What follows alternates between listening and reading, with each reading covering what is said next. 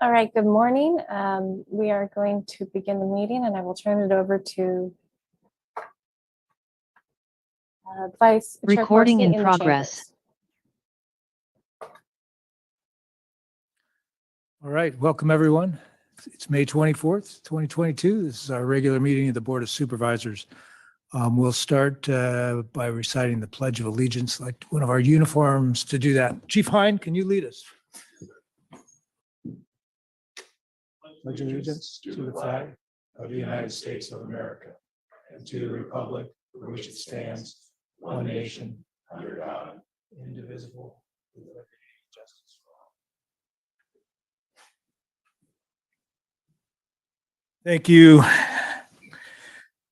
Marcy, will you call the roll? We have a couple of our supervisors on Zoom today and one stuck in traffic.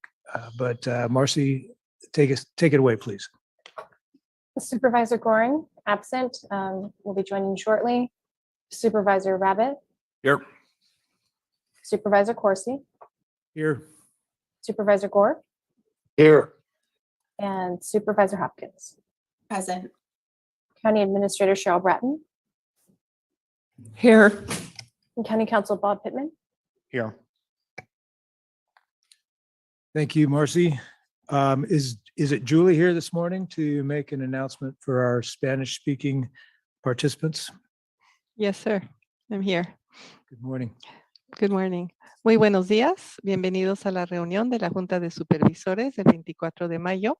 Esta reunión será interpretada simultáneamente al español. Para escuchar en español, por favor haga clic en el icono del globo que se encuentra al pie de la página y elija su idioma español.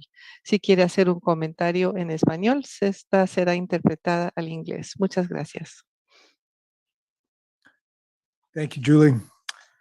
We'll move on to approval of the agenda. And before I ask my colleagues if they have any changes, I'll note the changes that have been made by addendum.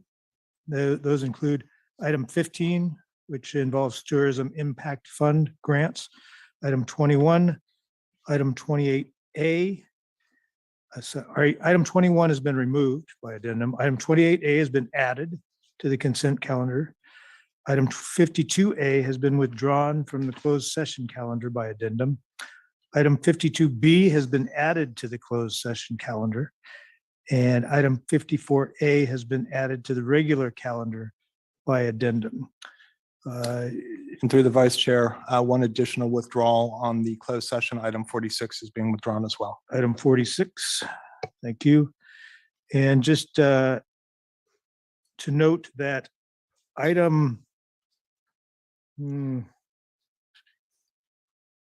ARPA item in the afternoon will be taken after public comment. It begins at 1:45. We'll do 30 minutes of public comment at 1:45 before the ARPA item. And then if there's additional public comment, we'll take it following the ARPA item in the afternoon. Any other changes to the agenda from my colleagues?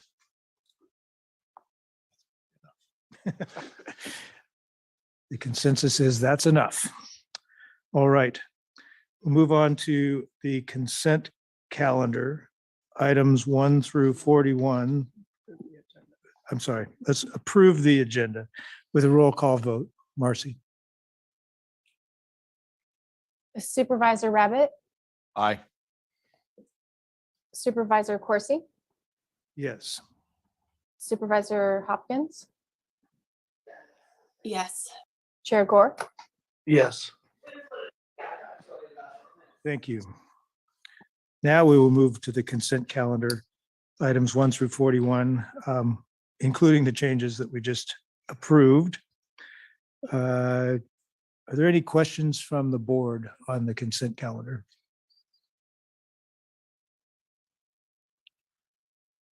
Seeing none? Supervisor, if I may.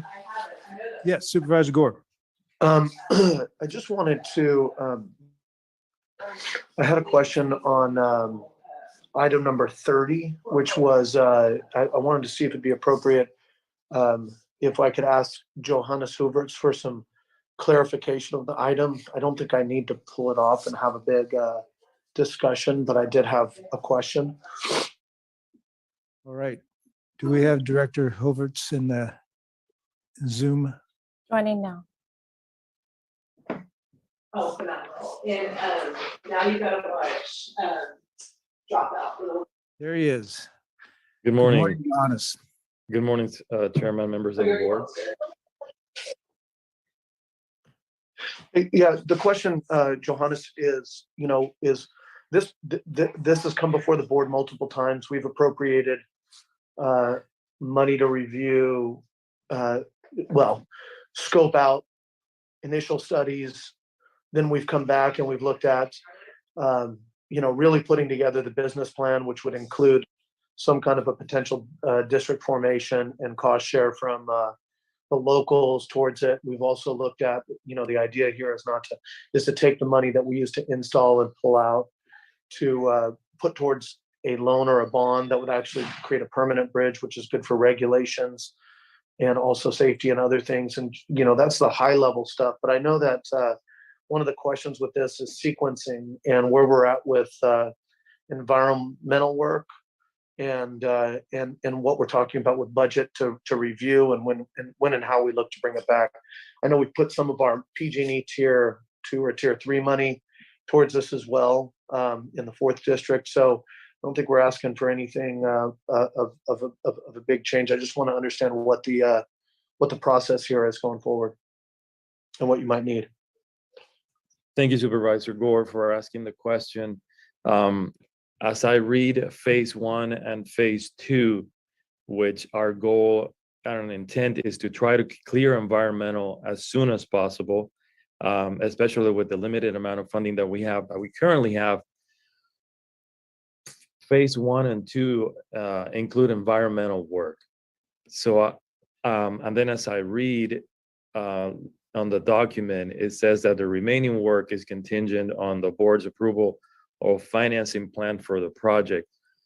So I would like to ask County Council if indeed we get funding from a grant or for another source, if we could actually complete the environmental on both phase 1 and phase 2. The reason I'm asking for that, Supervisor Gore, is because if we get additional funding, I think that we can continue the environmental, finish the environmental without needing to come back to the board for a financing plan. The financing plan will have to be done for the creation of the district. This will save probably 4 months of going back to the board, especially if we get a grant. I think it would be prudent to continue to work without having to come back to the board. Okay, interesting.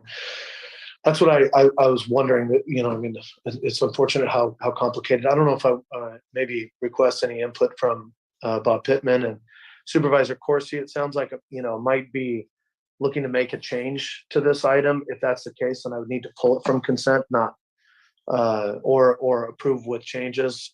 County Council Pittman, can you weigh in here? So looking at item 30 and the description, I think it's too narrow to encompass the coming back for the CEQA or doing the environmental analysis without coming back to the board. This talks about designing. I take it back. I'm sorry, I missed the environmental portion of it. As long as it's split into phases and it's a related project, there's no reason that if we get the additional funding, we couldn't delegate that authority to Director Havertz to move forward.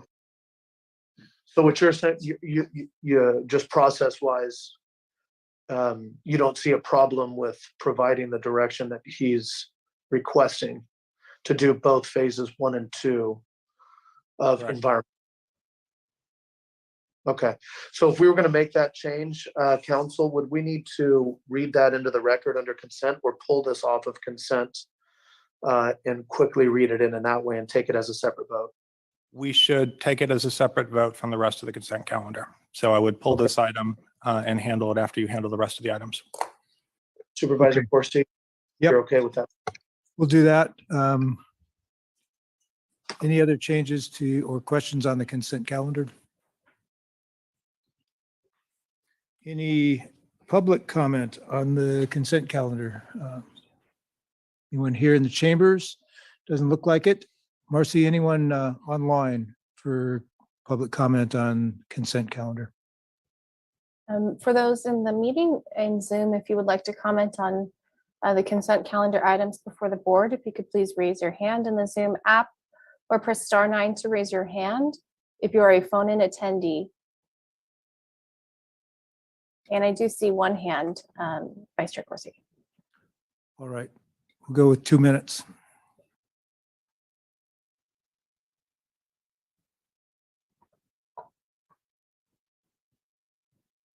Thank you. And Thomas, if you can please unmute when prompted and begin. Good morning, Board of Supervisors. This is Thomas, and thank you for the opportunity to speak, and thank you for actually addressing this item 10, which is the stipend for the voting clerks and inspectors and so on, and the county employees. You will see, if you haven't voted already, there's a lot of things that are different. And if you voted already, you won't maybe see what is actually in the vote centers. And the vote centers have just an enormous amount of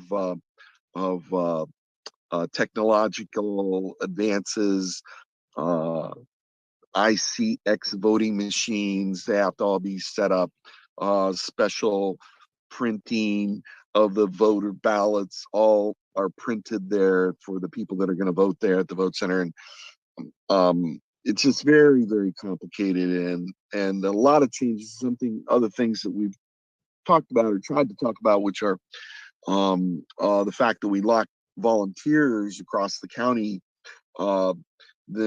It's a change in the way that people actually volunteer or work as clerks and inspectors with regard to the vote, and that they're more continuous rather than volunteering for a specific day or anything. They're actually quite intensive actions on the part of these clerks and inspectors, and it behooves to change the stipend, and I want to thank you for that.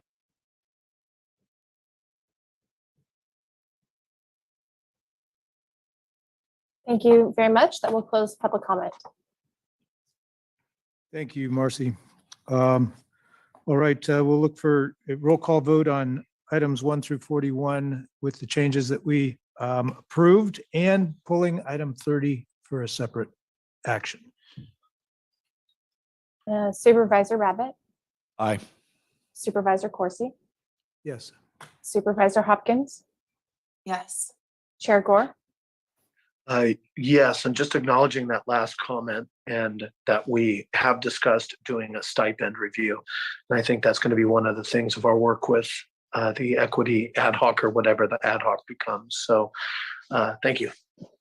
All right, Supervisor Gore, you want to go back to item 30? Yeah, unless the board wants any further explanation, what I'd like to do is just over to Dr. and Bob Pittman. It sounds like there's concurrence that this is a better process to just read into the record whatever changes we're looking at. This is not subventing any environmental review. This is just a process improvement to not delay on whether it's 4 months or more. So we're still doing an environmental review up front on phases 1 and 2 that would then bring the financing back to the full board for review with the district formation. Passing it over, Johannes and Bob, if they can weigh in and open any comments from other supervisors. Council Pittman. So through the chair, in addition to the action noted on the calendar, so on item 30, you are going to award and authorize the chair to execute the professional services agreement with TRC engineers for phase 1. You are also going to additionally delegate authority to the Director of Transportation and Public Works to seek additional funding for phase 2, and delegate authority for him to increase the contract with TRC engineering to complete the environmental review for phase 2. go. Okay. Joe, Director Hooverts, does that meet the, what we were talking about, the goals? Supervisor Gore, it does, with the exception that we do not have to increase the contract amount. The contract amount would remain fixed. It would just give us the opportunity to do it. Complete environmental in phase one rather than phase one and phase two. We can make that correction. Yeah. Looks like Supervisor Hopkins has a question. Yeah, so just to clarify, this would be sort of external sources of funding, so it wouldn't have an impact on the county budget. Is that true? That Supervisor Hopkins, excellent question. We're actually working on getting grants. So if we get a grant from the federal fund projects, then we would use it to complete the environmental. It has nothing to do with any borrowing or anything from the county road fund. Perfect. I'm all about improving the process and getting money from other levels of government to get the job done. So fully supportive. All right. Supervisor Rabbit. Yeah, no, thank you very much. I was really happy to hear that we could include it all within the budget item total. But if that was the case, why didn't we include that in the first place? I'm just curious why we wouldn't follow through on the EIR if the dollar amount was already there. Supervisor Rabbit, that is an awesome question. The initial plan was to move forward with part of the environmental work, create an assessment district, and then continue that work with once the assessment district is formed. The plan is to try to complete the environmental completely before the creation of the assessment district. And that change happened in between we submitted the agenda item and today. Is there a concern over the shelf life of the environmental document? Is that why, or with the assessment district taking a certain amount of time? I'm in favor of it. I just want to make sure that we make the right decision going forward. I think that we've accounted for the amount of time that we would have the environmental cleared and when we do the assessment district. So we're kind of playing a little bit of chicken or the egg. And I think that if we complete the environmental first, we would be better positioned to more grants and for the creation of the assessment district. Great. And I know that these temporary summer bridges go way back. God knows how they really started in this county, but every year your department has to make that investment, both at the beginning of the summer, and at the end of the season. And so having a permanent solution here, even if it costs more money, it was going to save the county money in the long term. So thank you for that. Thank you.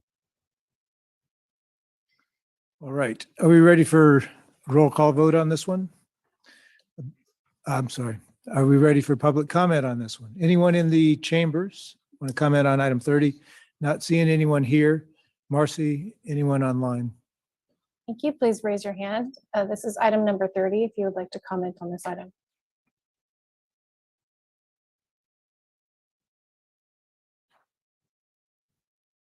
There are no hands for comment. All right, we'll go to a roll call vote here. Marcy, Supervisor Gorin has arrived in the chambers. Who knew that median work was going to queue up traffic for a mile and a half? Maybe Johannes did. Johannes does. City of Santa Rosa, not your fault. Thank you. Supervisor Gorin. Aye. Supervisor Rabbit. Aye. Supervisor Corsi. Yes. Supervisor Hopkins. Yes. Chair Gore. Yes. All right. Thank you very much. We'll move to the regular calendar, item 42, regarding the Continuum of Care's 2022 homeless programs, et cetera. Mr. Kiff, good morning. Good morning, Vice Chair Corsi and members of the board. I'm Dave Kiff, the Interim Executive Director of the Community Development Commission. This is something that comes to you annually. In summary, it's the largest amount of appropriation that funds that funnel through the county and the COC for homelessness. I'm joined by Michael Gauss, our Ending Homelessness Division Director. We're going to go through a brief PowerPoint explaining that. Next slide, please. So just as a reminder, a lot of these funds are continuum of care authorized funds. The COC is a regional local planning body that goal is to coordinate funding and other activities in one region. It has a 17-member board, which Vice Chair Corsi is on. Supervisor Gorin is the alternate. Meets monthly. We have our meeting tomorrow. Anyone can join us. And the county serves as the collaborative applicant or lead agency to the CDC, to the COC. Next slide, please. So significantly, the kinds of things that the COC works on, the point in time count, that early data is out. That came out last week, showed a slight increase of about 5% in our homelessness count from 2 years ago. This item is another significant item that the COC allocates, and it's the Continuum of Care Awards. And when I say awards, it's not something like an Academy Award, it's a funding award, sorry. Homeless program contract awards are wrapped into the same thing because they're integrated. And the COC also, the staff does monitoring, evaluating, and reporting about these programs. And again, the goal of the COC is to look at this as one system. Next slide, please.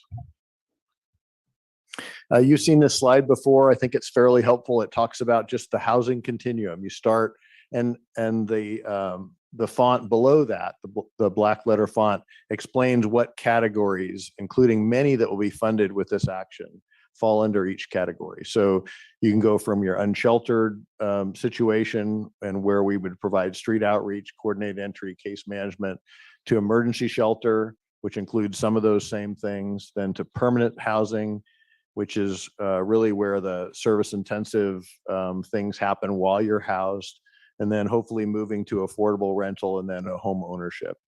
And the COC and the county have programs in each one of those categories. Next slide, please.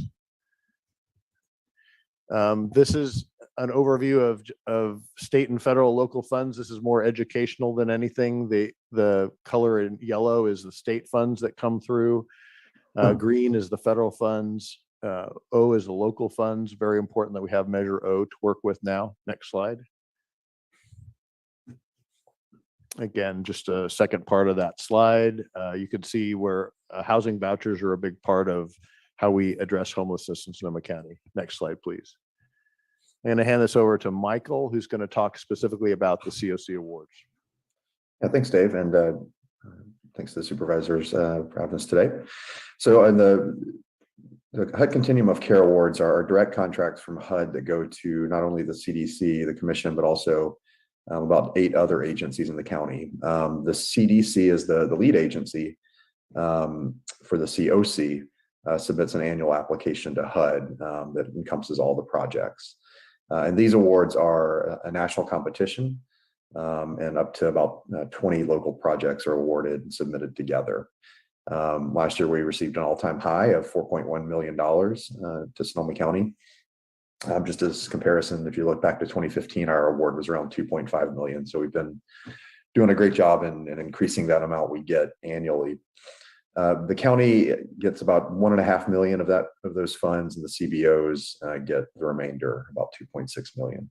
And as noted here, the full details are in attachment 1. You can go to the next slide. Different from the COC awards are our local homeless program contracts, and those are about 36 contracts in total. A lot of the funds are under the purview of the Continuum of Care Board, as they're direct allocations to the COC. But there's also some county funds that your board has put in annually for many years. And in this item, about 1.48 million in local funds are added to those contracts, which brings us up to a total of around 4.5 million for all those contracts this year. And that's separate than the 4.1 million in the HUD contracts. And again, the full detail on those projects are in attachment 2, and it gives you the full layout of all the funds that go into them. Go to the next slide. And so again, just to sum up, in this item is to authorize the interim executive director designee to accept the 1.5 million in HUD COC awards that come to the CDC directly, and also authorize the interim director to execute a joint agreement with the state of California for the HAP 3 fund. So that's the 3rd round of state assistance, homeless housing assistance and prevention round 3 funds. There's going to be about 4.4 million going to the COC and 4.1 to the county of Sonoma. And we applied jointly in order to get some more of the funds up front, and we'll be submitting that application to the state in the next 30 days. And that will go a long way in shoring up our current system of care. Go to the next slide. And then finally, as mentioned, approving the roughly 1.4 million local funds under the purview of your board, as well as about the HAP funding that will go to fill out the local contracts for this year. And I think that takes us to the end. Does. We'd welcome any questions you might have. Thank you both. Obviously a complicated problem with a complicated response. Putting all this together to create a system. And, that's been the goal of I think everybody who's works on homelessness in this county for quite a while. And it seems like it shouldn't take that much work to have everybody pulling in the same direction, but it's not as easy as it looks. I think we've been getting a lot closer to that over the past couple of years, and appreciate the work of the CDC and Department of Health Services, the various cities, and all of the nonprofits that are involved in this. It is a big system. Questions from the board on this? Yes, Supervisor Gore. Good morning. I'd like to thank you and Chris and the entire COC for navigating through this. I know we've been at this every year that I've served as a supervisor, and even before that, I worked on homeless issues as the mayor and council member. And there are a number of public questions saying, okay, we've spent how much money and have we made any progress? And I know that I think maybe on today's agenda, there is a contract to move forward with Homebase to develop a strategic plan. We were interrupted with that a couple of years ago. But I guess my question is twofold. Have we made progress? And anticipating a strategic plan coming forward, will that be the answer to helping us navigate and succeed even more? So in the first part, Supervisor Gorin, thank you for your question first. Have we made progress? Yeah, we make progress every day, fortunately, but it is one of those issues where new people fall into homelessness every day too. So while we solve that, the challenge is getting ahead of this of the cycle and getting to a point where we would call functional zero, where homelessness is rare, brief, and one time rather than chronic. Because once someone reaches chronic homelessness, it's much more difficult to bring that person back into safe housing and a safe quality of life. So I do think we make progress all the time. Sorry, your second question? And the question was regarding the strategic plan. The strategic plan. We're Thank you. awarding a contract to complete that work. And will that have us all in the same boat, rowing in the same direction, I guess? Thank you. The nice part of the strategic plan effort is that we do have cities on board, we have nonprofits on board, we have the county organization and the COC all working together on basically the same structured plan. And we're integrating carefully plans by the city of Santa Rosa and Petaluma and North County to make sure that all those plans speak with the same voice and with the same structure and goals. So your board will see that coming. The work is underway. You'll see that we'll update you more in July about what that's speaking towards, and then bring that to you hopefully by the end of this calendar year for approval. Thank you. I am really delighted we are making progress in incorporating the cities in this effort, because there's been a few select cities, service providers, county, Petaluma, and we were missing the city voices in creating solutions. So that's a good thing. But I noticed from the example of Sonoma Valley, at least, the services are migrating and maybe need to migrate into the unincorporated areas and not necessarily the city. So will the strategic plan actually knit and create funding opportunities and partnerships between cities and the unincorporated areas around that. And I'm delighted that we have a number of organizations emerging to help out with the solution, but I want to make sure that indeed we are working together, whether we're, and not just have the cities push it in the unincorporated areas or vice versa. We are knitting together those funding streams closely. Cities are making a fairly significant contribution on their own to programs that work within the region and within the regional system. Sonoma has a homelessness, has brought on a homelessness consultant to help guide a closer strategic plan for the city, and I believe they're looking into the valley too. And they're talking about a greater commitment to funding of solutions that work for the whole valley. And I applaud that action, but I think that speaks to the challenge that we have. If we're not working together, why would the city hire a homeless coordinator? What will that function do? Just say, move the services into the county? And that just vividly illustrates the challenge. And right now it's a person to guide a strategic planning effort with them versus a coordinator. I'm of the mindset, coming from a city, that having a homelessness liaison is important for every community, whether it's full-time or part-time, just because no one speaks with a better voice for a city than their own staff members. And I do think as long as we're all working together, which we are, it can work within the whole system. And you and I have had the conversation that the city and the county need to work together to hire that navigation coordinator to provide the partnership and the structure for the entire Sonoma Valley. And that might work in other areas as well. So I would encourage us, as we move forward with a strategic plan, to identify opportunities to hire with cities a housing coordinator, homeless coordinator, so that we can better work with each other. Thank you. Supervisor Rabbit. Thank you very much. Thank you, Dave, for all the work.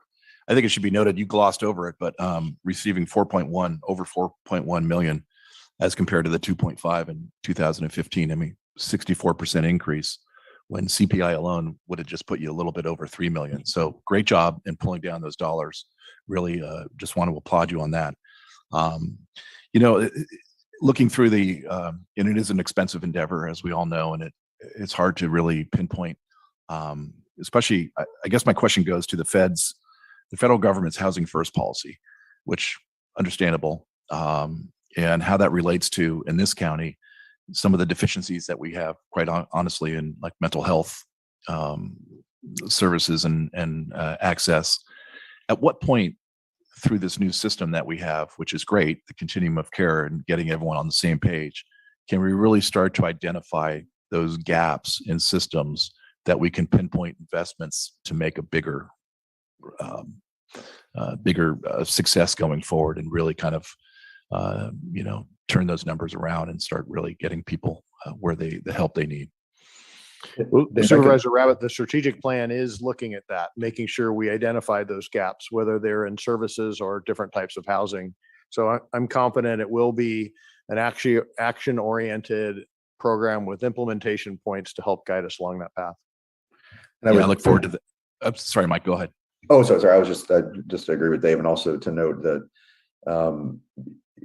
in addition to the strategic plan, we'll have the full homeless count report this summer, right? That will have all the data behind the increase and, the impact of COVID. So I think that's going to also assist the strategic planning efforts to focus in on, what are the biggest vulnerabilities for folks these days as we get through post-COVID. Yeah, again, I think on the mental health side, not only just for the homeless population, but for everyone, this county we honestly don't have the assets that we need here in the county. We need to continue down that path to make sure that that's there, so that we can actually make the gains that we are setting out to. But again, on the drawdown from the feds, great job, and totally supportive going forward. Supervisors Gore and Hopkins, any questions? Yeah, just unless, Linda, are you ready to go? Want to jump in first? Okay.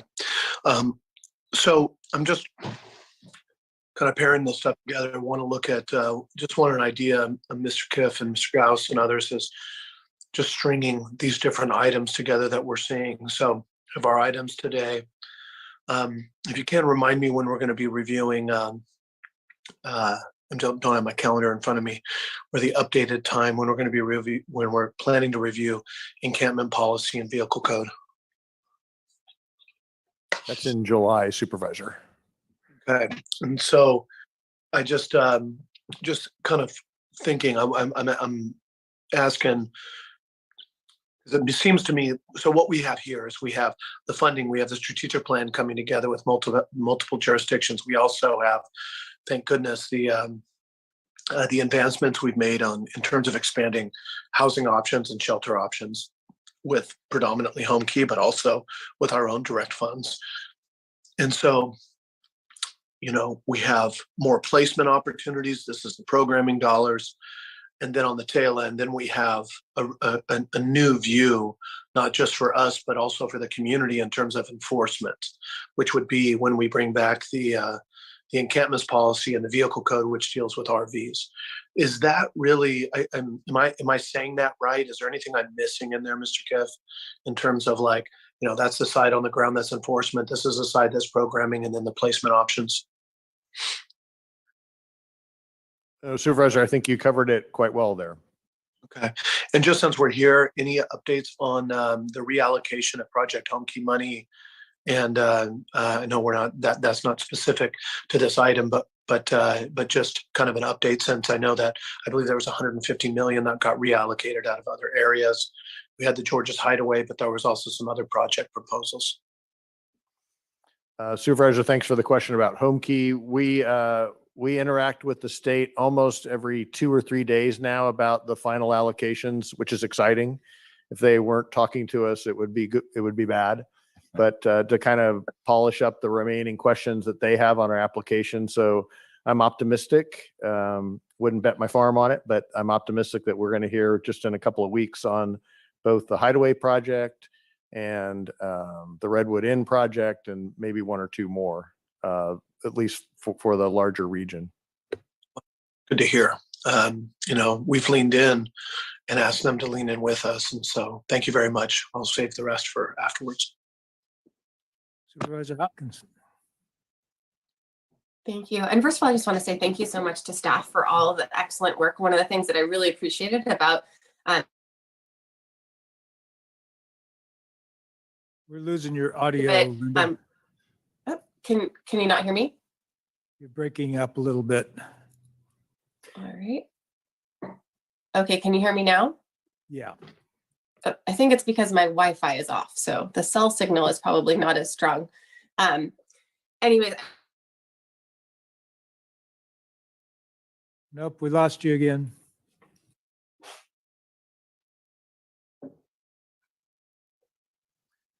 Supervisor Hopkins? We may have lost her completely. Oh, wait a minute.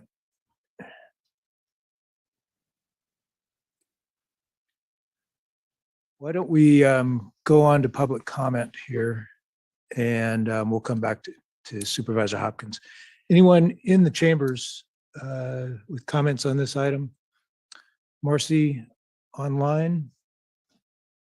Thank you. This is number 42. If you can please raise your hand in the Zoom app to comment, or press *9 on your phone keypad if you wish to comment and are a phone-in attendee.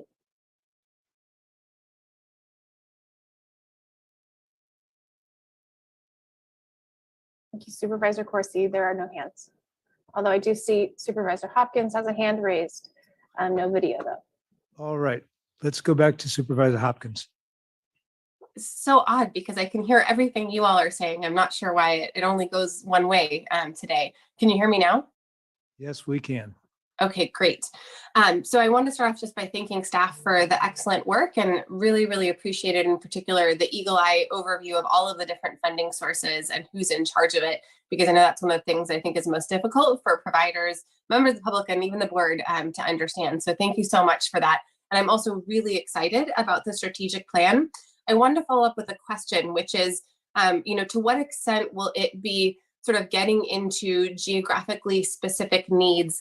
I know Supervisor Gorin brought up some of the East County needs, and one of the things in particular that I am interested in, we have a request from our service provider to look at maintaining a 24/7 shelter in Guerneville, which has existed since the start of the pandemic.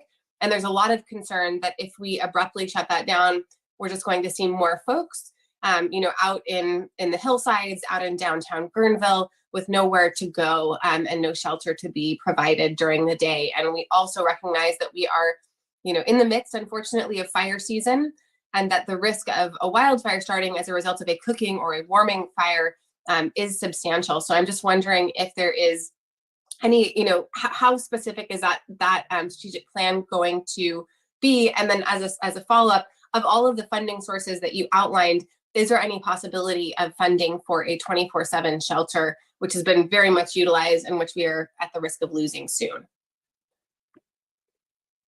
So thank you, Supervisor Hopkins. Regarding the strategic plan, it may get down to that granular detail. It certainly will talk about the importance and the role of emergency shelter and whether or not we have enough shelter beds or don't have enough shelter beds. I'll make sure that the consultant is aware of your concerns specifically regarding West County. You'll have an opportunity as individuals to speak with the consultant as this is being developed and to emphasize that point on your own as well. As to the West County shelter, staff has been working now with West County Community Services to try to develop a plan that would get them potentially through the short summer months, because funding has carried them quite a long way to this point, and it doesn't make a lot of sense to shut them down and then reopen them again. So please stay tuned on that. We'll be working with the county administrator, with other sources of funds that are made available that might be resourced to that program. Thank you so much. I really appreciate it. Thank you.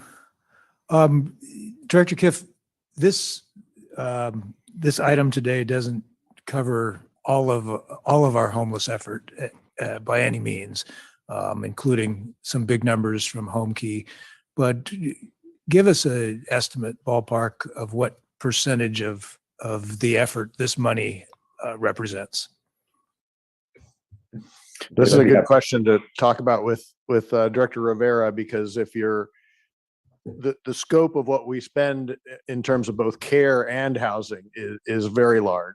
In terms of the COC's own resources, this is a significant portion of those. This is upwards of 60 to 70% in any one year. Again, with the COVID years being a little bit different. But in terms of our overall approach to homelessness, I think you could argue it's probably 20 to 25% of that. Mm-hmm. I would say also Go ahead, Michael, sorry. Oh yeah, no, sorry. Just to add in, I think when you look at particularly the permanent supportive housing component, the federal COC funds have probably close to 250 beds of PSH, and then if you add in some of the local funds in PSH, you're probably talking about over half of our permanent supportive housing beds in this funding today. And if you take away the HUD-VASH permanent supportive housing beds separately funded, it's a majority of those beds. So it really is a backbone. Yeah. And again, just to the point, this is a complicated problem, complicated solution, very complicated funding streams.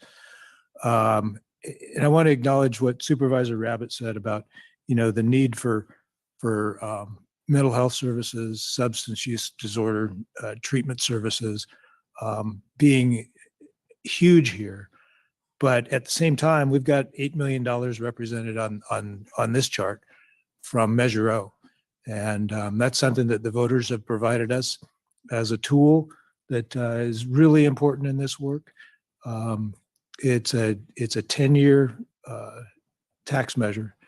And we have to make sure that this is something that we use wisely and that the voters understand that it's being used on a daily basis, whether it's in crisis response or new psychiatric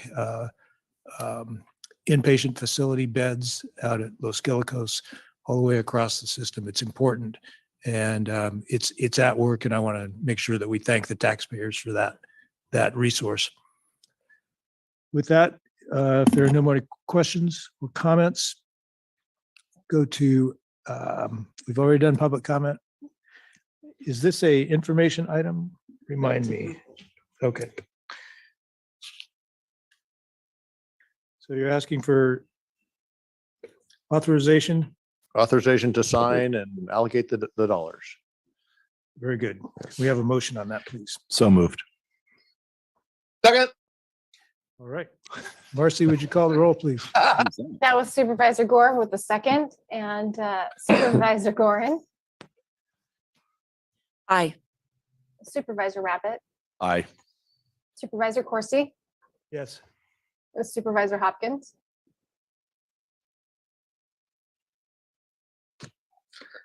Supervisor Hopkins, if you're able to unmute, we're not hearing you. Yes. And Chair Gore. Aye. Thank you, Mr. Kiff. Don't go away, or are you going away? Item 43 is regarding our homelessness services reorganization recommendations.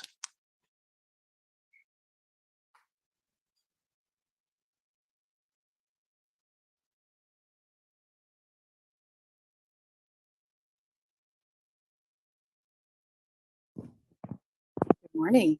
Good I think it's morning. almost been 3 years since I've been at this table. Are you able to bring up the presentation? May have to be upgraded by person.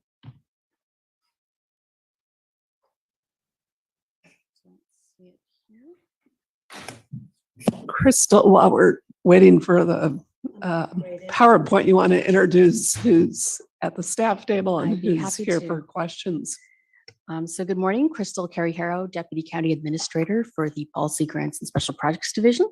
Crystal, here- get a little closer to that microphone, Oh, please. I'm here with a very remarkable team today of Director of Health Services, Tina Rivera, Interim Community Development Commissioner, Dave Kiff, and Nora Maxwell, one of the County Administrative Analysts.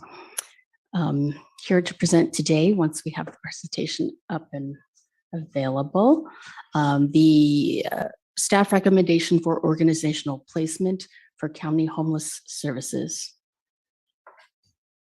Can you share your screen? Yes. Okay.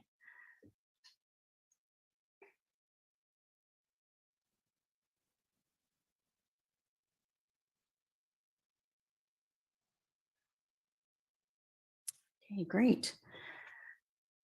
Okay, go ahead.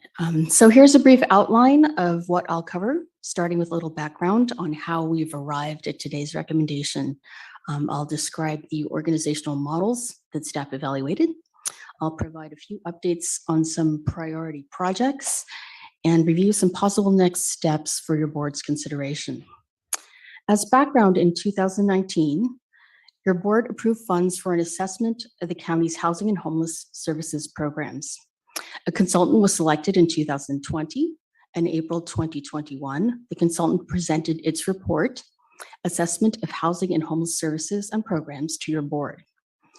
As staff anticipated, a key finding was the need to redesign the organizational model to improve the efficiency and effectiveness of housing and homeless services delivery. Over the last year, staff have been doing just that, evaluating different models and impacts of transition. Before I move on, I want to acknowledge the work of our former Human Services Director, Karen Fees, who did a lot of the research and analysis for this evaluation. Using the consultant's report as a foundation, staff narrowed its focus to 3 potential organizational models: keeping existing homeless services at the CDC, consolidating all county homeless services within CDC, and creating a homelessness services division within the Department of Health Services. So this first model keeps homelessness services within CDC, but increases staff capacity to meet the growing demands for service.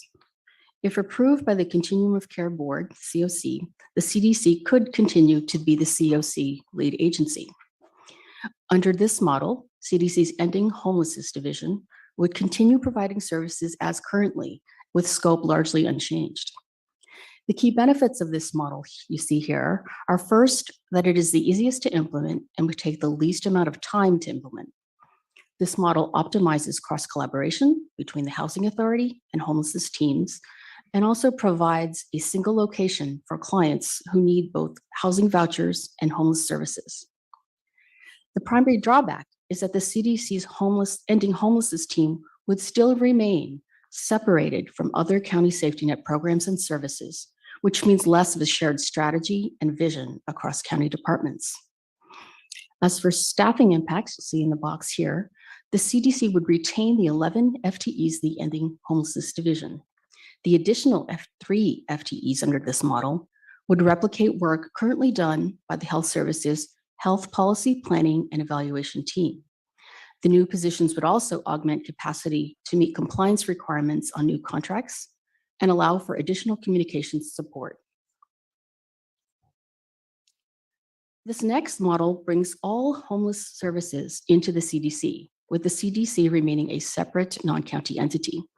CDC would take over all services related to homelessness, including the Interdepartmental Multidisciplinary Team, IMDT, and Homeless Encampment Access and Resource Team, HART. It would also bring together the homelessness programs under the Probation and Human Services Departments, and potentially others as well. The key benefits of this model are that it would bring all homelessness services into, again, a single department, and it has the potential to greatly enhance the customer experience. Among the primary drawbacks are that it's the most expensive model and would take the most time to implement. Program staff could lose subject matter knowledge of the programs, particularly those tied to specific funded sources, which are numerous and complex, as we've heard about already this morning. Other challenges are related to Medi-Cal billing and client and cost reporting for electronic health records. Finally, we'd anticipate labor impacts and potential challenges moving county employees to a non-civil service agency. So staffing impacts under this model are significant. Assuming the COC lead agency role remains with the CDC, under a consolidation, CDC would retain the existing 11 FTEs in the ending homelessness team. However, 14 additional staff would be needed to support administrative and program functions of the expanded division. In addition, 22 FTEs from Human Services and 26.5 FTEs from Health would move to CDC. This staff would come from employment and training, adult and aging, family, youth and children, the HART team, whole person care, high needs homeless, and the COVID-19 cohort. This third and final model is to create a new homelessness division within Health Services. The program and functions of the CDC ending homelessness division would remain the same, but the unit would be part of the new division that includes the HART team and IMDT. As noted earlier, the CDC currently serves as a COC lead agency.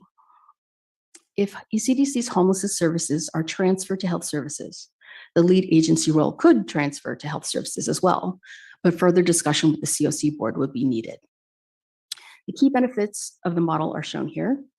The model aligns direct homeless service program offerings with the behavioral health unit to enhance service delivery. It also offers increased coordination across HART, IMDT, and other homeless services. There would be greater opportunities for resource sharing and funding competitiveness. The model presents opportunities to leverage resources, specifically the expertise of the compliance, health policy planning and evaluation, and epidemiology staff, and other resources through the Access Initiative and Access Technologies. Finally, the model allows the CDC to focus on affordable housing and federal state programs for community development.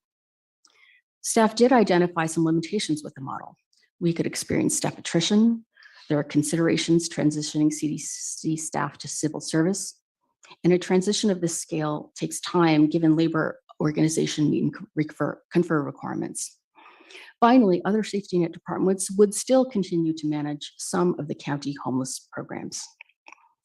Under this model, the CDC ending homelessness team would move to Health Services. Health Services would add a division director, an accountant 3, and a senior office assistant. It would also request that the board make 2 positions that are currently time limited permanent.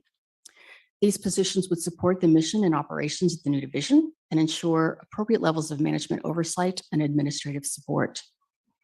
This is the model that staff recommends, creating a new homelessness division within health services, as it offers the best opportunity to align program offerings with services provided within health services and to improve cross-program collaboration and coordination. Here's an organization chart to show the new division within health services. It's kind of, it's that third column right there. And a more detailed organization chart at the position level. The new division would have 34 FTEs, 26 in health services, 7 at human services, and 1 at the CDC. With your board's direction, staff would return with more detailed financial information and for final approval on the model to implement. Human resources would have quite a few steps, begin engaging the labor organizations in the meet and confer process. They'd also develop and get approval of the division director job classification, initiate a recruitment, and take steps to establish the new division in the financial system. Here's a rough timeline of major steps. You'll see that we'll be presenting these models to the Continuum of Care Board tomorrow. And the meet and confer process would begin in June following your board's decision and direction. Recruitments for the division director in health services and the CDC executive director would take place in the July to November timeframe. We also anticipate negotiating a lead agency MOU with the COC board during this period.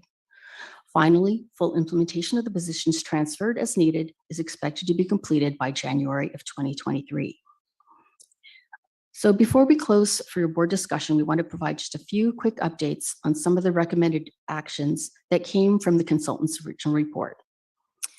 Additional updates are included as an attachment to the summary item. So here they're categorized the way that the consultant did, but the majority of the actions directly align with objectives in the county's 5-year strategic plan.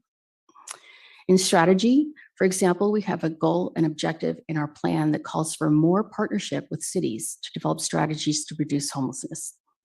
Staff are working together with the COC and key service providers to develop a unified strategic plan by the end of the year, as you heard from Director Kev. The COC and county are also collaborating to develop a local homeless action plan. You saw a draft of that as a consent item today, but the final plan will be completed by the end of June of this year. In program optimization, a cross-departmental team with representatives from Human Services, CDC, Health, and the County Administrator's Office have inventoried the county's homeless services programs. There are 53. The inventory compiles details on programs, funding, sources of funding, contract providers, and data systems and reporting tools. This inventory has been invaluable in providing a baseline for understanding where the opportunities and challenges exist for funding, achieving greater efficiencies, and program reach. Implementation of the no wrong door approach to allow clients to receive services regardless of where they enter the county system is in progress. Your board approved $350,000 in year 1 strategic plan funding for this effort. Internal surveys and 211 reports have been evaluated to identify the most requested services and how clients describe their needs. This informed the design of a more accessible brochure that is currently in production and will soon be available. There's also been progress in understanding training needs around No Wrong Door and steps taken to develop an education program for both client-facing staff and service providers. And finally, in funding, we've heard a little bit about this today already. From a funding point of view, CDC and COC are jointly applying for new state and federal dollars associated with permanent supportive housing and affordable housing. And the county and COC board are also using state homeless housing assistance and prevention HAP funds for Project Home Key. That concludes our presentation this morning. The recommended actions from the item are to receive updates and to receive your board's direction. Thank you, Ms. Carrie Harrow. I'll go to the board for questions. Supervisor Gordon. Thank you. This has been a long time coming, and we know that it makes some sense, but organizationally, I think the strong connection between homelessness and health services is really important. But then what happens to the orphans? and the CD committee out there? So thank you Supervisor Gore for the question. The CDC would still be quite a robust agency with administering the housing authority and as well as our affordable housing programs, again, a funding source, and our neighborhood investments, our flood control program, our mobile home bracing. And those kind of programs are driven by federal and state regulations. So it makes sense that they be aligned in a better, and the way that they are today. I do think still will be a powerful group, an important group, not orphaned at all, in an aligned agency. And then I think the big issue for health services and this division will be to make sure that we don't lose that housing connection, the connection between housing vouchers and homelessness, because it's vital, and it's going to be even more important as more funding for vouchers comes through and we're better able to take care of the supportive services associated with persons who are housed through vouchers. Well, I'm trying to recruit a new member for the CD committee, and I want to assure her that they're actually going to be busy and being effective and led by effective leadership. So I would assume until we think about a new director for the CDC that you will be providing leadership still at the CDC? I think that's my expectation, as long as that's the expectation of the county administrator. Okay, so she'll feel comfortable moving in there knowing that she's not going to be without responsibilities in the near future. And there's a really solid team there that we've met with a couple of candidates who may come forth from District 1, and I think we gave that person, those folks, the assurance that this is a robust and interesting group if she wanted to join the CD committee. Great, thank you. Supervisor Hopkins. Thank you. I just wanted to ask about the HEART team. And I know that we've had some staffing challenges with the HEART team. And I'm just wondering, is there a way to increase the number of people who are addressing homeless encampments? Because I know we have a huge demand in all of our districts, inside and outside of city limits. And again, want to just flag that concern about fire conditions and the potential for homeless encampments to start wildfires. And then I also wanted to say that I understand that Will Gajowski is no longer with the HEART team, and just wanted to sort of give a little shout out and thank him for all of his service in that work. We have amazing people working in this group. And so, yeah, just wanted to make sure that we've got enough staffing and enough supportive resources that they can succeed in the critical work that they're doing. Thank you for that, Supervisor Hopkins. I think all department heads would probably say there's never enough staffing to address the issues and the challenges that we face within our county, especially with respect to homelessness and housing. So we would always advocate for additional staffing in that respect. With respect to Will Gajowski, he is still with us. He is still in the Department of Health. He's in another role. He received a promotion, but he is still working with our encampment unit as he transitions out. So we appreciate all of the work that he still continues to do with respect to encampment work. But I would also advocate as we move forward, even regardless of the decision that your board makes, that we do advocate not even just simply for additional staff, but additional management staff. I've advocated for a section manager that I believe would assist in just providing that additional level of management staff that we would need for all of these cohorts.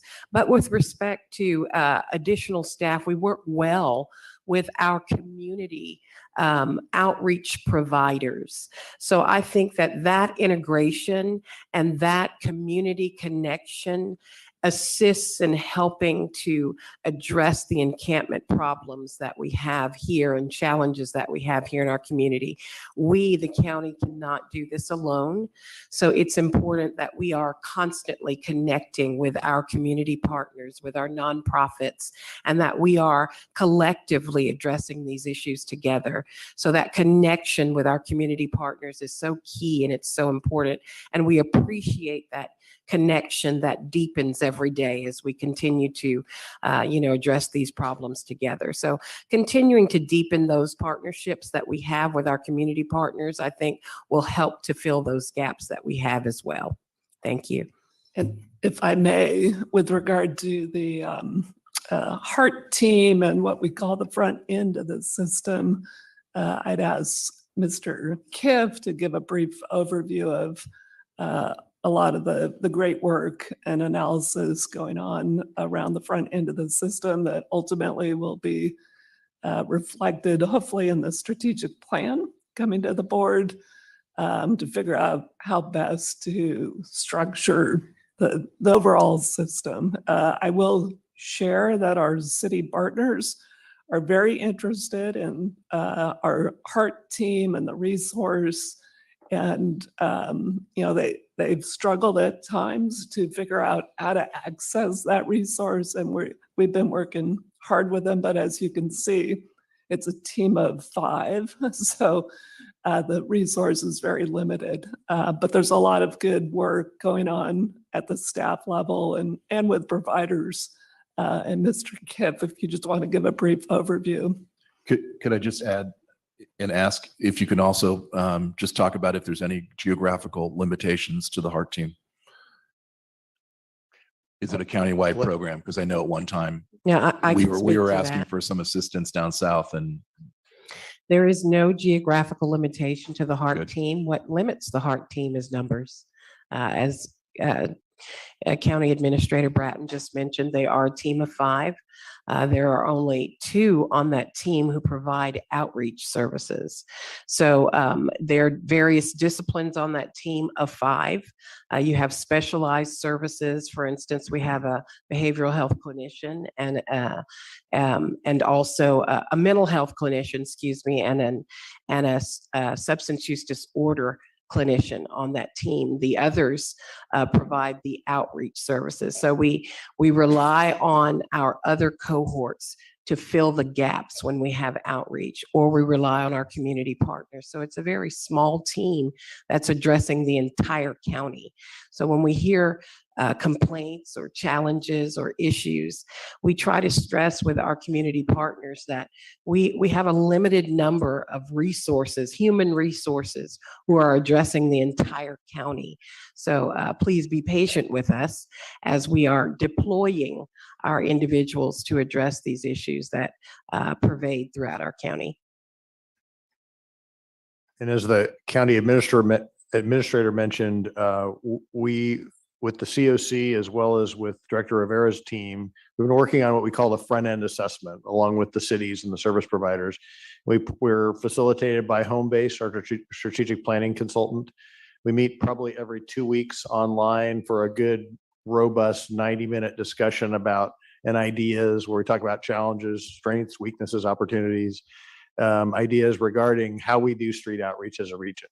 How we work on a by names list or not, how coordinated entry works. And this has all been, I think, really effective to bring everybody to the table. And there isn't anyone missing, which is terrific. And that will come to fruition with a report for some suggestions by the end of June or early July. Supervisor Hopkins.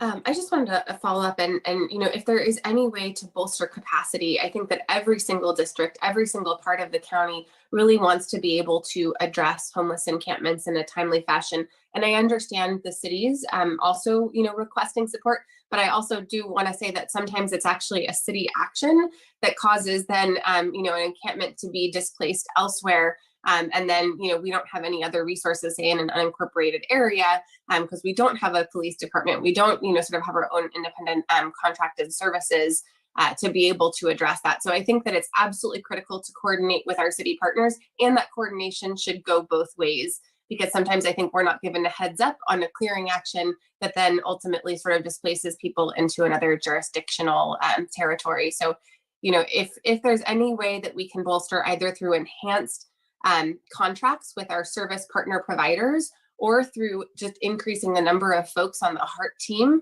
I think that's something that's absolutely critical to moving forward and to making progress on really addressing meaningfully our unsheltered population that's, camping in the streets, camping in the hills.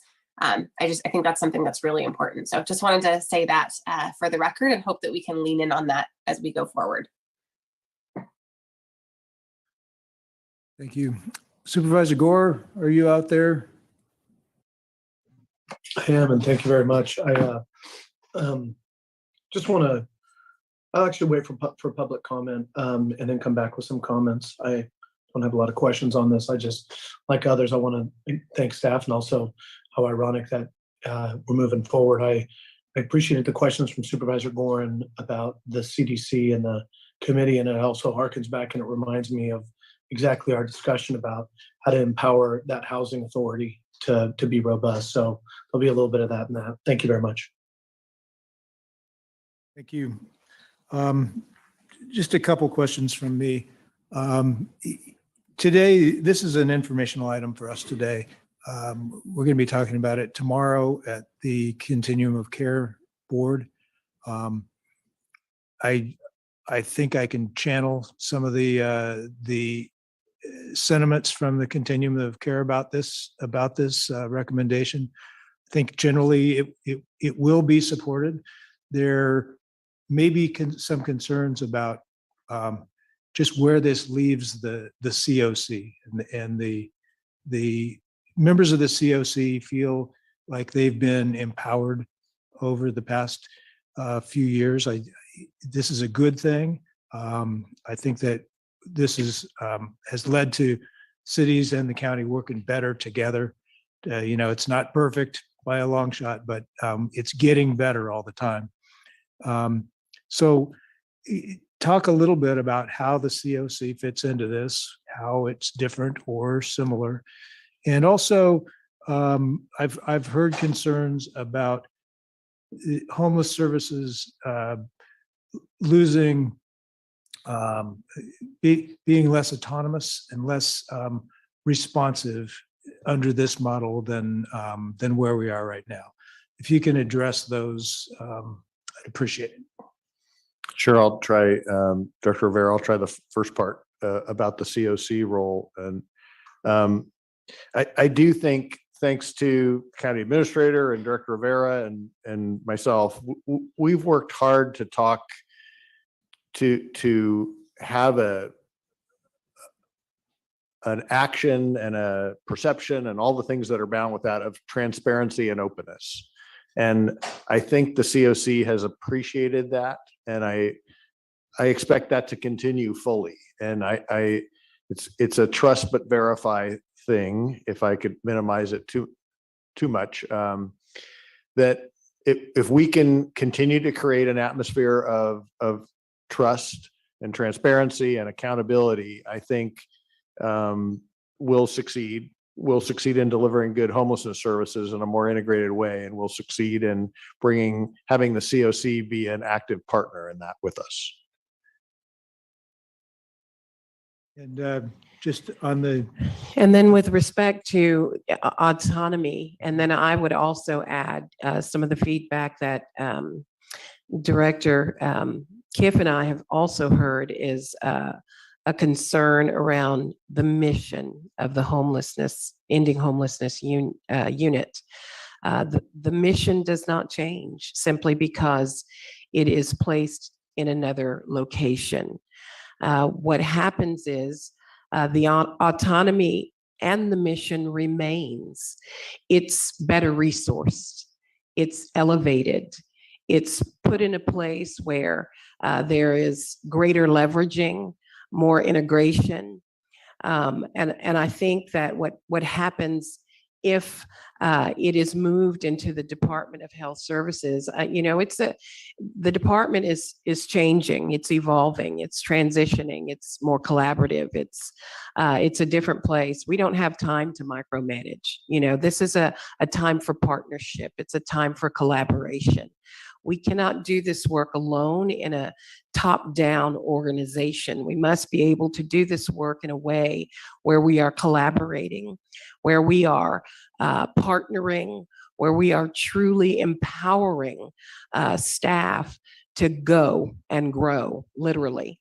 And so that is what will happen as this division and all of the divisions continue to execute their missions.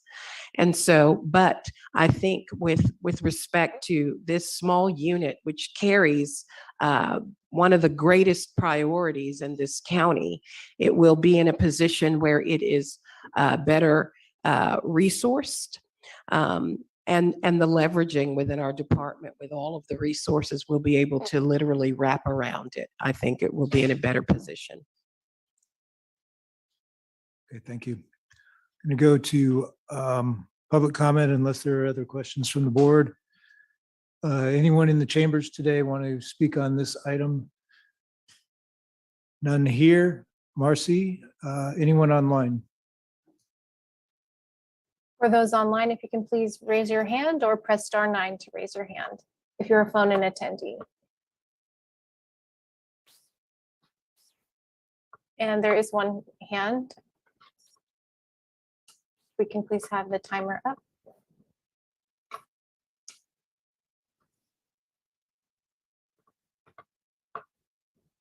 Thank you. Thomas, if you can please unmute and begin.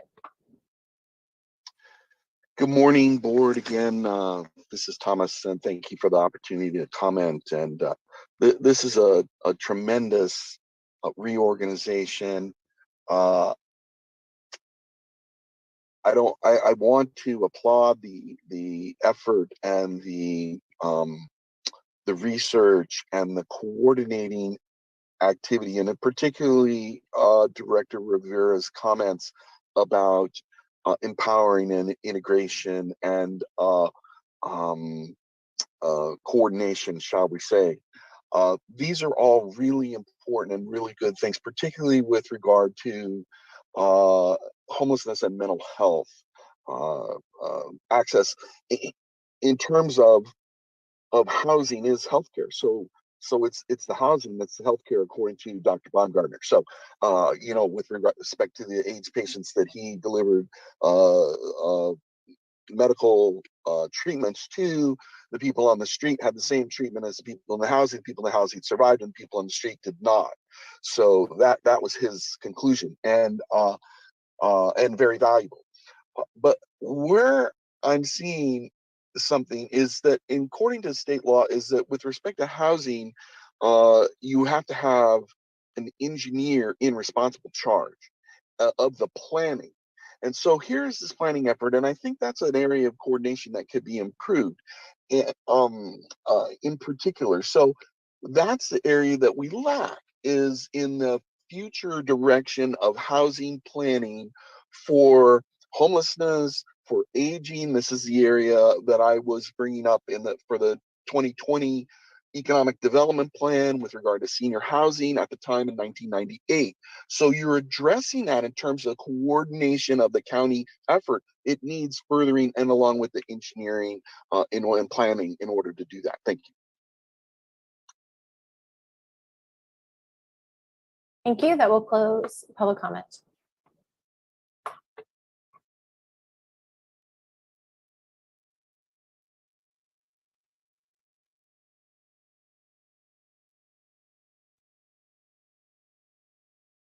Just checking if folks are talking in the chambers and Zoom, we're not hearing you.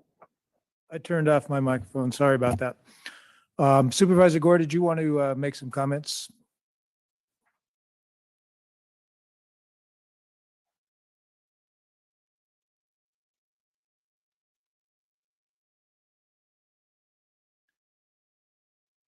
All right, we'll wait for him. Supervisor Rabbit. Thank you very much. I appreciate this conversation. I appreciate the briefings that we've had and the making sure that we're doing the right thing in terms of elevating our capacity really to address homelessness, which is such a huge issue. At the same time, I think I've told you this, every time I see new FTEs, I always get a little cold shiver and try to figure out what exactly, do we need? Are we being aspirational? Are we being, practical or, and so on and so forth. So, I just know, I trust that the people you need to carry out the services.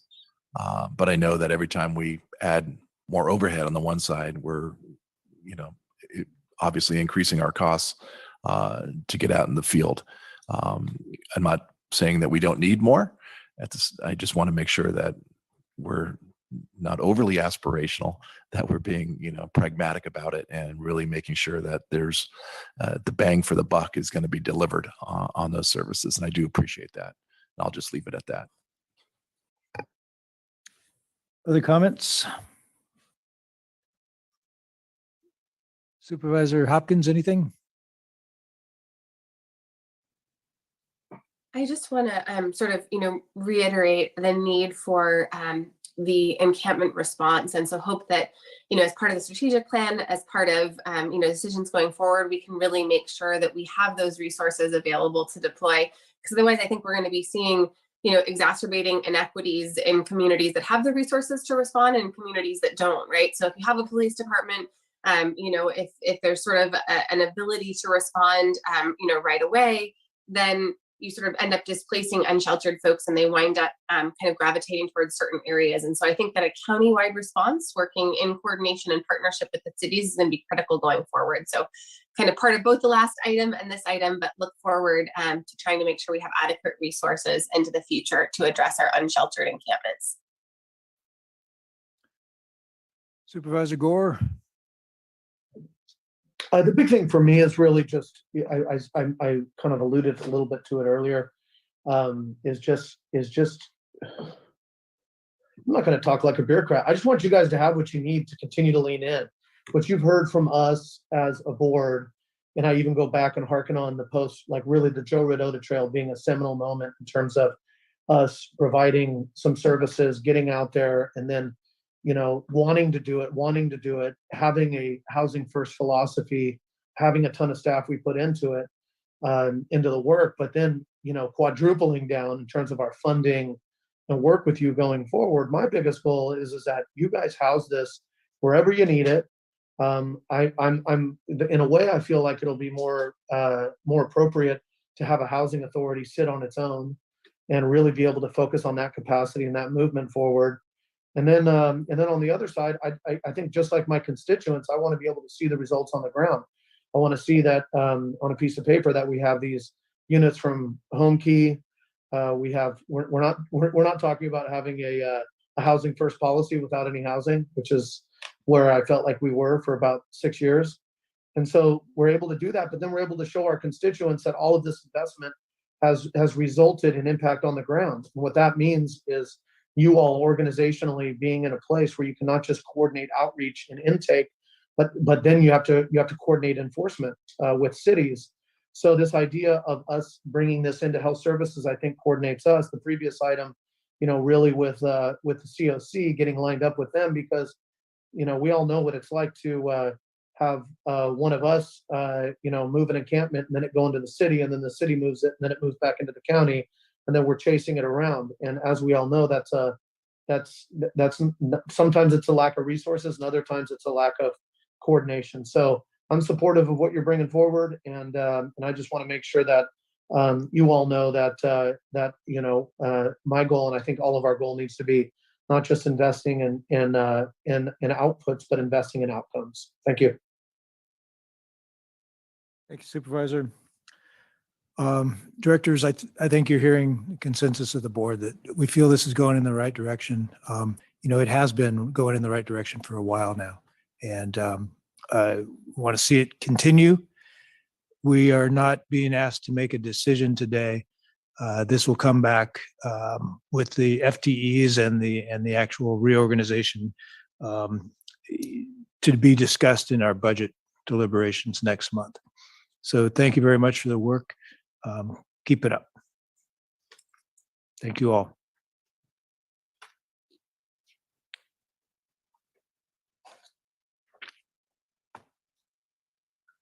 All right, we're going to move on to item 44, our Emergency Ground Ambulance Services Agreement Amendment.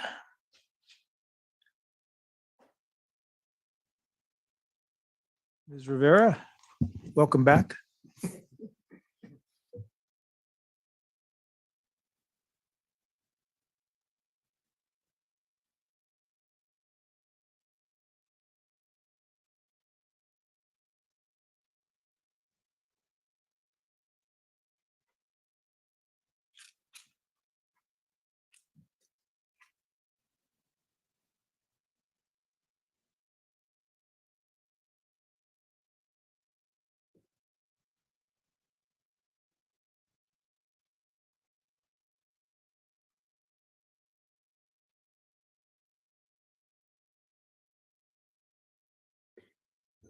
Okay, I think we're set. All right. We're here to present the Emergency Ground Ambulance Services Agreement Amendment. I'm Tina Rivera, the Director for the Department of Health Services, and joining me here in chambers is Jordan Kearney, our outside counsel, James Salvante, our EMS coordinator, Ken Tassif, who is normally our privacy and security officer, but who has been serving as our project manager on this project. On virtually joining us is Dr. Mark Luato, our EMS medical director, and Brian Dale, who is the International Academies of Emergency Dispatch Associate Director of Medical Control and Quality Processes. So before we start with our formal presentation today, I just wanted to kind of level set and make a couple of remarks. I believe it's important to level set and lay out a few key points, a few critical points. We heard loud and clear from our stakeholders their concerns regarding the aggressive timeline of the request for proposal process for ground ambulance services in EOA 1. We recognized and we acknowledged the critical supply chain and staffing disruptions and challenges that ensued. And out of fairness and equity, it was our desire to rescind the RFP, bearing in mind the disruptions that these challenges could create within our system. So what's before your board today is the Emergency Ground Ambulance Services Amendment with American Medical Response West. Now, although we will have a great deal of discussion today, what is not before your board is a tiered response policy. As such a policy is a medical decision of the LEMSA, which is the local emergency medical services agency. This tiered response practice is not driven by or due to any pressure from American Response West, but it is in the interest of system improvement. This is an evidence-based best practice. It's proven medically sound, legally appropriate, and financially feasible.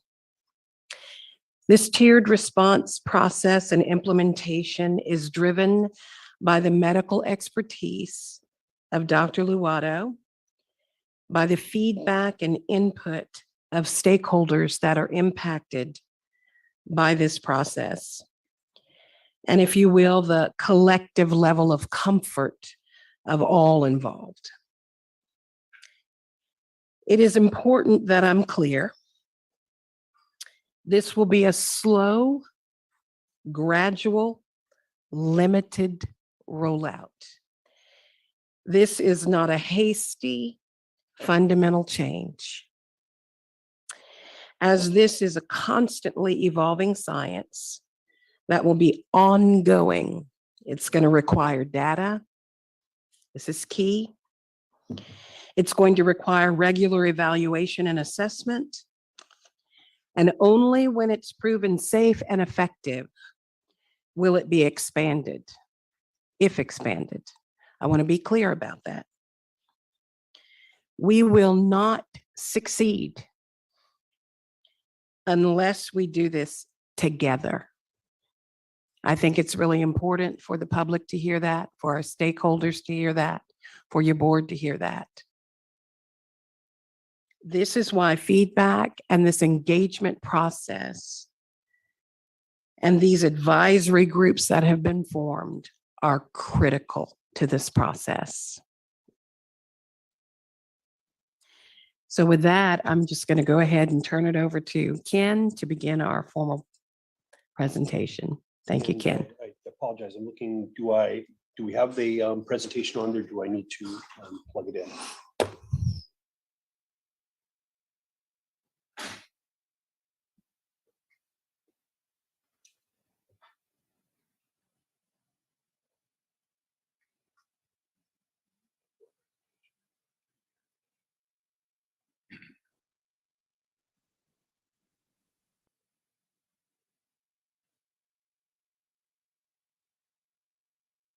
Thank you, Well.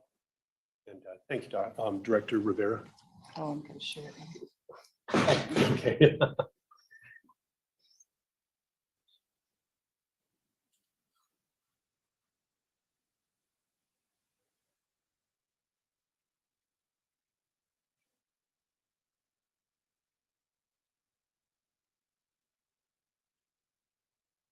Again, make Thank sure you. your microphone is on also. Oh, thank you.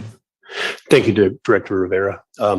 So I'm gonna start with giving a little bit of background on how we got here, and then I'm going to explain a couple of the elements of the contract extension, specifically rates, and then I'll turn it over to the experts on tiered response who can explain a little bit more in more detail about that element. So with that, give a little bit of background. In 1991, the local emergency medical services agency, the LEMSA or CVEMSA, under the direction of your board, established an exclusive operating area to serve the cities of Santa Rosa, Sebastopol, Roder Park, Cotati, and the surrounding unincorporated areas. And just to give you a sense of what that looks like, it's a big area, and it encompasses most of the urban areas in the county. It extends in the northeast all the way to the Napa County line, in the southwest down into rural West County, to the north just south of the Windsor city limits, and to the south just south of the Cotati city limits. So it does include the city of Cotati. In 2008, Sonoma County entered into a contract with AMR, and subsequent extensions expire on June 30th, 2022, so in about a month. There are two extensions that are available in that contract that could take two one-year extensions that could take us out to 2024, June 30th of 2024 by mutual agreement. Back in October of 2019, in anticipation that the contract would be expiring, the Board of Supervisors directed staff to begin the RFP process and directed the staff to include a stakeholder feedback process. And through the next year and a half, November 9, 2019 through March of 2021, staff engaged with stakeholders and consultants to create a draft RFP for your consideration. In April of 2021, CVEMSA brought to your board the draft RFP and asked for your permission to submit to the California State EMSA. At that time, your board did not approve the draft RFP and asked the asked CVEMSA to go back and make some revisions. And an ad hoc committee of this board, in fact, joined with CVEMSA to try and make some adjustments to the RFP. from April to November of that year, staff worked to incorporate the edits and recommended by both California EMSA and your board. And on November 2nd of last year, the draft RFP was brought to the board and you approved for and authorized its release. Then on November 8th, the RFP was released to proposers in the public. And through the next couple of months, staff solicited feedback from proposers, gave them a chance to ask questions of the RFP, and had a proposers conference where the proposers were actually able to ask questions, and we were able to clarify some of the answers to those questions. One of the things that we heard from the proposers, as Director Rivera had stated, was that there were supply chain issues that they were very concerned with. They were concerned with the timeline of the RFP, specifically from the time of award to the time they'd have to implement service. And also there was a discussion about the shortage of skilled medical labor in the workforce. Just a side note, on February 8th of 2022, the California State EMS Authority did issue a final approval of the RFP.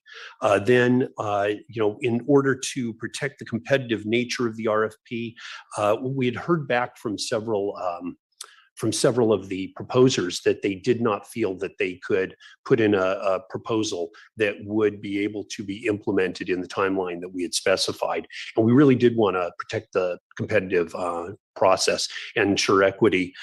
So at that time, due to those worsening supply chain problems and so on, we decided to rescind the RFP with the intention of reissuing it in the fall of this year. Now, concurrent with all that, the county was in settlement negotiations with Sonoma County Fire District and Cal Chiefs regarding a dispute over an unrelated exclusive operating area known as EOA 2, further north of EOA 1.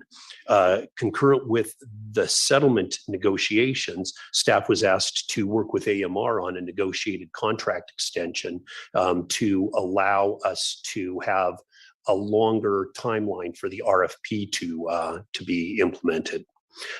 During those negotiations, the county and AMR engaged in really good faith negotiations, resulting in the following. The terms were extended for approximately 18 months. We agreed to a rate increase that's typically granted annually, and implementation of tiered ALS-BLS response by July 1st of 2022.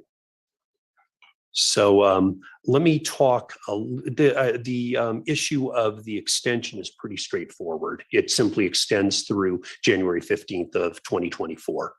Let me talk a little bit about rates. The current contract allows for an annual rate adjustment as approved by the Sonoma County Board. The rate structure for ambulance service is pretty complex. There are over 100 line items in there, but generally the benchmark rate that people generally compare is the ALS or advanced life support ambulance base rate. In this case, AMR is asking for an increase from $2,177 to $2,708. That is an increase of approximately 24 to 25%. During the negotiations with that, we had Endpoint Consultant, Endpoint EMS, our consultant, with us in those negotiations, and they felt that the rate being asked was consistent with other counties and was consistent with the rates in our county, within our county, and they did not, or they felt that that was a fair rate. Just to in comparison, the average rate, AMR's rate would go to $2,708 for a ALS ambulance ride. The average rate in the county after effective July 1st will be $2,925. So it'll actually be below the average. And I'm going to just show you in general the rates by service, ambulance service in the county, and the average rate. I will also say that within counties, similar counties in our area, the rate is below the average of similar counties in our area as well. Is that just the average of the costs or the average of the calls? The average of the cost, the rates. Yes, I'm sorry. Did you ever calculate what the average call with volumes would be countywide? I did not. Okay. Thank you. So with that, we've talked about two elements of the contract, the extension of the term and the rate increase. The next thing we'd like to share with you is an explanation of tiered response. And with us, as Director Rivera introduced, is Brian Dale. He's the Associate Director of Medical Control and Quality Processes of the International Academies of Emergency Dispatch, and also President of Priority Dispatch. And is it okay? He has 6 slides that he would like to share. Is it okay if I stop share and allow him to share? Sure. Thank you. So Brian, go ahead and you can take control. I'm not sure if he needs authority to get in there, and is he still in? I don't see him on the screen.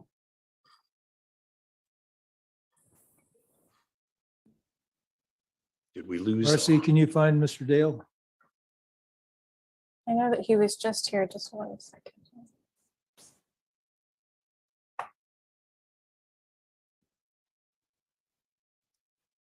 So I'll work with support staff to see if we can get Mr. Dale back on, but I don't see him right now.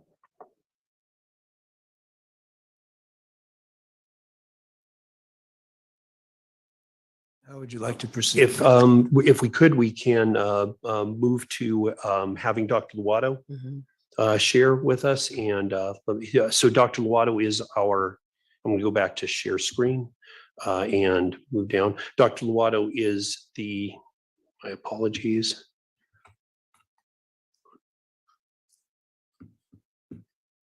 There we go. Dr. Luato is the director of the EMS for the Emergency Medical Services Agency. And Dr. Luato, can you hear me? Yes, we can. Yes, He's coming in by phone. Thank you. Thank you. Actually, I'm on my Zoom. I'm not that shy, but I'm having trouble with my the video portion of my Zoom, so I apologize for that. I'm hoping to hear Brian's presentation. I've had many discussions over the past 6 weeks with Brian, so he's definitely a content expert, and hopefully we can get him back because we share similar perspectives on tiered response. Tiered response has been recommended as a potential improvement for our system, as noted in the recently postponed RFP. If you ask a wide variety of our system partners, most will have a positive view of tiered response. In Sonoma County, I believe we have an excellent pre-hospital care system. And I, along with many others, feel that tiered response has the possibility of making it even better. I think we all strive, every agency strives to get the right resource to each patient in a safe and timely manner. But if you look at implementing tiered response, the devil's in the details. And I've thought long and hard about this. And having been involved as the EMS medical director here in Sonoma County for just under 30 years, I think I have a view of how we can move forward. In Sonoma County, we've made changes to our pre-hospital system very carefully, and always with widespread participation and collaboration. I think we all need to appreciate that tiered response will represent a sea change in how we operate in the field. If we force this, rush it before a sizable majority of our partners are ready, then I think we risk the failure of this valuable tool for the future of our system. It's going to take time. It's going to take a review of many levels of data. Most importantly, it's going to need to clearly demonstrate that it's safe for our patients, and it's going to take a lot of discussion and education. As we move forward, I believe that we have a commitment from the EMCC-based Tiered Response Task Force to meet on a frequent basis for the foreseeable future. In these meetings, we can look at optimizing the potential benefits of tiered response and mitigating any negative effects on our system. If we do this carefully and collaboratively, I strongly feel that we can bring most of us along in the implementation of a Sonoma-centric tiered response system that focuses on patient safety and excellence. I'm happy to answer any questions. Is Brian available at this point? He's, I've been texting back and forth with him. He's trying to call in. He's having problems getting in through the link again. Okay, all right. And Brian Dale, are you on, available?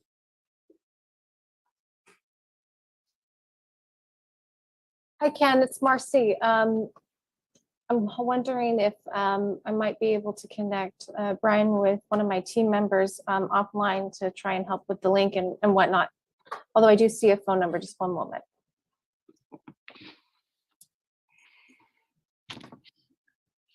I'm sorry, Marcy, I didn't hear the last thing that you said there. She sees a phone number calling in, and she's, I Okay. believe that may be Brian. Brian, is that you? It is. Yes, I'm here. Sorry, I got kicked out and I cannot get back in through the normal Zoom. So, All right, Brian, Mr. Dale, this is Vice Chair Corsi.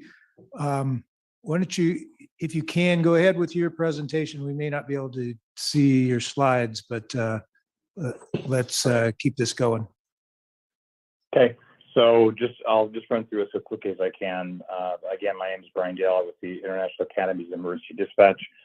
Both the uniqueness to my background, I'm an immediate past fire chief for Seleksy Fire Department as well. The brief overview is just designed to show you guys or discuss the availability of tiered response within the party dispatch system, which your 911 center is using. When the dispatchers initialize the assessment, they're doing an initial assessment, which takes 60 seconds or less to identify if the patient is immediately life-threatening or critical. And if those information pieces are there, then the dispatcher dispatches very quickly from that point. And if not, they are able to do another a secondary assessment to make sure that they have information that would allow the agency to identify the most appropriate response. And based on the system, that could be the use of a basic life support or advanced life support ambulance, the addition of first responders at either an ALS, advanced life support, or BLS level of response for first response, if it's appropriate. The other thing that's important to remember is the minute the dispatcher gets on the phone, they have a variety of dispatch life support instructions, everything from simple as telling the person what not to do. You know, don't need to do CPR if somebody's having a seizure. If they're jerking and twitching, they've got a pulse. Up to what they can do to control bleeding, manage the airway, up to and including things like giving Narcan if it's available for an overdose, or giving other medications that have been approved by the medical director. And then the other reason they ask questions is just to provide information for responders who are inbound to that environment, to that scene.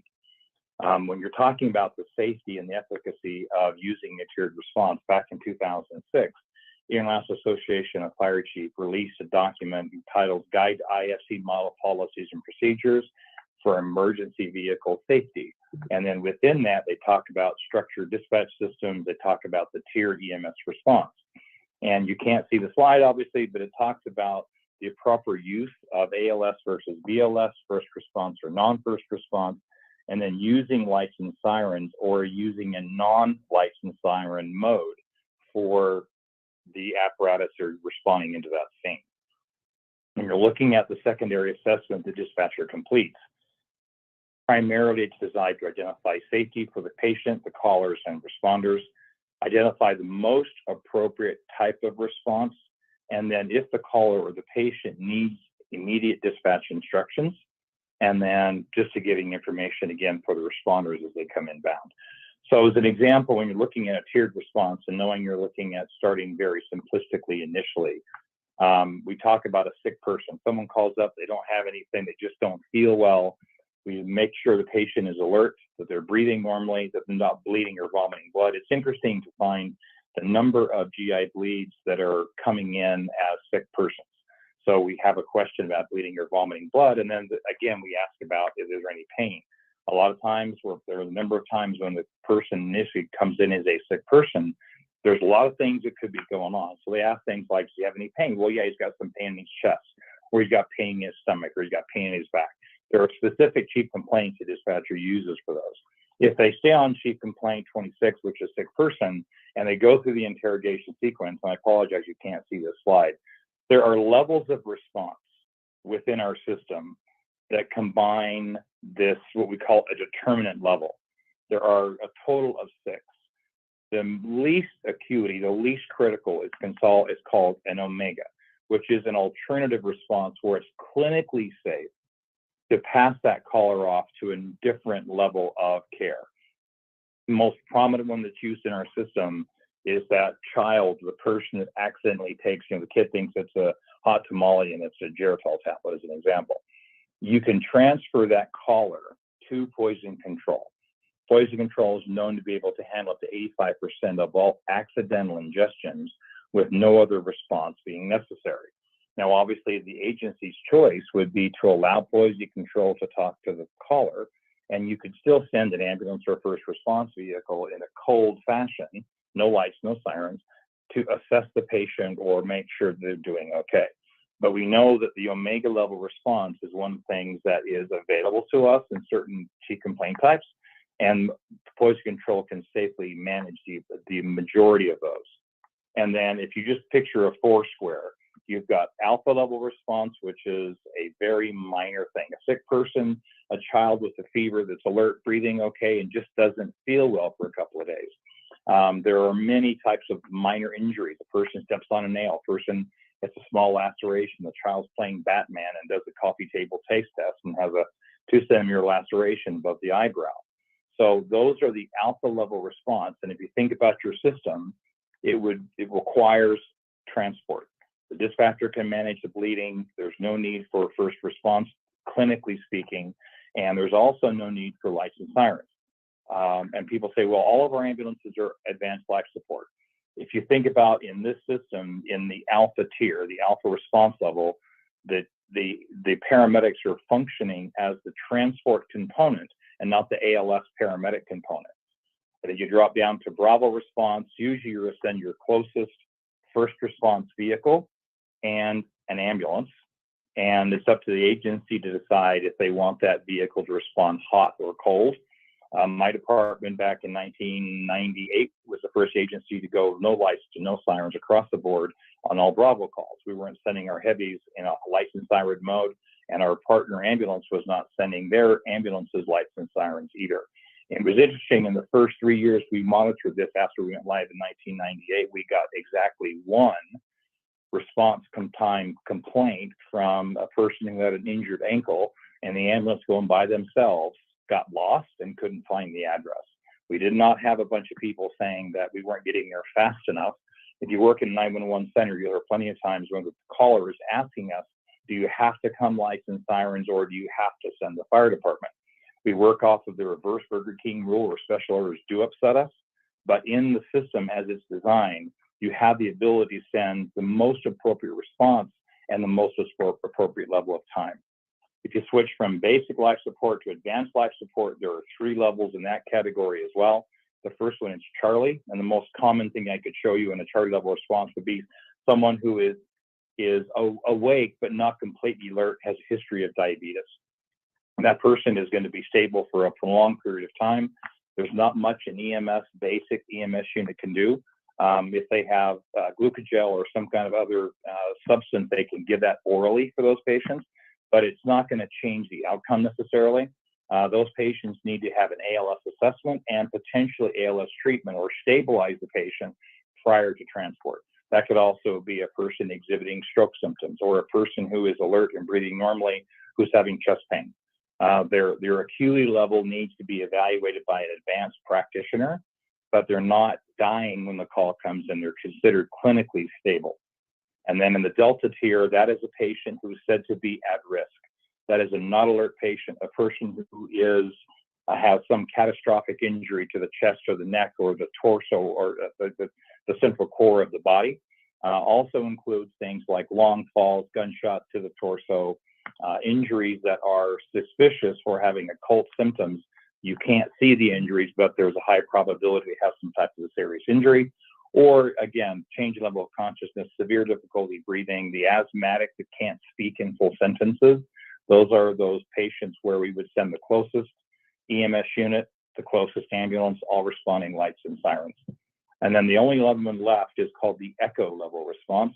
And that is a patient who is considered to be in immediate risk to be in arrest or in a pre-arrest state. The dispatcher picks up on that during the initial assessment, and that would include a patient who was found in cardiac arrest. That was including a patient who has hung themselves accidentally or has had a narcotic overdose, or any of those kinds of situations where it's immediately life-threatening and the dispatcher needs to get people moving and provide immediate care up to and including CPR to try to stabilize that patient when EMS is on scene. So when you talk about data analysis and the ability to do that, and when I've given you some examples from a sick person, the entire code for a person who's just, quote, sick and doesn't have any other thing that we can identify. They're alert, they're breathing normally, they're not complaining of any pain, they're not hemorrhaging. That code, the full code is a 26 alpha or A1. If you're an EMS system and you want to look at the outcomes for those patients, you can go into NEMSIS, the National EMS Database, and see how those patients were transported. Did any of those patients receive ALS care?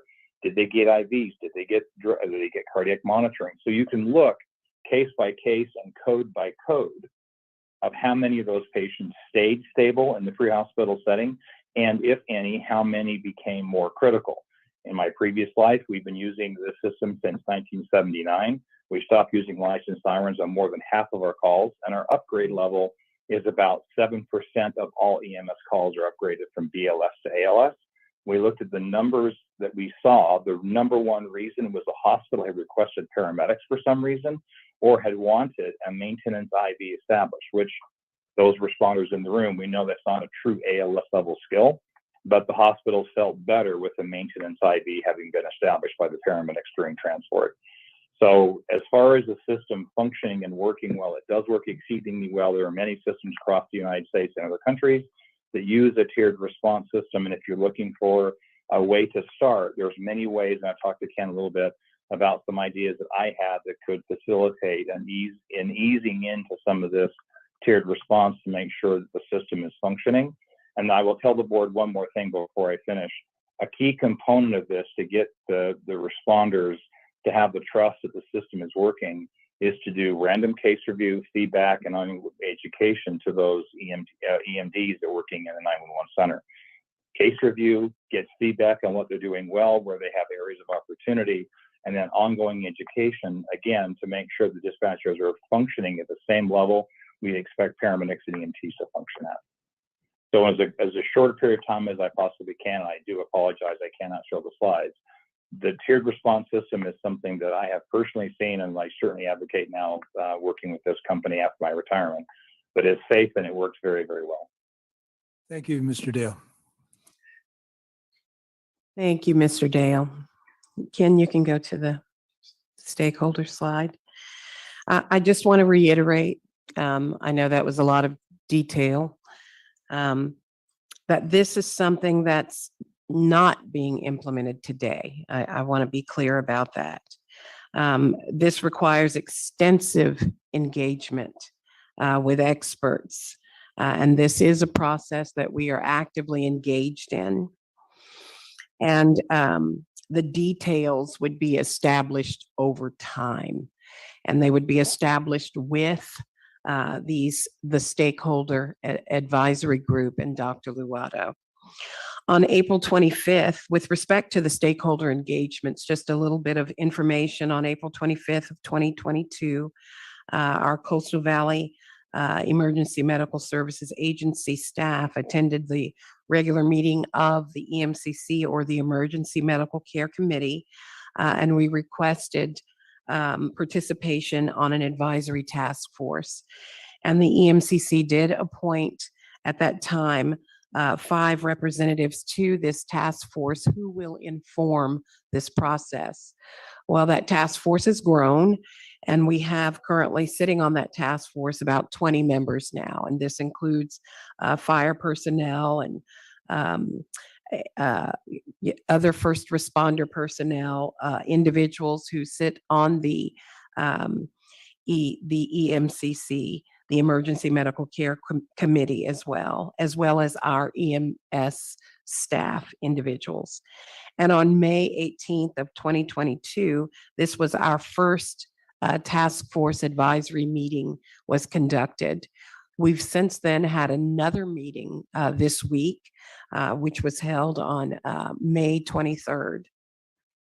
There will be scheduled weekly meetings, and this will include discussions around what implementation will look like, and just kind of what happens at this meeting. Just a little bit of what goes on is there will be identification of continuous quality improvement, identifying a set of determinants that will what's eligible. Data collection needs will be discussed, issues that need to be resolved with the REDCOM board, mapping out of a pathway forward. These types of work plan issues are discussed at these meetings. So the task force objectives, the primary objective, of course, is to advise Dr. Luato on how to implement this tiered response in a manner that makes sense for our citizens, in a way that is safe and effective, while also recognizing the impacts to our stakeholders and agencies, and how to mitigate those particular impacts. And then I just wanted to make another statement before we go to our final recommendation slide and end our presentation. I had the express honor of attending the Survivors reunion here about a week ago, accompanied by James Salvante. An incredible, many of you have probably attended. This was my first time. Very impactful ceremony and celebration of life for those who have survived trauma. And one of the things that I recognized and what really made an impact for me during that evening was that this was truly a celebration of life. You had a number of first responders there, firefighters, EMTs, paramedics, dispatch, our EMS staff, who filled and flooded the stage, physicians, nurses, etc. And I thought to myself, wow, it takes a number of disciplines who spilled across that stage to save one life. But what was striking to me, that when we work together, anything is possible. And so just as Dr. Luato mentioned about this particular tiered response model, when we work together, anything is possible. So collaboration is so key as we labor together to make something happen. Anything is possible. So I just wanted to say that and make that statement, that as we continue these critical engagements, working together, we succeed together or we fail together, bottom line, but I think we'll succeed together. So final slide, our recommendation is to authorize the Director of Health Services to execute this amendment to the agreement with the American Medical Response West for emergency ground ambulance services, extending that date to January 15th of 2024, with an approval of a rate increase and, of course, the inclusion of a tiered advanced life support and basic life support emergency medical services response in the contract. Again, that is driven by Dr. Luato and this stakeholder advisory group. And then also to adopt a resolution finding that requirements of the Assembly Bill 389 are already expressed the policy of emergency ambulance services within the Emergency and Pre-Hospital Medical Services System Ordinance of Sonoma County. I want to appreciate all of our stakeholders. I think that that's really important, for their willingness to hit the reset button. I've had opportunities to speak with a number of our stakeholders. I think it's important that we continue to build trust and confidence together, because our common goal is to strengthen our system and the mutual interest of patient care and safety. So with that, I'll turn it back over to you, Vice Chair Corsi. Thank you. Thank you. Thank you all. Bring it back to the board for questions. Supervisor Rabbit. Thank you very much. Thank you for the presentation. Appreciate that very much. And I thought, wow, for not having the tiered response policy before us today, we talked a lot about tiered response. And I think we all recognize, as was said, that tiered response has its place and there's a value there, but it does need a thoughtful and collaborative process going forward. And I know we've talked about that the last so many weeks going forward. And I guess that's my disconnect, because what you just said and looking at the contract in front of me, it has this implementation date of July 1st, 2022 at 12:01 a.m. The sentence prior to that talks about the Coastal Valley EMSA having the protocols developed, but then it goes on to say that that shall be in place no later than. So how does that work? I'm an architect, not an attorney, but I wouldn't sign that based upon that language in that order. Right. So we've been in consistent discussions with AMR, and our shared view about this language is that the idea is that such tiered response shall begin. That doesn't mean that a fully tiered response system would be implemented on that time. So how does it begin but not be implemented? Right. So this rollout process is the beginning of tiered response. So we're working on a special policy memo that has the first stages of tiered response going into place, but it doesn't nothing like what we were talking about in this presentation today is going into effect then. So the idea is that this will be a slow rollout, which AMR has recognized and accepted. I guess I just still question why then include it in the contract in that manner. Obviously, I understand that AMR probably undoubtedly wants a tiered response, and that's one of the conditions going forward. I get that, but I really, this gives me great pause because I'm not sure what that means and how that's going to be either abused or used by either party going forward, about who's going to be responding to those calls and how they're going to be handled.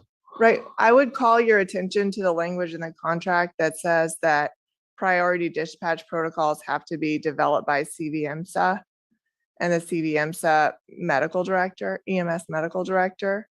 So it is not our understanding, and we do not have any information from AMR that would suggest that they will implement tiered response without approval by the county. I see that. And again, that's the first sentence. And then the second sentence talks about the implementation date and time. And that's just gives me pause. So I just and want then to I put would that out there. stress that the implementation of this response is driven by Dr. Luato and the stakeholder advisory group. So the implementation cannot be driven by the provider or the contractor. The implementation is absolutely driven by Dr. Luato and with the feedback and input from this advisory group. James, were you leaning in to add something? Okay, thought I saw you leaning in. So I want to stress that. And the term of the contract is a year? 18 months. 18 months. And how many months do we anticipate that we would actually get to the point of having a tiered policy? According to the EMS ordinance, within 12 months, we have to have in place a formal policy procedure. So almost right away, we will start moving towards a formal policy adoption procedure, which includes it's a much more formal process. So why wouldn't we just include within the contract there, we are going to start that negotiation process and within, and then amend it as we identify what that response is going to be. We haven't set the protocols, so how can one even bid on a contract not knowing what the medical director is going to classify within that, or they're just assuming that it's all going to be universal? Well, within in the RFP, if you'll remember, the one part of that optional section was that we had an interest in implementing tiered response. And so as part of the RFP, they would be describing how they would be able to implement tiered response. That was part of the scoring in the RFP process. Okay. I just feel like if 2/3 of the term of the contract, tiered response is not going to be part of that, it seems like the language is very factual without having any kind of conditions that would protect the county in implementing that and having that process be very deliberative, as Dr. Lovato mentioned. Yeah, and in the meetings, and they've been very collaborative and constructive meetings. I can tell you that I think we're making some really great progress in there.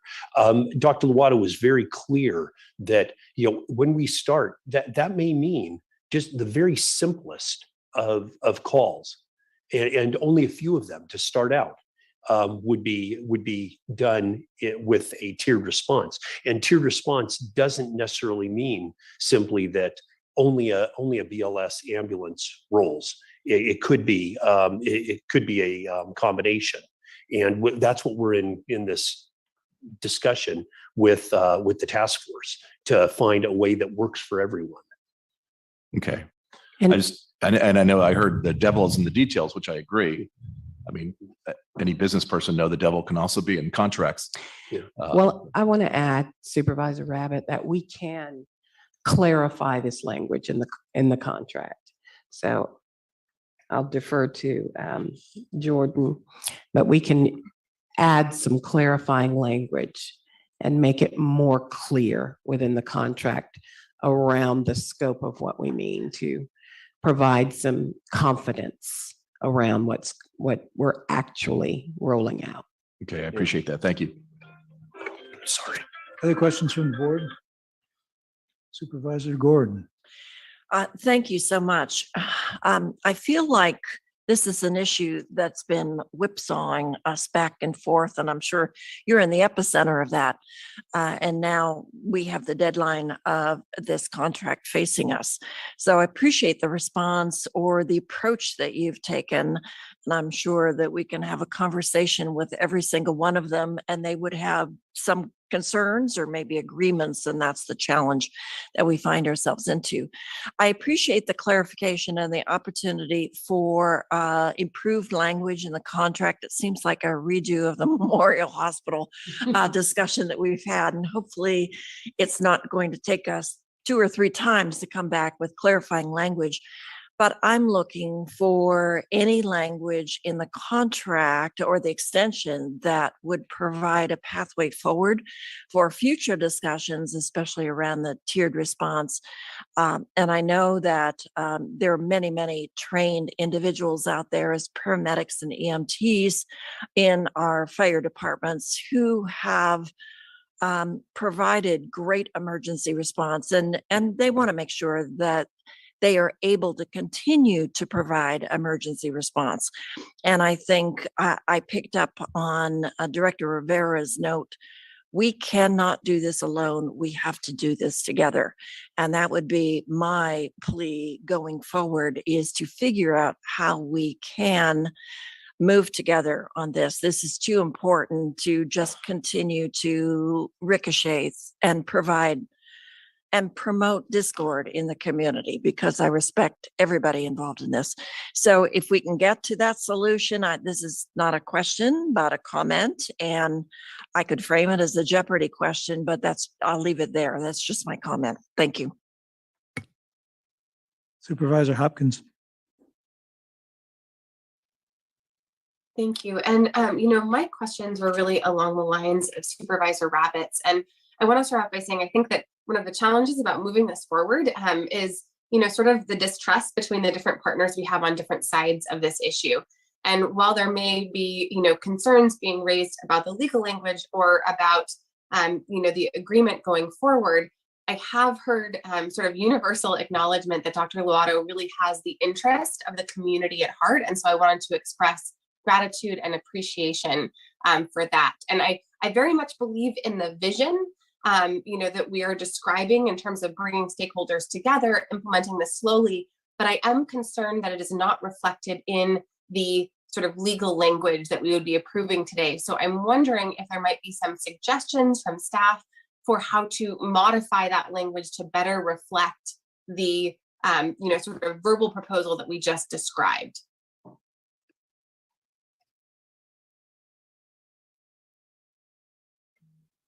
What if we suggest adding the words to be implemented after begin? So it would say, such tiered BLS and ALS ambulance response shall begin to be implemented no later than July 1st. Can I suggest that before we rewrite the contracts on the fly, that we take public comment and that maybe you confer with AMR to make sure that everybody is on the same page in this. And then we can come back and talk about it, specific changes that are being made. So we've got that transparency and everybody knows what it is exactly that we're talking about. We learn from experience. Yeah, well, you would hope we learn. Yeah. Right. Is that okay with you, Supervisor Hopkins? Yeah, and I wasn't intending to make any motion prior to the sort of formal deliberation and public comment, but I just wanted to ask if there were suggestions from staff that maybe then the audience and members of the public could actually respond to during public comment. All right, well, we're going to continue here with questions from the board. Supervisor Gore?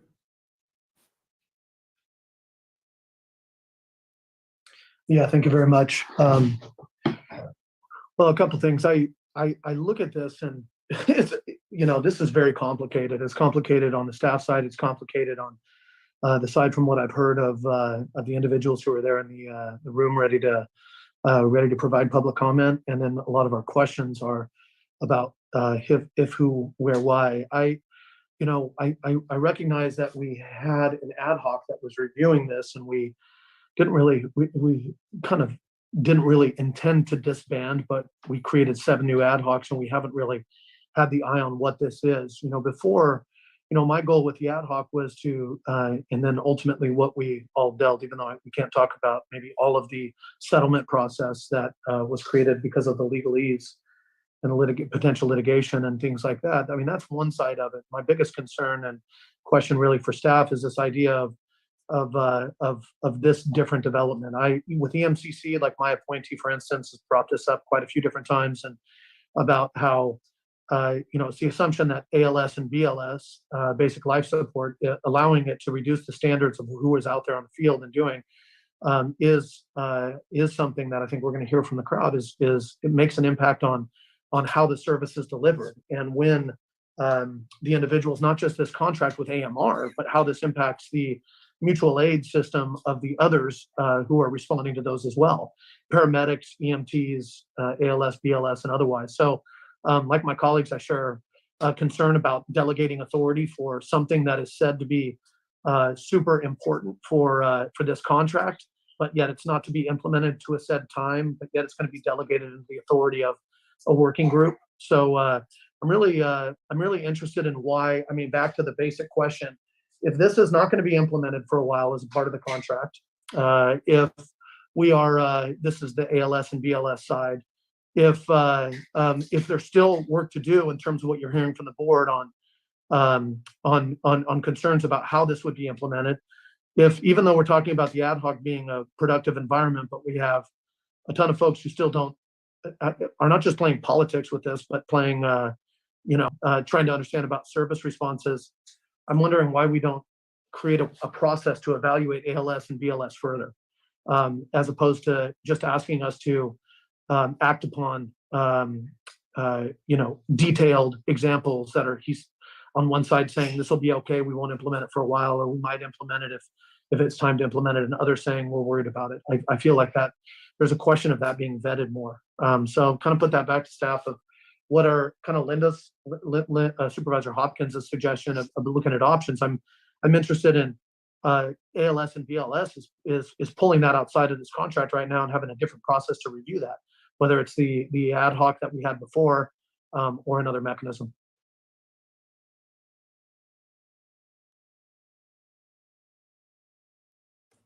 County Administrator. Through the chair, I believe when the board approved the RFP for the EOA, that tiered response was baked into that. And so really this, I think, is about the impacts of implementing it under the AMR 18-month extension.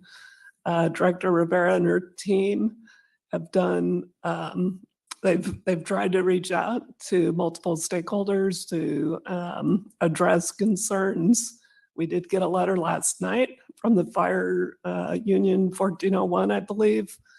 I don't know if they were at the EMCC meeting or if any of those folks are on the advisory committee. Ken is shaking his head yes. I do think we should hear from the public and the stakeholders rather than hunting this, see if we can address it and move it forward. That would be my recommendation, but we can see where it goes. Thank you, County Administrator. And I guess I appreciate what you're talking about, which is the long-term contract versus implementing this as a part of the 18 months extension. I think that's also a question up for grabs. So looking forward to hearing from others as well. Supervisor Rabbit. I appreciate County Administrator's comment. However, I mean that the implementing tiered response in the RFP going forward is different than a contract extension under the old EOA, an extension on that agreement, and doing it under the gun, essentially. And I assume that's what AMR wants going forward to agree to this. And then we need to look at options for the county to make sure that we're not pushing ourselves in a position that we're not ready for. Because I do agree with, again, with Dr. Lorado about, being very deliberative in that and not just having it be forced because of the date. So I want to go back to Ms. Rivera and Ms. Kearney. I know you've been talking about some language over there. Do you want to unveil it, and then we'll continue with questions? Well, I'll let Jordan unveil the language, but I just had one comment. Had we released the RFP, we'd be on this timeline and we'd be at the point of rolling out this process of tiered response. So I just wanted to make that point. We would be doing this. We would be engaging with stakeholders, and we would be doing this slow rollout regardless. So we would be in this position. So I just wanted to make that point. Go ahead, Jordan. So of course, I'm sorry, would you pull that microphone right in front of you so our interpreters can hear and everyone? Of course. So we want to make sure that your board is very comfortable with the language. So one proposal would be to add the language, 2 words, and we of course haven't gotten approval from AMR because we're just sitting here, but to add the words begin to before implement. So where's that? So it would say such tiered BLS and ALS ambulance response shall begin to be implemented no later than July 1st.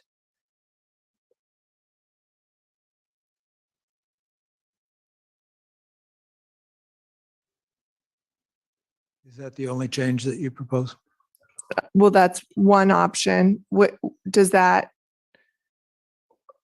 Of course, I'd like your feedback on that because we will ask for what you like. Sure. And we'll get some feedback on that in just a second. I have a question. I mean, I appreciate the work that's going into this, that will continue with this, with stakeholders.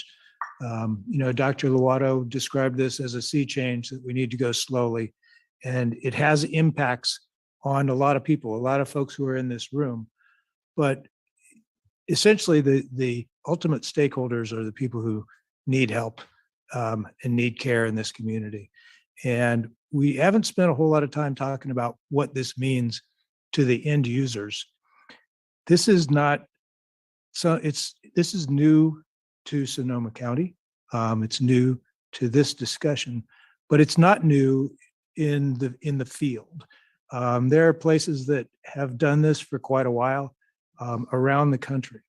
And I'm just wondering if you can tell us what the impacts are, what the data shows as far as outcomes for patients in systems that use tiered response. So I'll let the clinical folks talk about the clinical outcomes, but I wanted to highlight one consequence of not having a tiered response. So federal reimbursement for ALS ambulance service only comes if those services are medically necessary. And that's true even if the county has an all ALS system. So if you have first responders, if you have your provider having to provide ALS all of the time, even though they can only get reimbursed for BLS in some circumstances, the result is that they have to recover that cost somehow.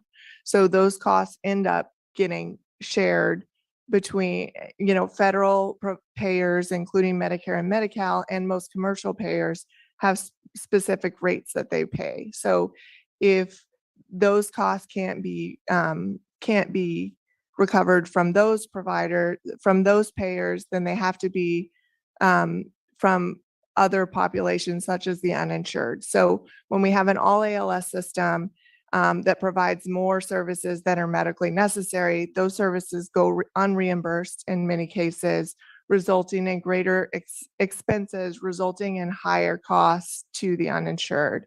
So it is a situation in which the indirect impacts of failing to have an ALS system do have an impact on equity. And financial issues and equity, of course, are important. But what about on the clinical side? Can someone address that? Is Dr. Luato still? Yeah. Call? Dr. Luato, can you speak more to that, please? Yeah, can you hear me right now? Yes. Thank you. Yeah, I mean, I've had a chance to talk to a number of medical directors that have initiated tiered response and participants in those in many systems. And the interesting thing is every system is different. And that's when I mentioned Sonoma centric, we're starting at a place that is different than a lot of different places. And so they all emphasize that they did it slowly, that they looked at the data, they looked at the patient outcomes, they looked at, if there were BLS transports, how many of them had to revert to lights and sirens going back to the hospital, how many had to ask for ALS interception before getting to the hospital. So these are the details that any system has to look at very carefully before they initiate a tiered response system and choosing determinants, and after they do, to see how they affect it. So it's really a process that takes ongoing oversight to make sure that we do it right, and everyone has the same response. You go slowly, you look at it carefully in the planning stage, in the operational stage, and then if you find certain determinants that you thought were safe, you may have to eliminate those and not send BLS. So it's an ongoing process that just requires a lot of planning and then operational oversight. But it's what I got from discussing it with different medical directors and people is that go slow. That's what I got. And I have to support that point of view. Dr. Luato, in your discussions and research, have you heard of any systems that began to implement the tiered system that have not actually completed that implementation, that they've gone back to all ALS? Well, I'm not aware of that in particular. I do think that most of the places are in process. I mean, Brian Dale comes from a place where Jeff Clausen, who basically started at MPDS systems back in the late 70s. He was from Salt Lake City. So Brian Dale came from a place where they were at the very, early beginnings of tiered response, and they developed it organically and slowly. Most of the people that I talk to are still in that process. They've been doing it for 2 years and they're trying to refine it. It's just, I think it makes sense, Supervisor, to do this because we do want to be excellent and keep maintaining great patient care, but we also want to be efficient and cost effective, and that those matter in all medical systems. But it's so I think most of the people who have started it are in favor of it, but most of them are still in process. There's not that many really mature tiered response systems, but I think it's moving towards a standard of care, and it makes sense. But it's how you plan it and manage it that I think makes it successful. And I'm not aware of people that have said, let's do it, and then they just abandoned it or just felt like it didn't have any merit. I think most people feel it has merit, absolutely. Okay, thank you. Supervisors, Ms. Kearney has suggested a small change in the contract language. Do you have any response or requests there?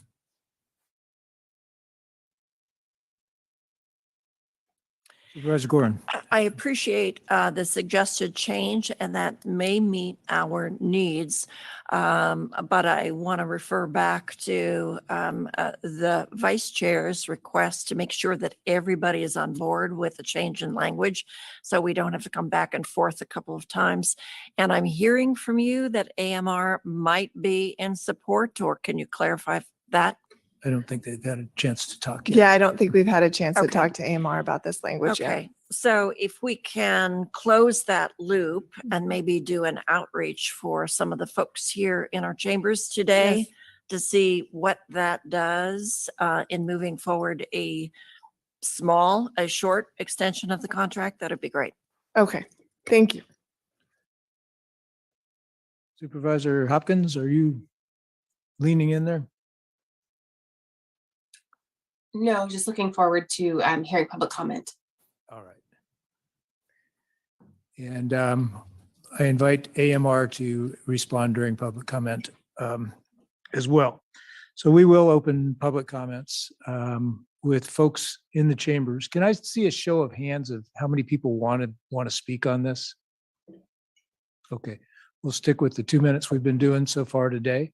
Go ahead, Chief Hine, start us off, and others who want to speak can be ready to get up in 2 minutes.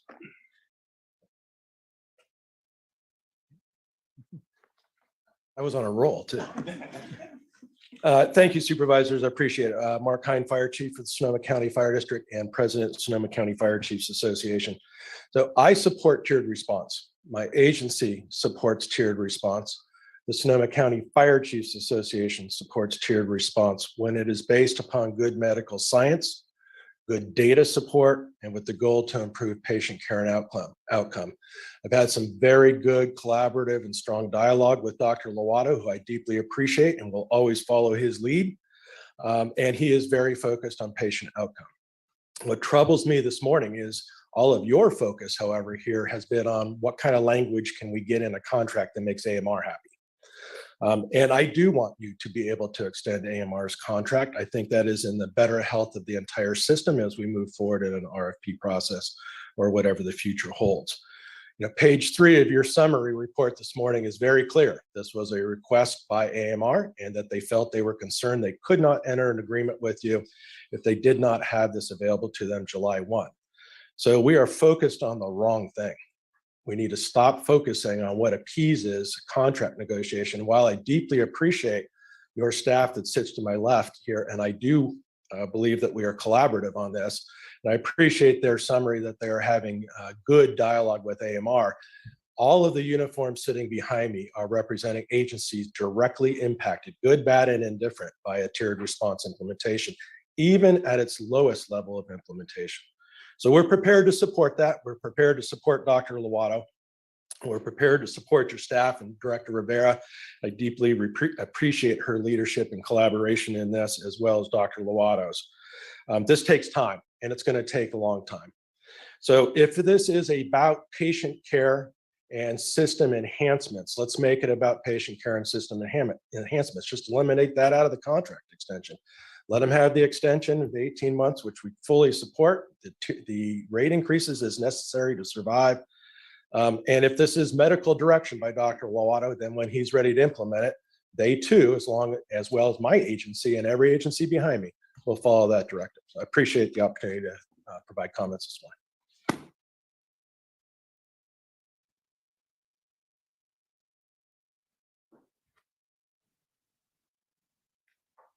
Can you hear me? Well, good morning, Board of Supervisors. My name is Jack Thomas. I'm the president of Professional Firefighters of Sonoma County, IAFF Local 1401. My 250 members of our members and our fire service labor partners sent all of you a letter. I think that Cheryl actually said that you guys received yesterday regarding this, but I wanted to touch on a few of the things that were in our letter. Totally agree with Chief Hine. Great job with that. And we do think that tiered response has a place. But again, in our letter, that's what we stated. But let me just start by saying that it should not be with a contract extension for AMR. It should be out of that section. Do not put it in there. They will use it to their advantage to move forward in their contract. It really is a bottom line dollar number to them, plain and simple. Now, you guys did receive at the request of the County of Sonoma last week, we really do stand in absolute support of Sonoma County Fire District and their partner agencies EMS operational plan for EOA 1 that you asked to have them do for you. I'm asking your board today to stand with your firefighters, stand with public safety, stand with your fire chiefs. We support our fire chiefs. We stand with their plan that they have in place, and we stand for safety of this community. Thank you. And I'm sure some of our other folks will want to talk as well. Thanks.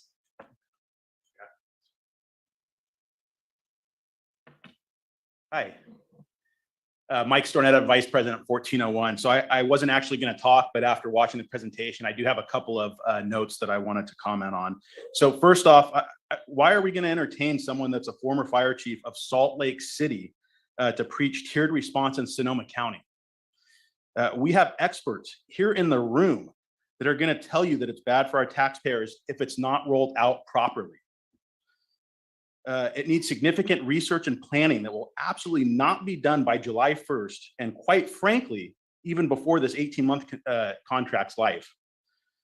Oh, and by the way, Mr. Dale is president of a for-profit company, which I would presume has AMR as one of their clients. I would probably research that. Don't let the incumbent ambulance provider bully this board, please. The Sonoma County Fire Service has a plan ready to go starting June 30th to stand up ambulances in EOA 1. You should have that plan in your inboxes to review. If this tiered response is going to be a deal breaker, know that you have the taxpayers' backs, just like we've always had the taxpayers' back through fires, floods, and everyday crises that our taxpayers face. Do what's right for our taxpayers. Pull this tiered response. If it's not rolled out properly, it's terrible that we even have to fight for this. Thank you.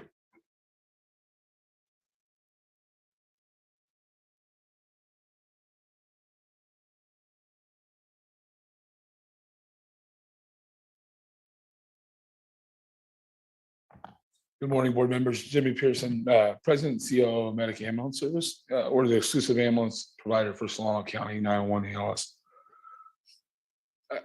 We were a potential bidder in the last process, and I do want to come right out and say we appreciate the extension. The supply chains are real. The issues are there, and they hurt us. So that's very, very fortunate for us, and we do appreciate that. The system improvement on the extension is the issue that I have. I have no problem with tiered response. I actually agree with it. It's in our current master agreement to implement to that point, which we haven't done in Solano. But it's a stakeholder system that you identify in a new process. You have an RFP coming up. That's where you take the time to address this and mandate it. And I agree that if you had an RFP that was done on July 1st, under the old timeline, you could have done it, but there was no meetings to get to that point. So the talk retrospectively doesn't answer the concurrent issue. When I hear the talk, though, you look at the current agreement of that it's going to be a slow rollout. The amendment that's in your package right now talks about the only timeline that it can be moved up, not moved back, on page 2. So that's an issue. I don't think that needs to be in there. And I want to commend the supervisors right now to asking the right questions, because I do have some issues with a comment, especially in the reimbursement comment, right? Because the comment made by the staff, attorney on staff, doesn't make sense to the current rate sheet that you have on page 4, right? You're charging BLS emergent, which is the same rate of ALS emergent. So the answer of your cost recovery is all the same. If I send a BLS ambulance under this current rate agreement, you're going to charge the exact same for an ALS emergent ambulance. So that whole cost shift, that makes sense there.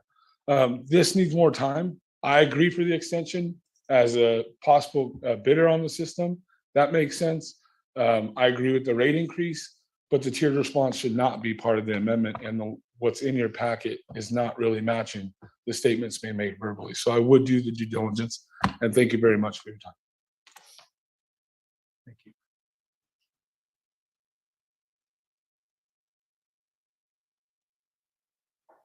Good morning, ladies and gentlemen of the board. Thank you for hearing me. My name is Brandon Jones. I'm speaking to you on behalf of the Sonoma County Deputy Sheriff's Association.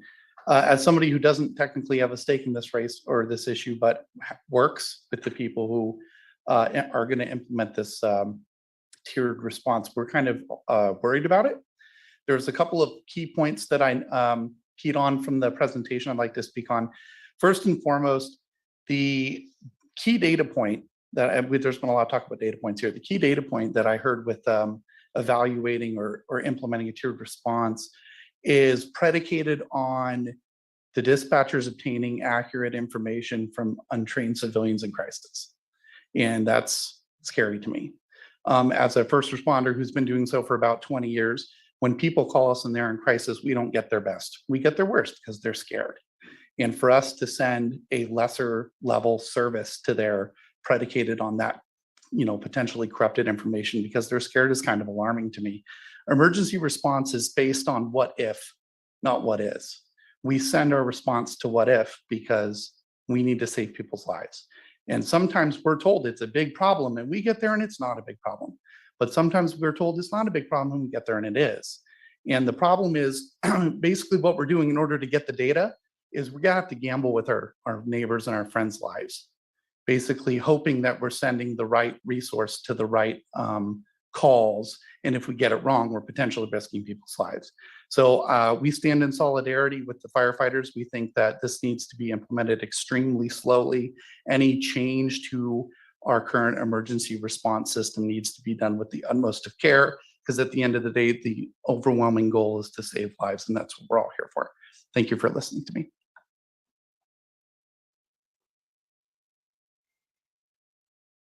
Thank you. Anyone else in the chambers want to speak to the board on this? Right. Marcy, is anyone online?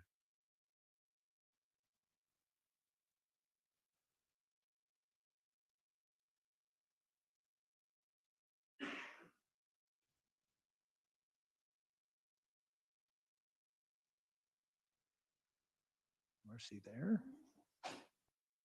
Okay. Stand by.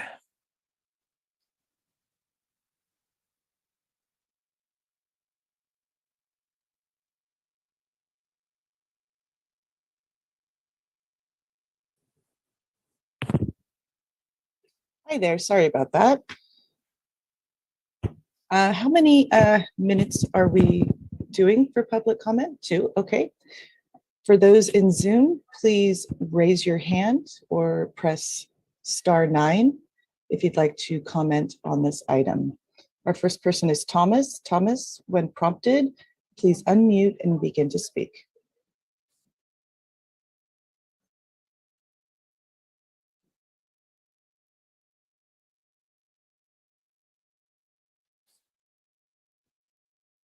Hello, can you hear me? Yes, we can. Good, thank you. This is Thomas, and I think we're afternoon at this point. No, good morning still, long morning.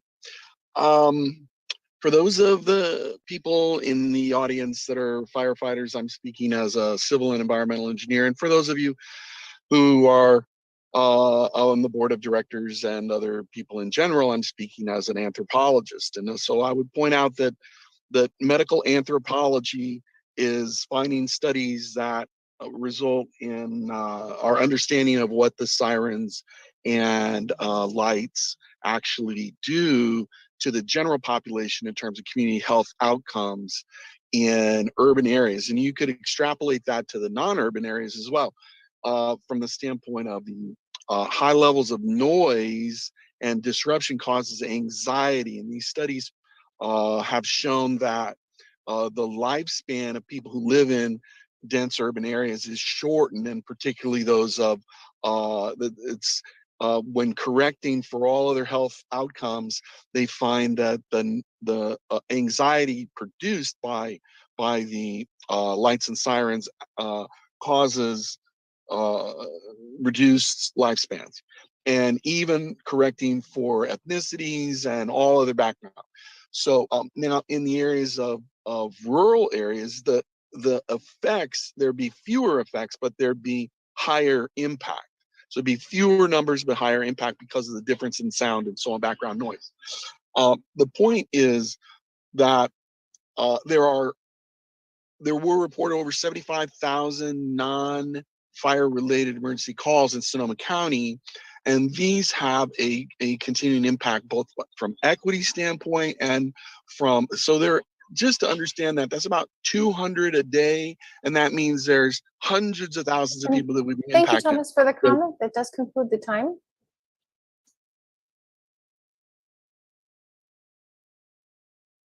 Nathan, if you can please unmute and begin. Hello, board. My name is Nathan DeVardo. I am a Sonoma County paramedic. I've been in EMS in Sonoma County for 16 years. I'm also the chief shop steward for United EMS workers, the employees, both EMTs and paramedics who are currently providing the care to your community. I'm a field training officer. I also hold a seat on the EMCC and the subcommittee for evaluating the tiered response model.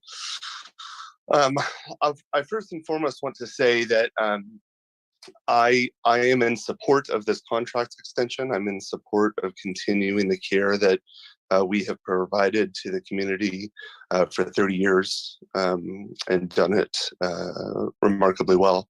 I also want to address the tiered response. I hadn't really planned to, but there was so much conversation about it today. I believe it can be done well. I believe it can be done safely. I believe that under the direction of Costa Valley's EMS and Mark Luato, that is the approach that is being taken. I ask you guys to consider that these decisions are in the hands of someone and a group that are making not rash decisions, but competent and qualified decisions. And just for your consideration, the idea that there is a degradation in care from a BLS provider over an ALS provider, when you have chest pain and go to the ER, you don't immediately get nor need a cardiologist. If you go to the ER for abdominal pain, you don't immediately get or need a surgeon. The practice of medicine is to evaluate and triage, and I think that's what is trying to be done here in a safe and effective way. Thank you for your time. Thank you for listening.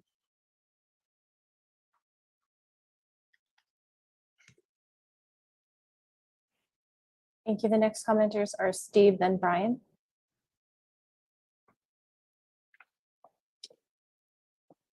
Good morning, supervisors. This is Steve Aker, Fire Chief of Sonoma Valley Fire District and also president of the Sonoma County Fire Districts Association. I'll be very brief. I don't need to reiterate what my partners in service have already shared, but we appreciate staff's collaboration on tiered response. We stand behind Dr. Luato, and we stand together with the county fire chiefs and our partners in labor in supporting tiered response in its implementation in the right manner, and it should not be part of this contract. Thank you very much.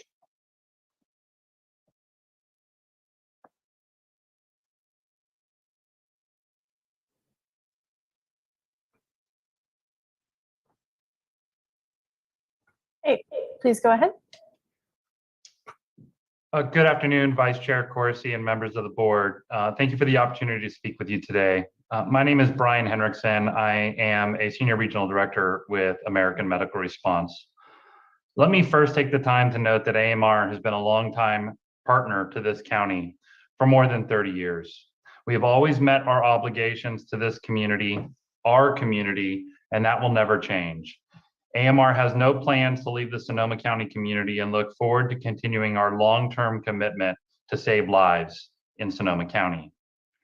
AMR was approached by the county staff, as you heard, in February of 2022, asking for us to extend our contract by 18 months to allow the county to run a fair and competitive RFP process. AMR supports the county's desire for a fair process, and though we were very confident that we would win that active RFP, we agreed to meet the county's request for an extension. Tiered response, which seems to be the main focus of these discussions today, is absolutely the standard of care across the state and the United States. It has been a long-term goal of the Sonoma County EMS system to improve its sustainability and ensure that patients get matched with the appropriate resource. AMR stands ready, as it always has, to collaborate with the county, with our fire partners, hospital partners, and other EMS stakeholders to deliver care to our community at a moment's notice. We look forward to continuing the work that has already started on development of the safe tiered response system under the direction and guidance of the medical director for the county, Dr. Luado. We remain honored to serve this community, and we will continue to do that in the years to come. That service will continue to be patient-centric at its core. I want to thank you again for the opportunity to speak today, and I'm happy to answer any questions you may have, and any particular to the language modifications that have been proposed. Thank you. And Omar, you are the next commenter. If you can please unmute and begin. Hello, everybody. I'm the medical director of the emergency department at Santa Rosa Memorial. It's our trauma center. It's the place where I think the highest acuity patients in the county come. And I really want to steer clear of all the political issues and the way this is colored. I'd like to speak strictly to how I see the safety aspect. And again, I think it's incumbent on us to, in terms of resource utilization, to be good stewards of the precious and finite resources that we have for our patients and the citizens of Sonoma County. This is going to be more and more critical as need increases and resources are challenged. I have every faith in Mark Luado and his wisdom and his ability to lead in this forum. I think tiered response has been demonstrated in other places to be safe, effective. I'm sorry, we lost most of the audio there. Marcy, are you able to help him? Oh, here we go. Are we back?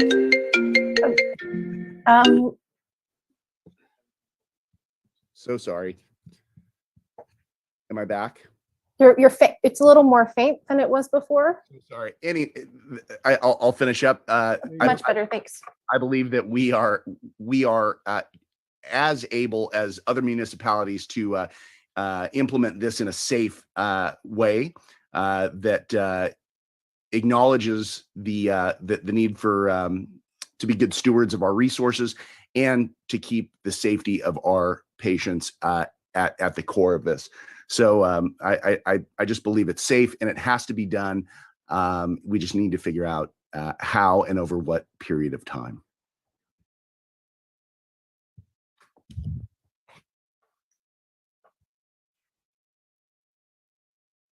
Thank you. And with that, we will close public comment. Thank you, Marcy. Ms. Kearney, I'm not sure I heard Mr. Hendrickson comment on the language that you had suggested. Did you? I did not, but he said that we could ask him questions about the language. Also, Director Rivera heard from AMR that the language modification would be acceptable to AMR. All right. Bring it back for comments from the board. Supervisor Rabbit. I guess I still, I don't know, for someone, who's entered into lots of contracts in my career, I mean, every provision is intended to protect one side or the other, right? And I'm just curious why there's reference to the tiered response in this contract extension from the EOA going forward. I mean, did they not think that the county was sincere in the fact that we want to look down this line? I just worry about for the next 18 months that AMR has this contract, what that means and why it's in the contract. It just seems either you're limiting you're indemnifying yourself, you're limiting your liability, you're describing the work that you're actually entering the contract for. You tell me what that phrase fulfills for the benefit of the county in this contract. Supervisor Rabbit, I think I can speak to that. One problem with the construction of the current agreement is it does require an all ALS response. The amendment would allow Dr. Lovato to exercise his medical control, which is consistent with the 2019 ordinance that says the EMS medical director will set response standards. And those standards will then be available for contracted providers, for our public providers to access and use safely, so they don't have to send everything all the time. But the contract as it stands limits the county. And by allowing a tiered response, it will enable Dr. Lovato to work with the stakeholders and move us forward, maybe just baby steps. But until that happens, all we can do is talk about it. We can't operationalize anything. But the terms of the contract don't talk about when the implementation of BLS versus ALS will occur. Pricing, I didn't hear anything different on that. Again, from the county's benefit, what is the benefit of having that phrase within the contract? I understand from AMR, I get it. The benefit is to allow us to begin. The benefit is to allow us to operationalize this, as James said, and not to just talk about it. The benefit is to allow us to begin to operationalize the standard of care. Otherwise, there is no benefit. But again, the term of the contract is 18 months, and it may be 12 months before we come to an agreement. There is a disconnect there, and I'm still having a hard time kind of figuring that, what the true benefit. Hey, we could begin today. And we have. Yeah. We have begun. We've begun discussing it. So AMR doesn't believe that we've begun to discuss it because they want to. Yes, they're in the meetings. All stakeholders are in the meetings. So we have begun discussing this, but we can then, let's say come August, and we want to begin to actually operationalize this, let's say at 3%. We would have the ability to do that. But if we don't have something in writing, we would not. And let's say we hold to that 3% for 6 months or 18 months, we could do that. But if we don't, we would not have that ability to do that. We would just simply continue these discussions for 18 months. I just personally feel that it'd be better to have some shape or form around what it is that we're agreeing to that was going to be implemented, and just besides just putting a nebulous single sentence in this contract, come back with an amendment.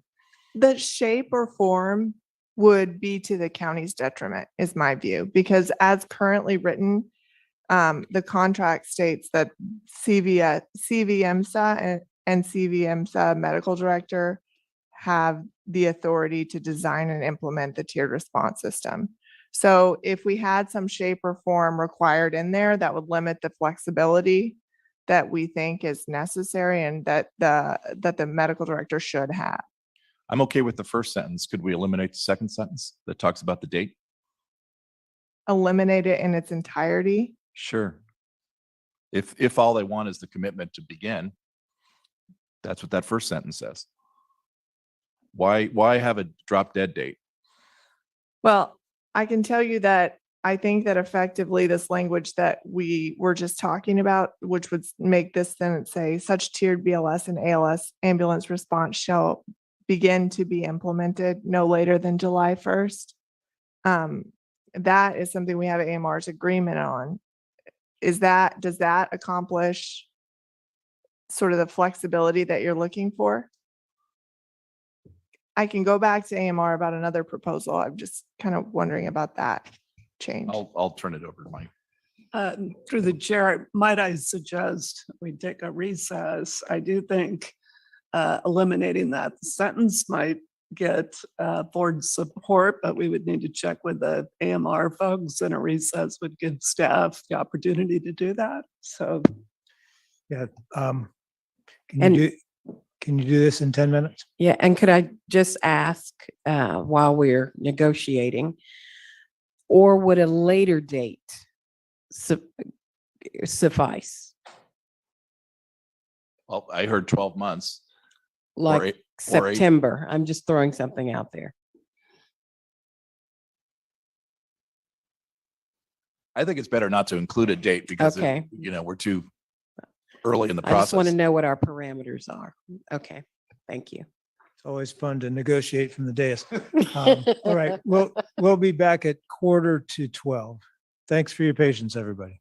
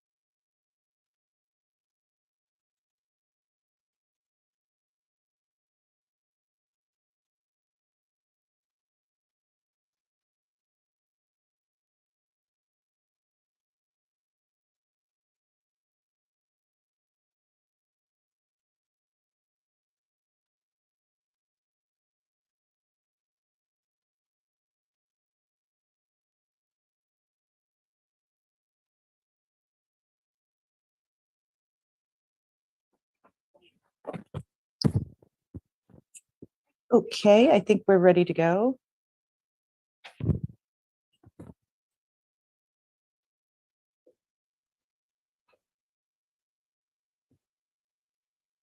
Go ahead and unmute.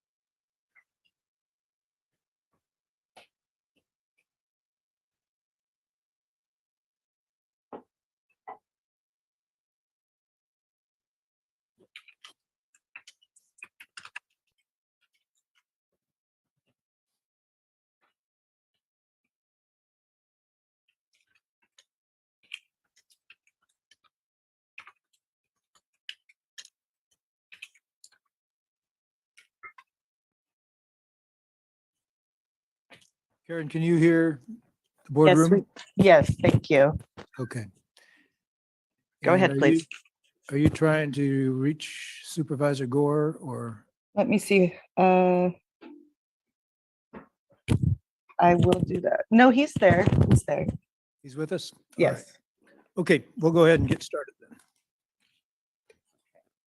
So we spoke to AMR and AMR would be willing to strike that provision in the contract, that sentence, and replace it with county will continue with current implementation of tiered response. And the tiered response system will be implemented as soon as possible and at the discretion of the EMS agency medical director. All right, and would you read the sentence that's being struck as well? The sentence that would be stricken would be such tiered BLS and ALS ambulance response shall begin no later than July 1st at 12 a.m. However, tiered BLS and ALS ambulance response may be implemented at an earlier date by written mutual agreement of the parties. Thank you. Supervisor Hopkins?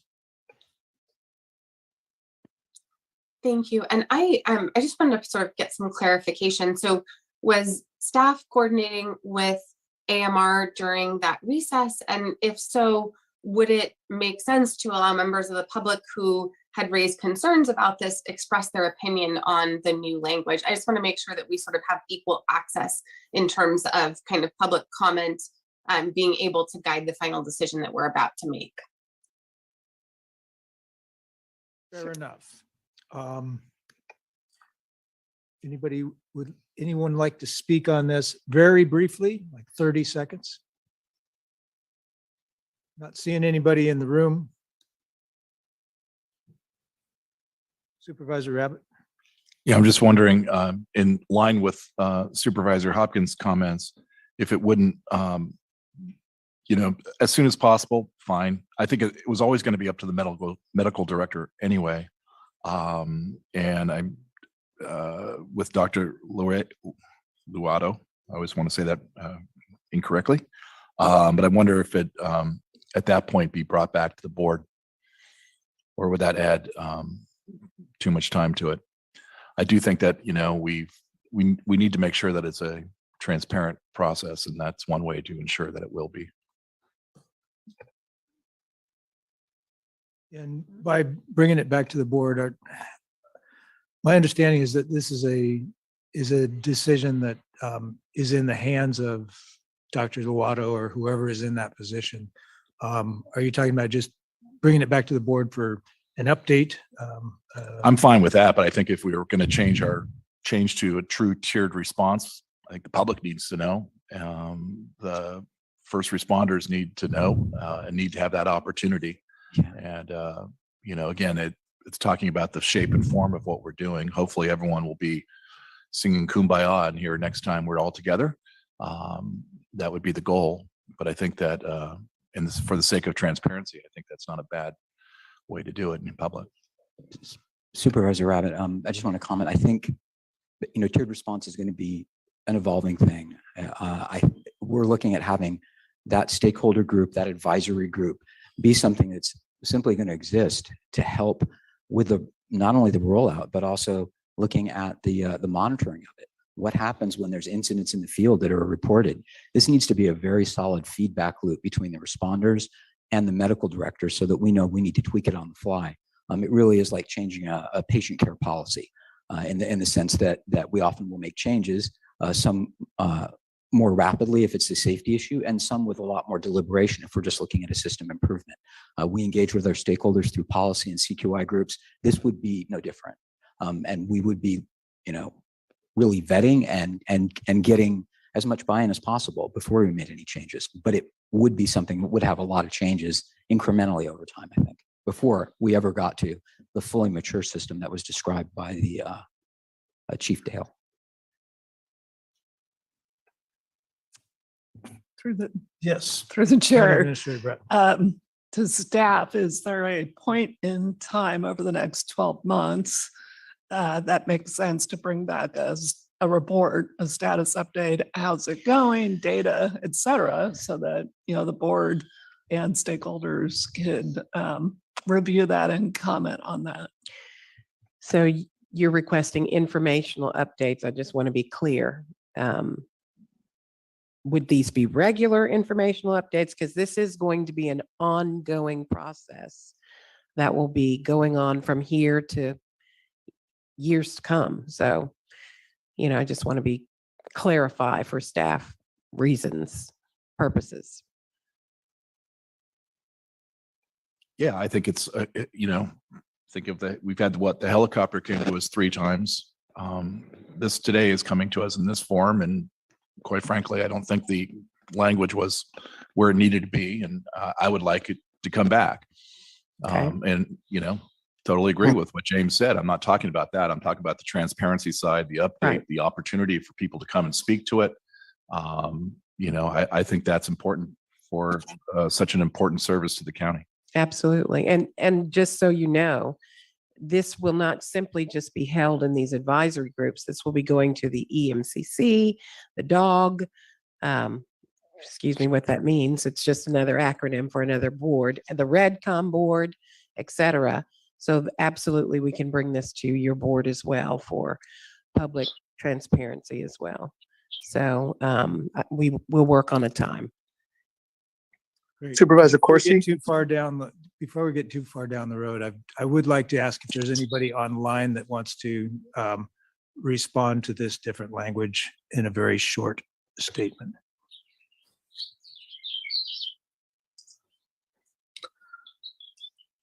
Supervisor Corsi, this is James. If nobody else raises their hand, I'll step in after. If you are Stand by. interested in speaking on this, please raise your hand or dial *9 on your touch tone keypad. We do have Brian Henriksen and Nathan DeVardo. Okay, this will be 30 seconds. Just 1 moment.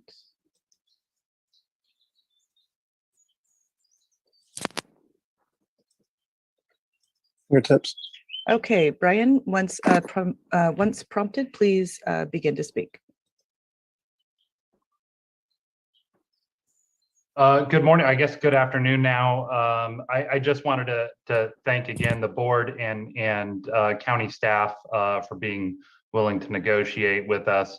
As in my comments earlier today, we intend, as we have always been, to be extremely collaborative with all of the EMS stakeholders. That will continue, and we'll see it to the end of improved services to the citizens and visitors of Sonoma County. Thank you.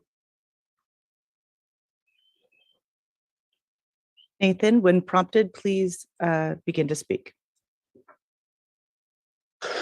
I just wanted to take the opportunity to provide some feedback to the board, just at your request.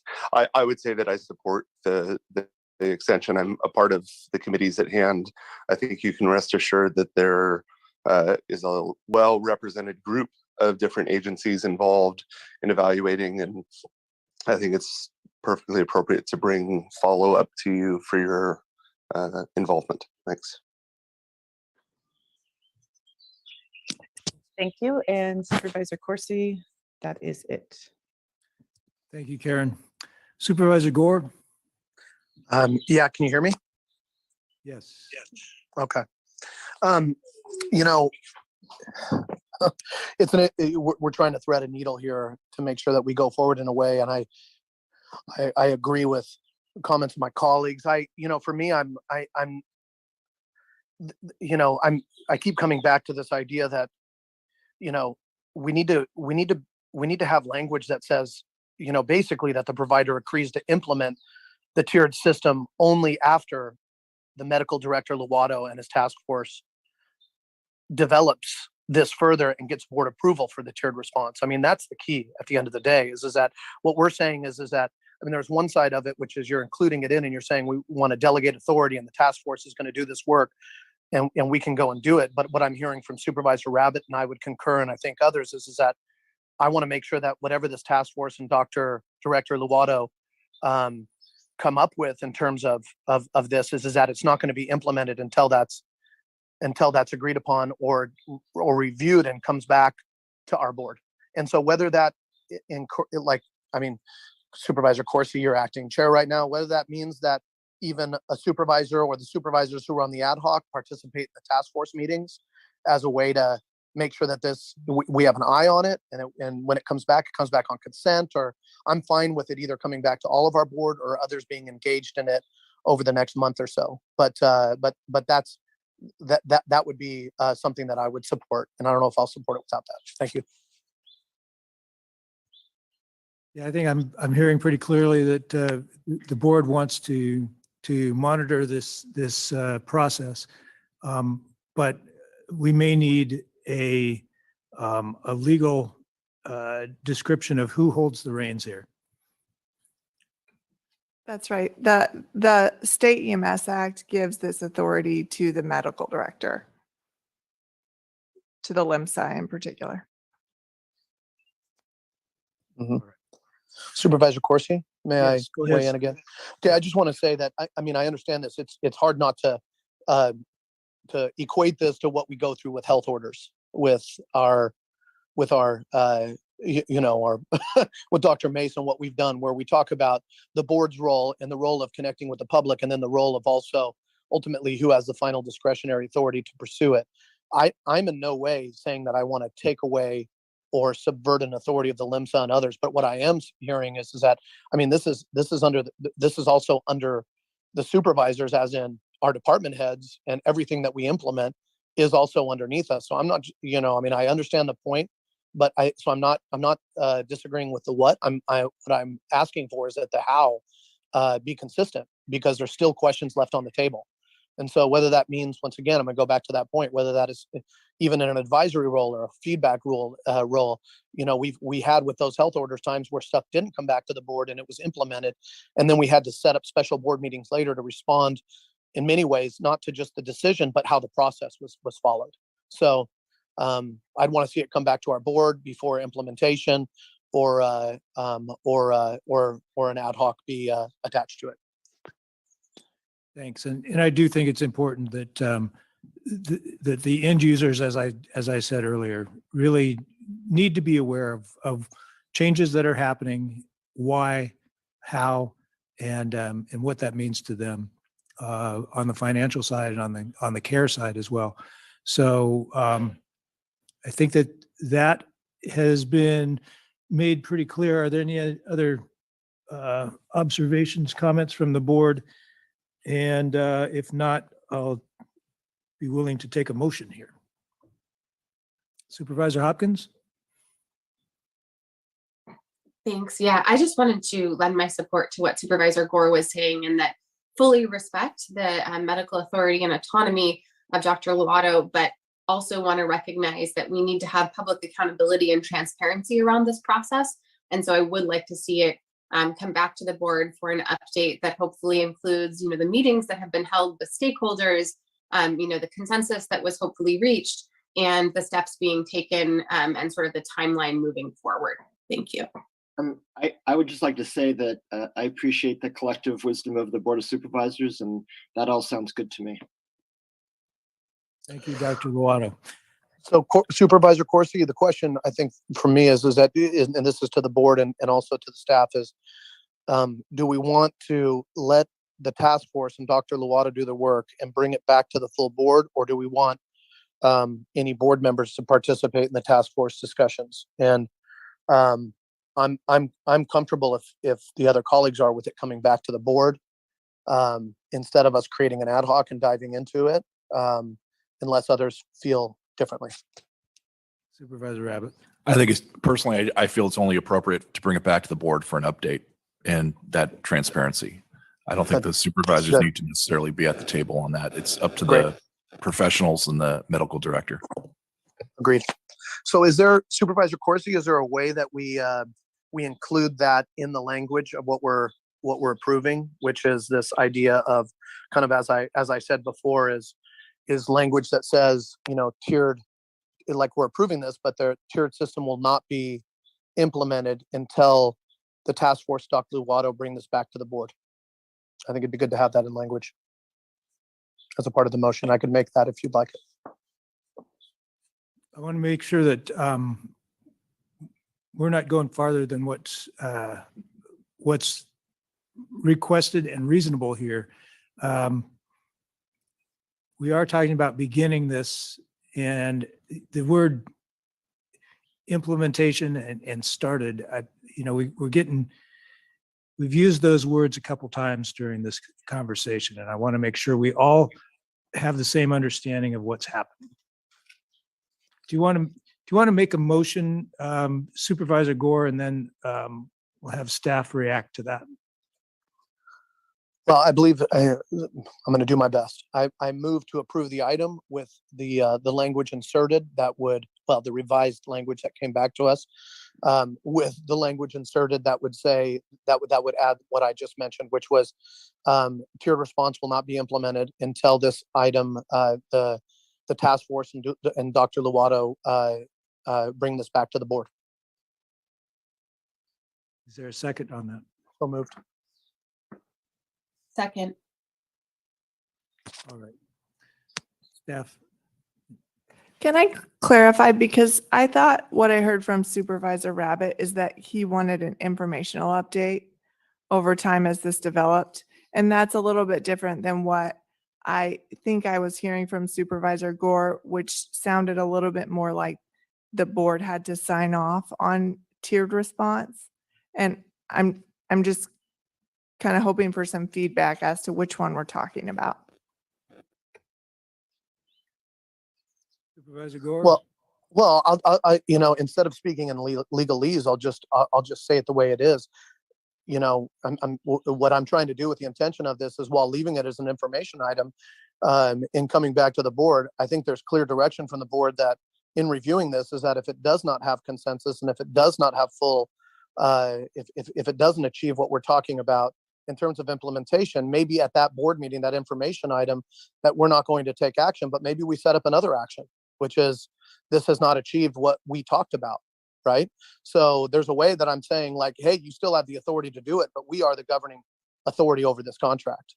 And so I know it sounds like I'm threading a needle, but I want staff and Dr. Luato and those as members of the task force to understand that that we're not bringing this back to the board for a vote of the board to approve Dr. Luato's authority to implement this. But however, is that if this comes back, and even if it's an information item and it's a lot of chaos and it's not something that is delivered, then that information item, I'm still asking it to come to an information item, might come back and create another conversation.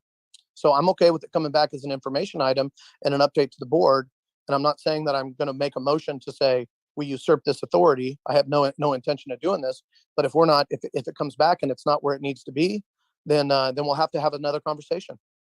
And that would mean during an information item saying, we're not voting to approve or deny this, but if under the authority, well, we're going to take a look at something else too. Whether that's a different kind of a task force or a different group or an implementing group that reviews it or other things like that as it goes forward. So I'm going to ask James, I know you've said it twice already, but I'm going to ask you to restate your motion one last time. I'll clarify one word: my motion is to approve the updated language that was brought back by staff with the provision in language that this will not be implemented before an information item comes back to the Board of Supervisors. And at that time, it'll be an information item. It will not be an item that requires a vote. And we can leave it at that. And if we need to have conversations about other things we need to put on the agenda afterwards, or other things that need to go after it, or there's a concern of how this is going, we can have that conversation later. But I am specifically asking in the motion to have, it can be stated, to bring an information item back to the board. And that's just like on the aside, as the not even a friendly amendment, is it's for staff and the task force. The goal is to come back with a green light on this. Thank you. If I may, through the chair. Yes. My suggestion, it's unusual to include a provision in an agreement that really is informational only. My suggestion would be to use to approve the agreement with the revised language that was suggested by staff, and have a direction to staff that they bring it back before implementation for an informational item before the board. And if you need a secondary meeting after that, that's also can be encompassed within the motion. I understand the advice, and the word unusual doesn't scare me from the wording being in there. I mean, I would say, Bob, other than unusual, does it make it legally, or, I mean, does it create an issue with law? I mean, because that, me being that it's unusual to include it, as opposed to just direction given to staff, I honestly want the stronger language in there. So even if it's unusual, I'd rather have that in. I don't think including it in the agreement actually gives it any more teeth than doing a direction to staff. A court is not going to enforce an informational requirement. I think what it does is cloudy up the agreement. I appreciate that, but I'm part of the motion, but not of the agreement. That was what I had heard from you, Supervisor Gore. It's part of the motion. Yeah, Supervisor Hopkins, there was some cross conversation there. Can you restate what you just said? Oh, I just said, Supervisor Gore, I mean, could it still be in the motion, even if not in the actual legal contract? So it would be sort of formally ratified as part of what we're doing today. Sounds good. I think that's can you propose that as a friendly amendment? I'll propose it as a friendly amendment, that it is a part of the motion, but one that is external to the contract, but is still something we're voting on right now. I accept that. Thank you. May I propose a question from staff? Because I just related to the approval process. We're looking at a very slow, incremental, careful rollout. So implementation, the day one of making any change at all for the system may be a very, very minor change. And then we may look at doing something, based upon how that works, incremental changes going forward after doing evaluation, data collection. It's more of a long process. Is it day one before anything at all is changed that we're to come back, or a period of time after there's been a certain amount of change that we're to come back, or should we be looking at coming back every time we make any changes?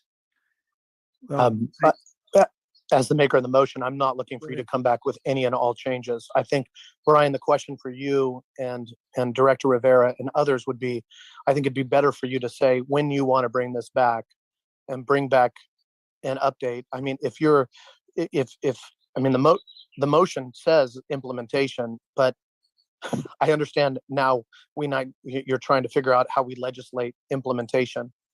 Do you have any thoughts on when this would come back to the board as at an appropriate time, when there would be, like, when you think it would trigger what I believe is implementation? You're talking about de minimis changes, as opposed to what I'm hearing from the rest of the board is looking at implementation as a true moving item, as truly it being moving. What if we avoid some of the, this is just a suggestion, what if we avoid some of the ambiguity about implementation and what it means by selecting a date certain or a time certain when the department will come back to your board with a report on the status? I'm not sure if we can set a time certain right now, but I think that if we say early 2023. That might work. I understand the concerns about it won't be implemented until this comes back. Because I think what the reworded contract says is that this can begin and will begin as part of this contract under the direction of Dr. Lovato. So there's some tension between your motion and what the contract says. If we're approving the language, the revised language of the contract, I think we're in good shape. If we also want to have a report come back to the board, we're in good shape. But I'm not sure about constraining implementation as part of that. It's an interesting one because it's, even though you're talking about, I mean, I don't want to revise language that says you don't have to bring it back before you make de minimis changes, but you should bring it back before you make substantial changes. That's, at this point where the intent of what we're talking about is that we have authority over the contract. The policy is over the authority of Dr. Lovato, and I honor that, right? And the policy of implementation where it is, but this contract, like bringing, I mean, we brought the well pass contract back 3 times. For me, I would want to give it, like Supervisor Corsi, even though you're saying early 2023, I mean, I'm not thinking July, but I'm thinking, what is the right time for Director Rivera and others to try and catch the intent of what we're saying? And Director Rivera or others, I'm just going to say, help us get a target on what you guys or Brian thinks is not de minimis change, but substantial change. Is that something in September that we'd want to review? Is that something in October? Is that something whatever? Because otherwise I'm going to stick with the language that it has. As much as folks are saying they're concerned about the language, and me trying to satisfy your concerns for contract management, I would rather you tell me if there's something different. Otherwise I'd want to stay with the language that I have. I mean, Supervisor Gord, I'm not sure we want to, this is Mark Lovato, we want to necessarily assign a date, but I think coming back in January will give us a chance to have had a lot of discussions.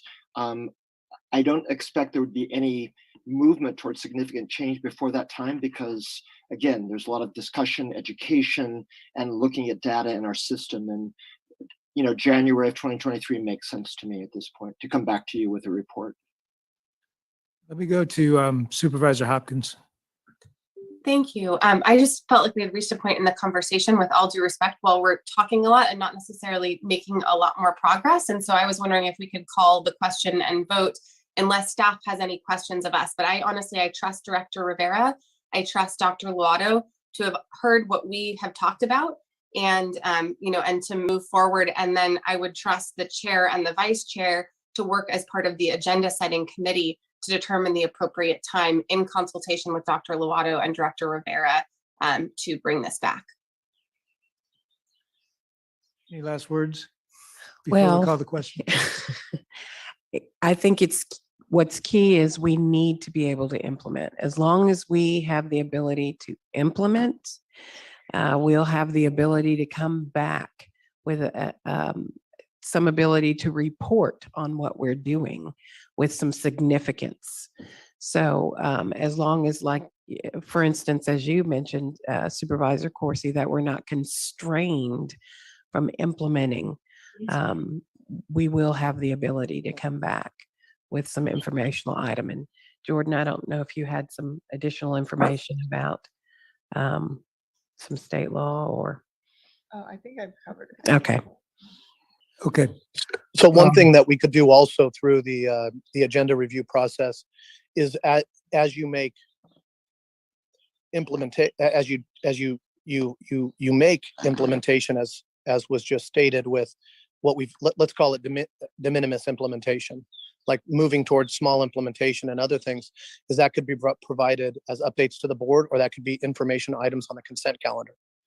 And we could still strategize towards looking at a January date, and we could look in agenda review if working with the director, if that's pushed back further or pushed up, if there's a more broad-based implementation that we want to have an informational item on regular calendar. But a lot of that can be dealt with agenda review if the colleagues are comfortable with it. All right. Supervisor Hopkins has called the question. I believe that your motion constrains the implementation of this. I'm going to vote against this, but let's call the roll.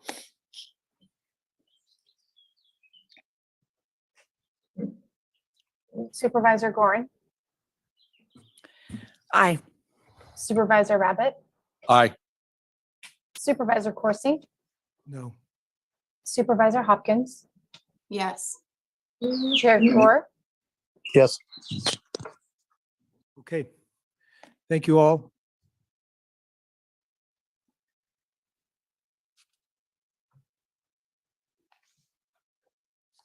We're going to move on to our 11 o'clock item.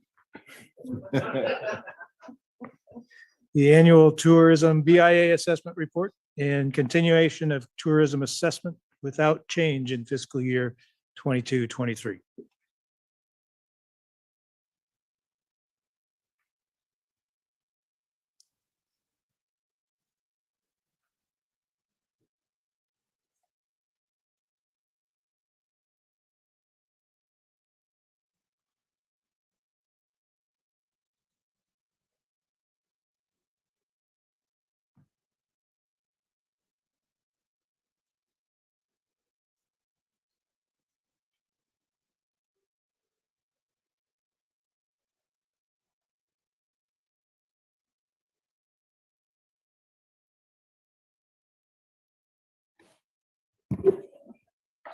Good morning, Vice Chair Corsi, board members. Oh, it is now the afternoon, I am told. Who would know, right? So good afternoon, Vice Chair Corsi, County Administrator Bratton, and Council Pittman and the board. I am Ethan Brown. I am the Interim Executive Director of the Economic Development Board. And on behalf of Sonoma County Tourism, I have President and CEO Claudia Vecchio and Board Chair Edward Rowe joining me today. Before you today is an item to continue the Tourism Business Improvement Area, or BIA, without changes for fiscal year 2022-23. This is a routine item as the BIA has continued without change since 2004 pursuant to Streets and Highways Code 36535 Part D. This item requires a public hearing and notice to solicit protest, and no protests have been received. Staff has also made a recommendation to approve a one-year agreement for estimated funding of $2.67 million, which represents 1.25% of the first 9% of the transient occupancy tax, or TOT, collected, currently estimated to be $19.2 million in fiscal year 2022-23. The term of this agreement is proposed to begin on July 1st, 2022, ending on June 30th, 2023. It should be noted that there is a proposal within the Sonoma County Tourism's annual report and budget to fund visitor center activities. That consideration is not agendized for today and will come before your board during budget hearings for consideration. The activities intended to be funded by BIA and TOT revenues include advertising, marketing materials and distribution, trade shows and sales missions, sales and marketing promotions, destination development, research and development, public relations, sales and marketing tools, labor and administrative expenses. Without further ado, I'll now turn over the presentation to Claudia and Edward, who will talk about an industry overview and forecast, as well as discuss proposed changes to the BIA in subsequent years. Thank you very much. Thank you, Ethan. Good afternoon, Vice Chair Corsi and all the supervisors. We are delighted to be here this afternoon to, as Ethan says, to have the second piece of this hearing. Obviously, it was opened up within the time frame that's required by this ordinance, and we are here today for our second portion of this hearing. We are thrilled that we have a short presentation. I know we've had some lengthier presentations in the past, but today we know we stand between you and lunch, so we'll make this short. But we're going to provide a little bit on the performance and programming of Sonoma County Tourism. That's in addition to the annual report and budget you received prior to this meeting. We so appreciate our partnership with the EDB. Ethan has been a tremendous ally for us as we all work to recover and move past the devastating impacts of the pandemic. I want to thank you too for the gold resolution you approved earlier in today's meeting. This proclaimed May as Travel and Tourism Month, and we so appreciate that recognition of the contribution of the more than 17,000 employees and thousands of businesses in Sonoma County and the tremendous impact they have on the overall economic value of Sonoma County. As you are aware, this has been and will continue to be a challenging time for the tourism and hospitality industry. While we are certainly seeing some positive movement in the frequent individual traveler or consumer sector, we are still working our way back within the business and international travel sectors. Both are incredibly coveted travel sectors, so we do need to work hard to get those two groups back. We'll talk today about this while we address two key topics that we were asked to discuss.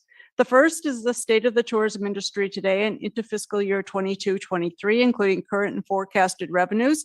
This could definitely be a more protracted conversation that we're going to have today, but Edward's just going to kind of showcase some of the key numbers and actually new numbers that we just got from Dean Runyon Associates that monitors the overall economic impact of travel.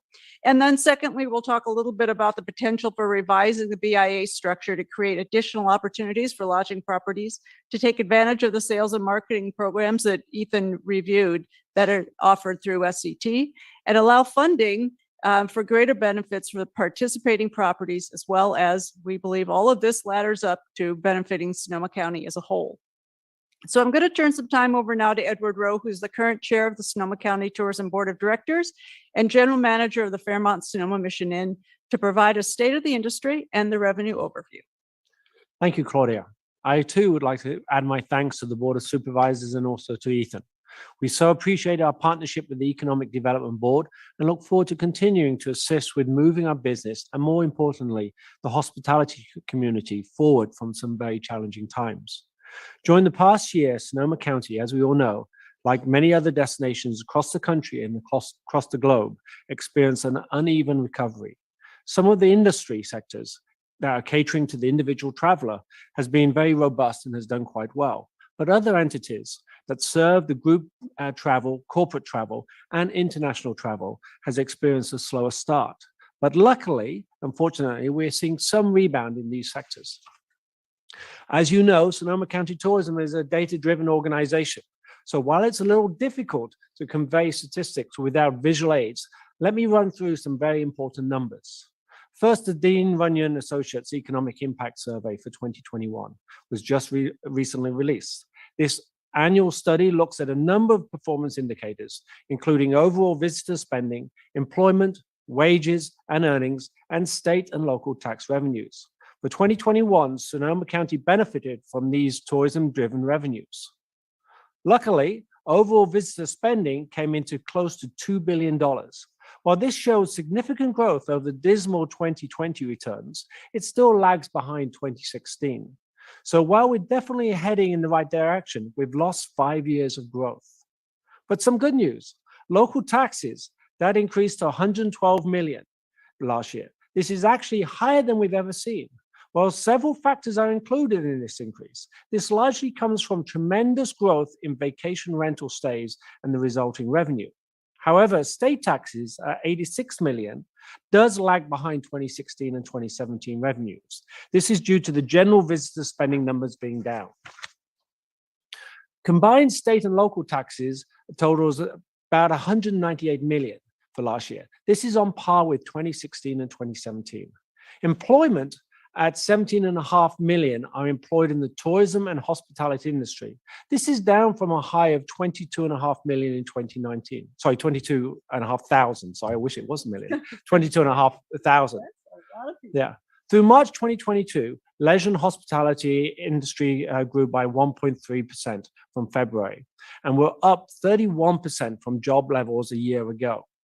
Before the pandemic, about 1 in 10 jobs were in the hospitality industry in Sonoma County.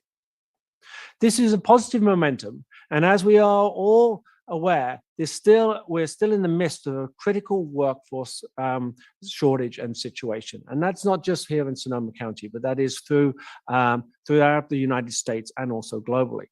As we look at the first quarter of 2020, a number of performance indicators are showing positive momentum, including occupancy and revenue per available room, which is called RevPAR, two important indicators of industry performance. Sonoma County Tourism now includes a full monthly dashboard on its website within the partner portal. A bright spot in the recovery is the passenger count at STC Airport. Total flight passengers to STS in March were about 50,000, up 37% month over month, and 53% ahead of flight levels in March 2019, marking the greatest relative change to 2019 recorded as of yet. In terms of Sonoma County Tourism and its budget, we have seen a nice recovery. As you know, the organization's budget was significantly impacted, up to 40% during the height of the pandemic. Looking at last year, the current year, and forecast for 2022 and 2023, we're seeing for BIA in 2020 and 21 came in at about 76% of the fiscal year 18 and 19. The first two quarters of the fiscal year, July through December 20, were about 60% of the prior year. January through March 2021 saw a pickup into about 73%.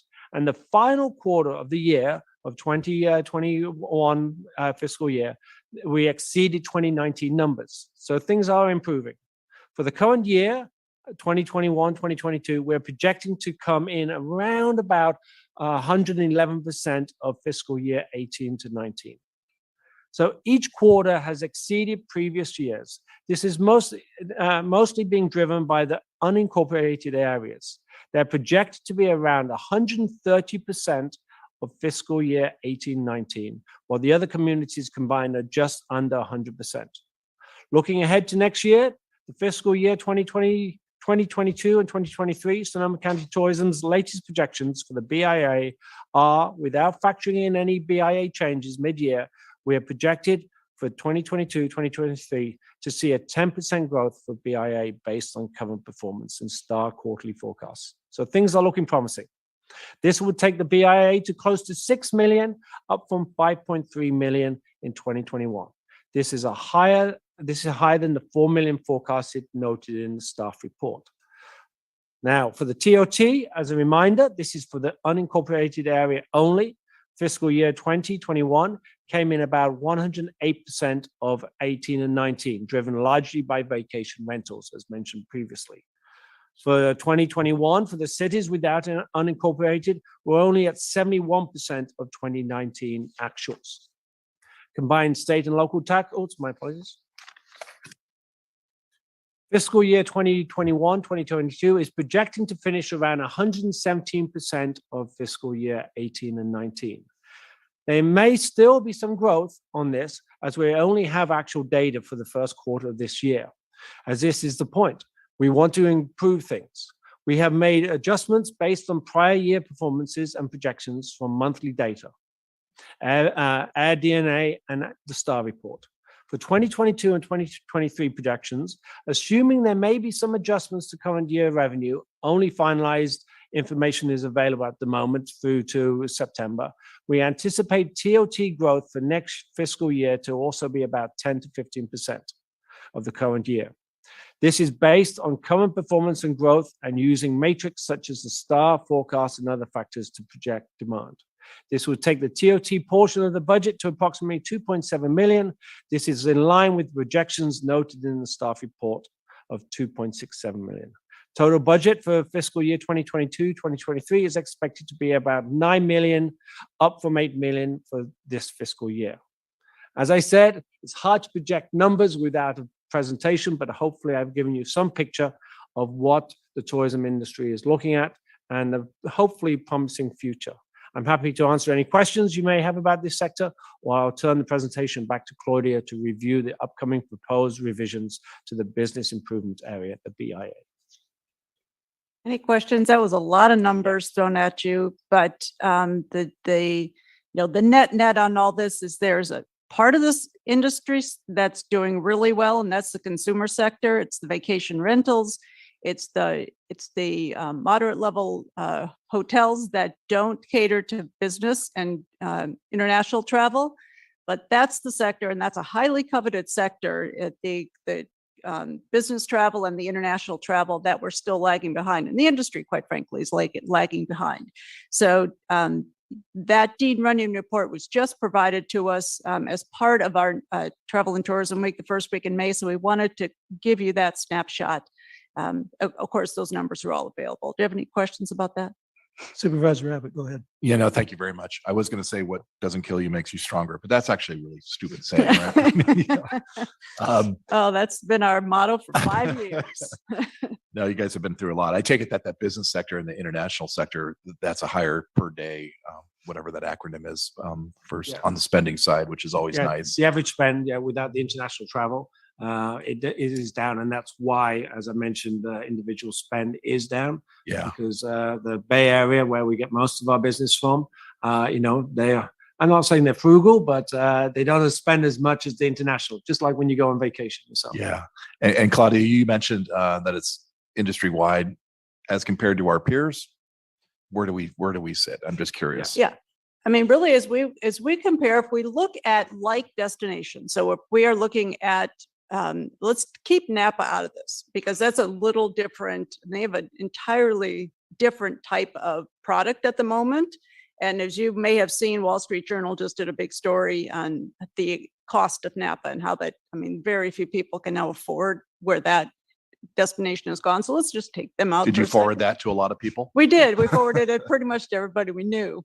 But if we look at destinations like San Luis Obispo, if we look at to some extent Santa Barbara, but even if we look at leisure destinations across the country, we're doing well. And like destinations have seen this recovery much more strongly than urban destinations. San Francisco's still 50% of where they were, and they probably will be until we get this business travel thing figured out. And it's not going away. This not going to change soon. So, but we are doing well if we look at like destinations across the country. Go ahead. Okay, on we go. BIA revisions. Thank you, Edward. I'm just reading from the script, sorry. We've also been asked to talk about the organization's proposal to revise the BIA program parameters. As a reminder, BIA is a self-assessed allocation that Sonoma County's lodging community put into place at the inception of Sonoma County tourism. A change such as this requires a mandated process that SCT is working through. So much like the process we are finalizing today, we will need to do an entire communication and outreach protocol to those entities that will participate in any changes we make to the BIA program. So I'm a little concerned today that this conversation will come as a surprise to some of those municipalities and potentially businesses that we haven't yet reached out to, but I'm just to say, rest assured, everybody, if we move forward with this, that we will be communicating in due time to make sure that everybody knows what's happening, and we do that process in the way that it's meant to be done. So first of all, we have two different revisions that we're looking at. The first is to eliminate the $350,000 per year revenue benchmark for participation in the program. So currently only lodging properties that generate revenue more than $350,000 per year participate in the SCT countywide BIA. When it was established, the lodging market, and this will come as no surprise to anybody, looked very different from today's environment. As you know, thousands of vacation or short-term rentals have come on the market since then, and the business model has become pretty sophisticated for that industry segment.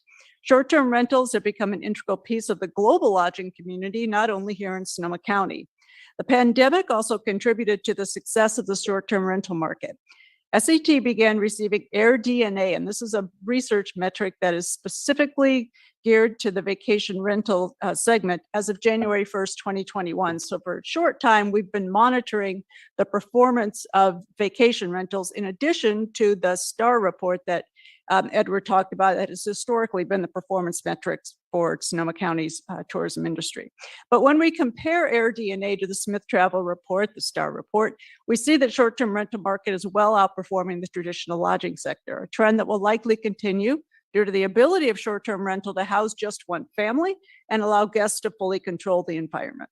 Until we get through this COVID pandemic, we're going to continue to see the short-term rental market do very well.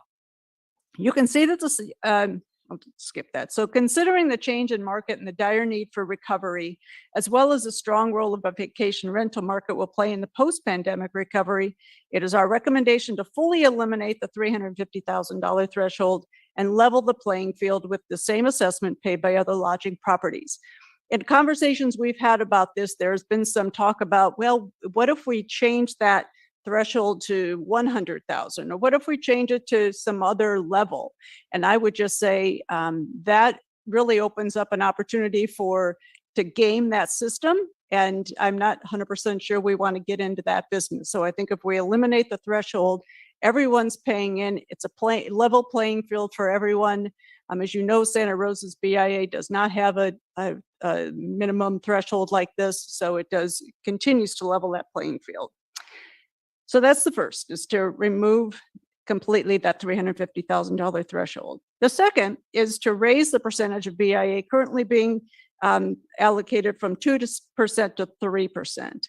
While we're seeing an average daily rate of hotels at robust levels, as you've heard, we're still very much in recovery mode. As mentioned per the language in the ordinance, BIA dollars must be spent to directly benefit those payers or those who are collecting this allocation for this program. It has to directly benefit them on driving business into those doors of those lodging properties.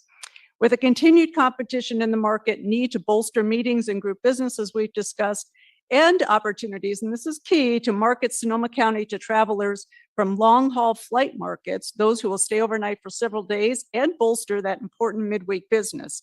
These funds will go a long way towards supporting those goals and directly benefiting these participants. And when these coveted travelers come into the destination, it's worth noting that the tide will rise for all ships. Retailers, restaurants, wineries, activities, traditional tourism-driven businesses will benefit, but so too will the businesses that support these entities. A healthy tourism economy truly does benefit all of Sonoma County. We've been working with, and I'm glad he's still, yes, he's still here, with Eric Rosser and his team on figuring out how this all will work, and we will certainly continue to have these conversations with him and his team. The BIA revision is really part of SCT's focus on the future. With this eye on the long-term success of the organization, our partner businesses, and the county, SCT also has embarked on a destination master plan. Unlike other generalized master plans, however, this one is focused on destination stewardship, sustainability, and resiliency. In partnership with the Coraggio Group, a Portland-based strategic planning organization, SCT is currently conducting focus groups with leaders from a number of business sectors and with residents to take a forward-thinking approach to how we want Sonoma County to be as a tourism destination in 20 years' time.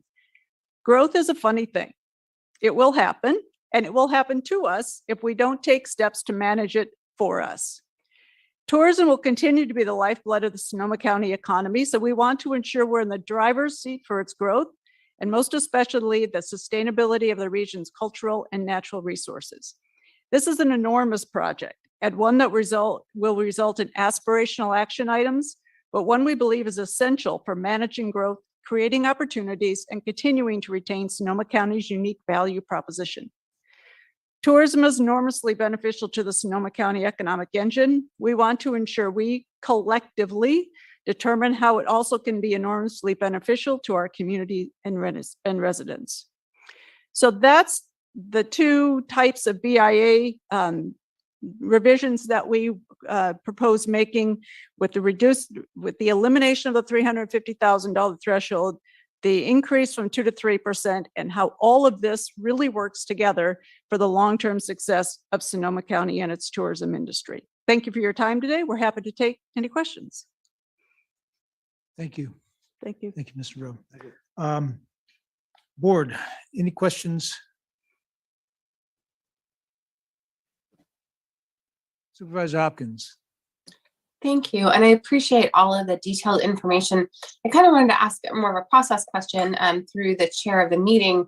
You know, I was anticipating the discussion really being focused on just sort of the annual renewal and not necessarily getting in as much to the potential increases. I have a lot of questions about that. It was briefly mentioned in the staff report, but there was quite a bit more information presented today. So I'm just kind of curious.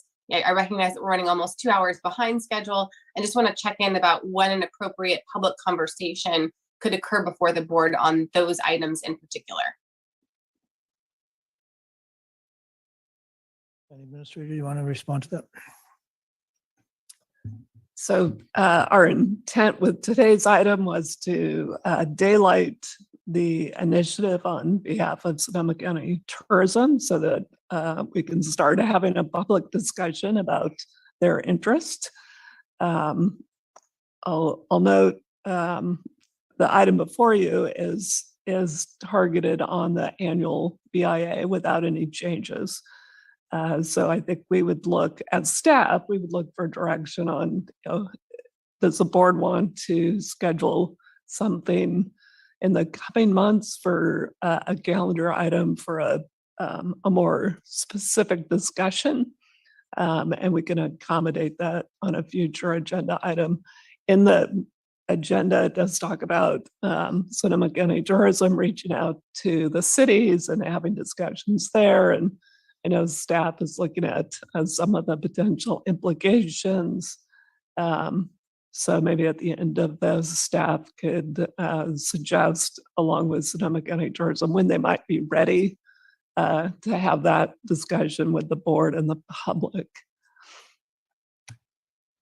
Thank you. Supervisor, any follow-up?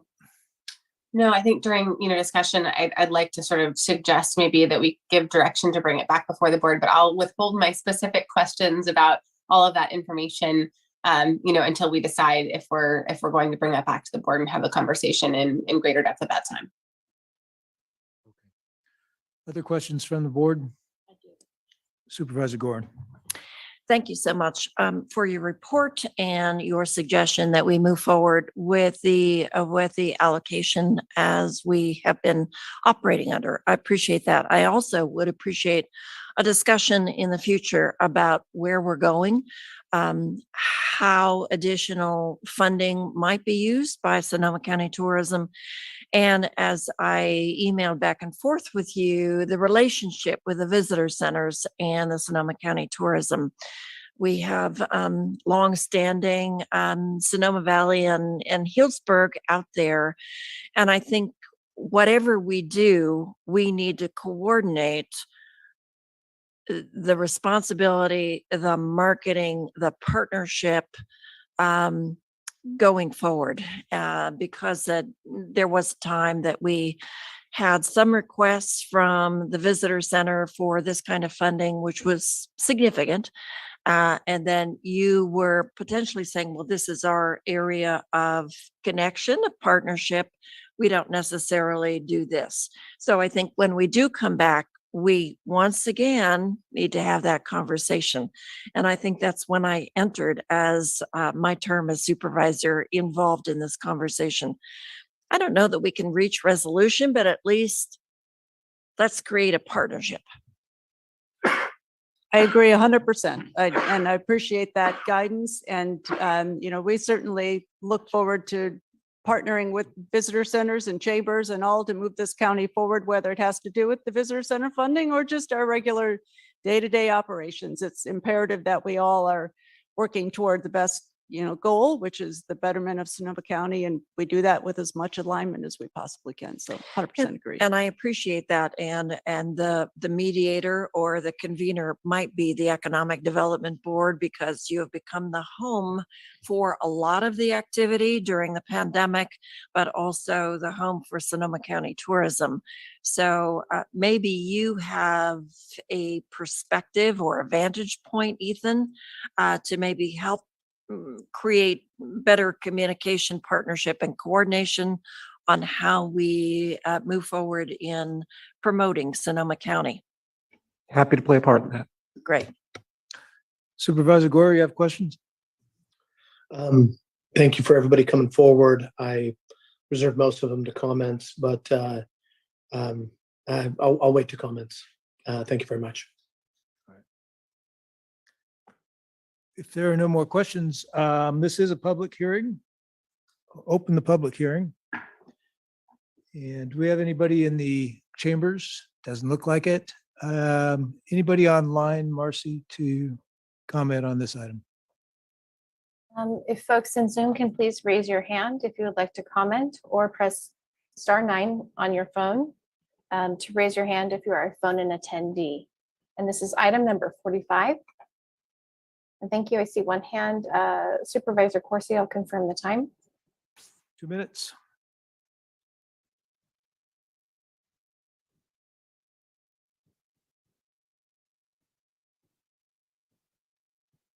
And thank you for this individual. If you can please unmute and state your name.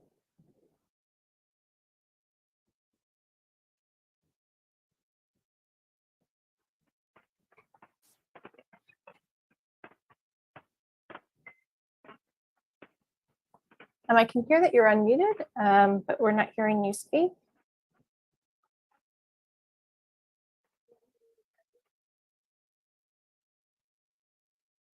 This is for the individual listed as community member in our Zoom. This is item number 45, public comment, and your hand was raised to comment.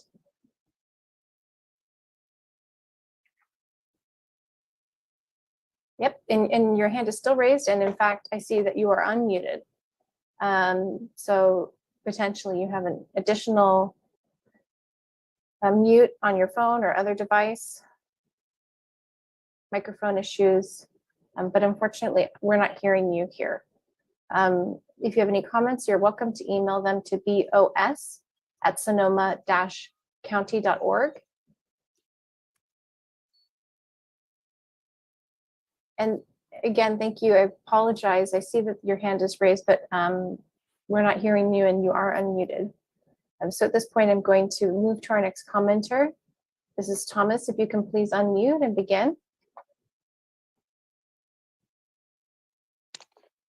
Hello, can you hear me?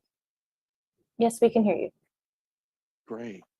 Well, good afternoon. I just wanted to remind the board that I was speaking about. Volume is very low. I'm in an area where I have to speak low. I apologize. Hope you can hear me now. I wanted to remind the board that I had spoken before about the tourism and the opportunity to create a system of huts that would be tourism huts, something like Airbnb, but could be used as agricultural housing. And sometimes people propose things, and if it has a number of benefits, they think it's must not be really important. That's not a measure of the need. It's a measure of the types of solutions that it solves. The need is very great in terms of having affordable agricultural response to our climate change. And so we can have these huts there for tourism.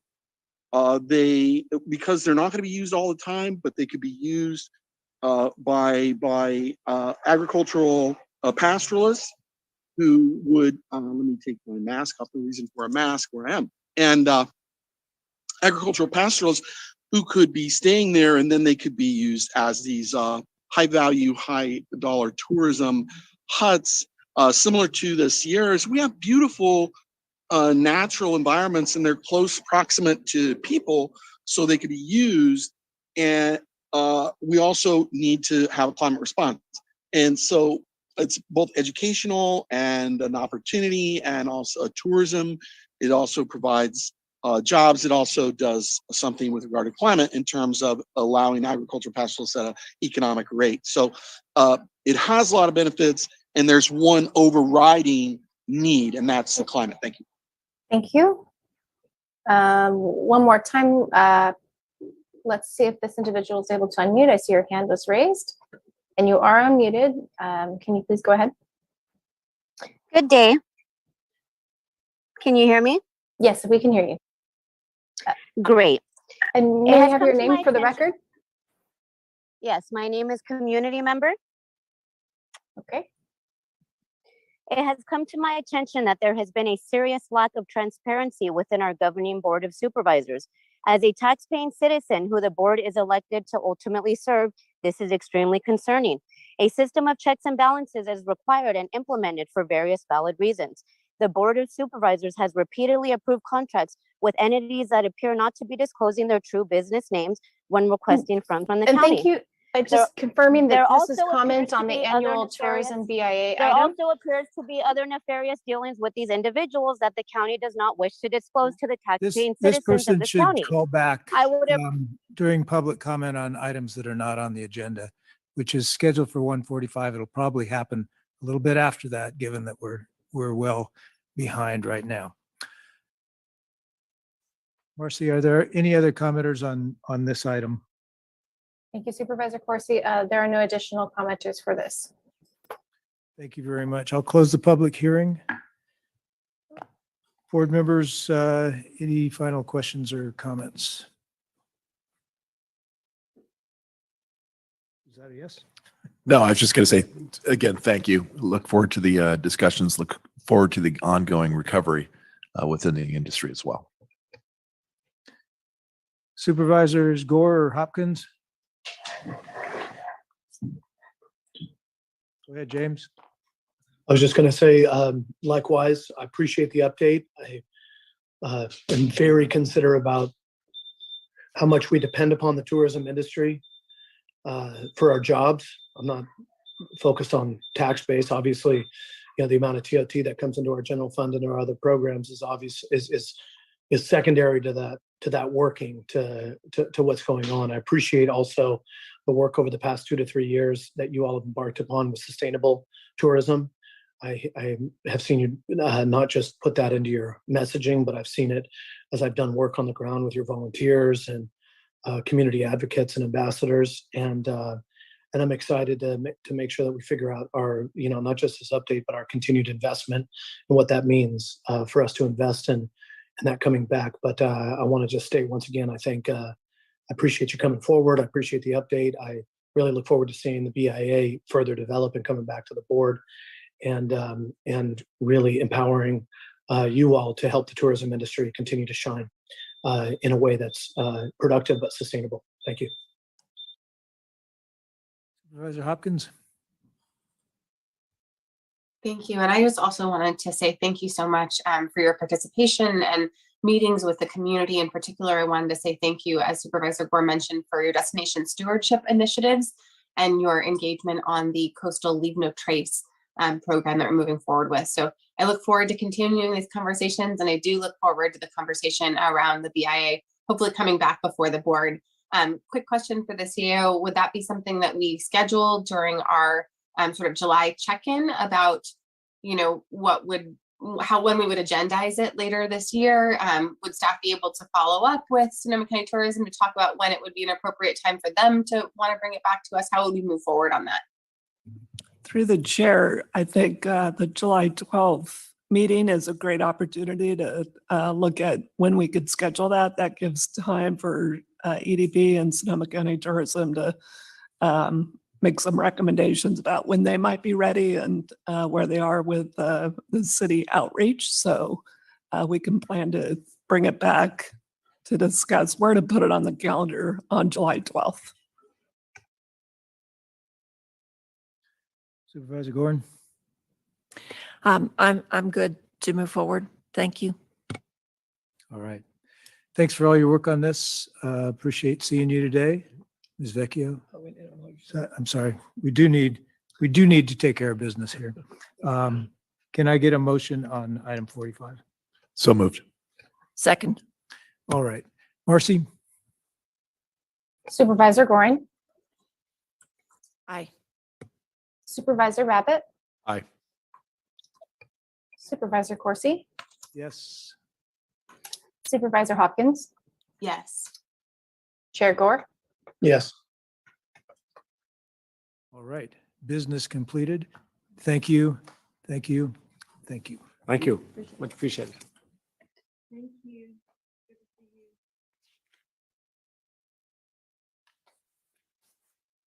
So we'll be going into closed session. We are not going to be done probably by 1:45. I'll just let folks know that now. Any comment on closed session items? No one in the chambers, Marcy, anyone online?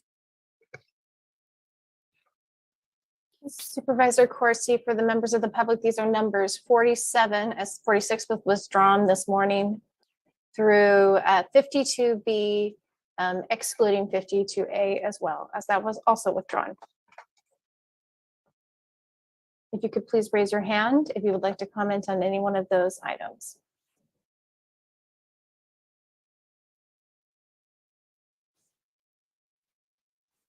Thank you. There are no hands for comment on closed session. Thank you, Marcy. We'll recess into closed session and see you in about an hour and a half.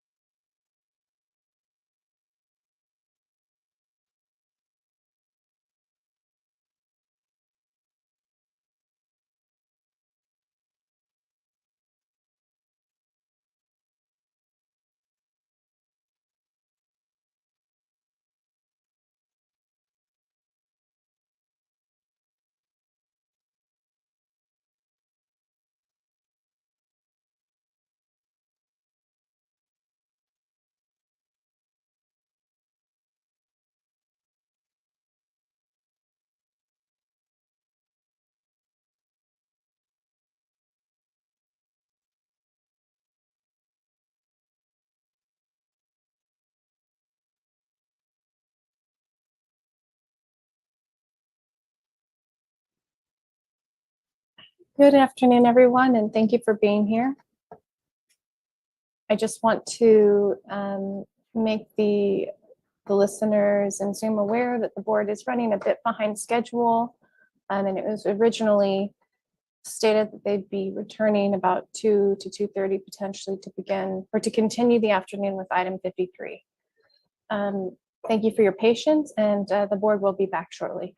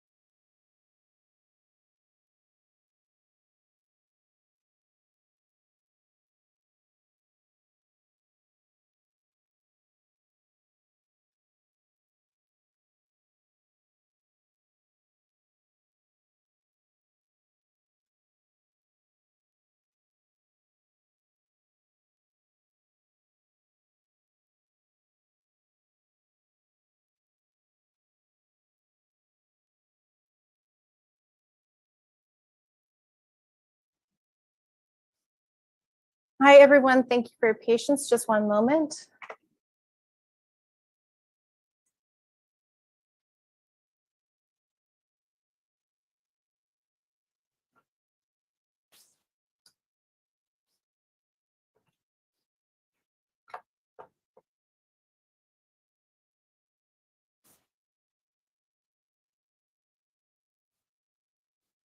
Thank you, Karen. And Supervisor Corsi, we are ready to continue. Very good. Thank you, Marcy.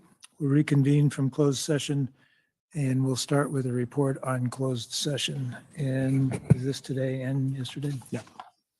So thank you, Vice Chair Corsi. So we're going to do report outs from yesterday's special closed session as well as today's closed session.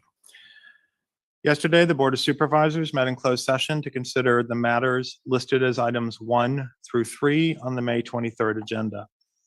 On item 1, the Board of Supervisors met in closed session to consider the public employee appointment for the position of Director of the Independent Office of Law Enforcement Review and Outreach.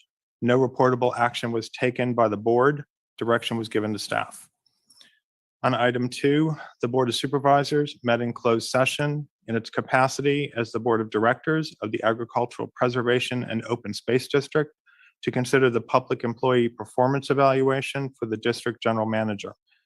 No reportable action was taken by the board. Direction was given to staff. On item 3, the Board of Supervisors met in closed session in its capacity as the Board of Supervisors for the County of Sonoma, the Board of Directors of the Water Agency, the Board of Commissioners of the Community Development Commission, and the Board of Directors of the Agricultural Preservation and Open Space District to confer with the agency's labor negotiators for all employee organizations and unrepresented employees.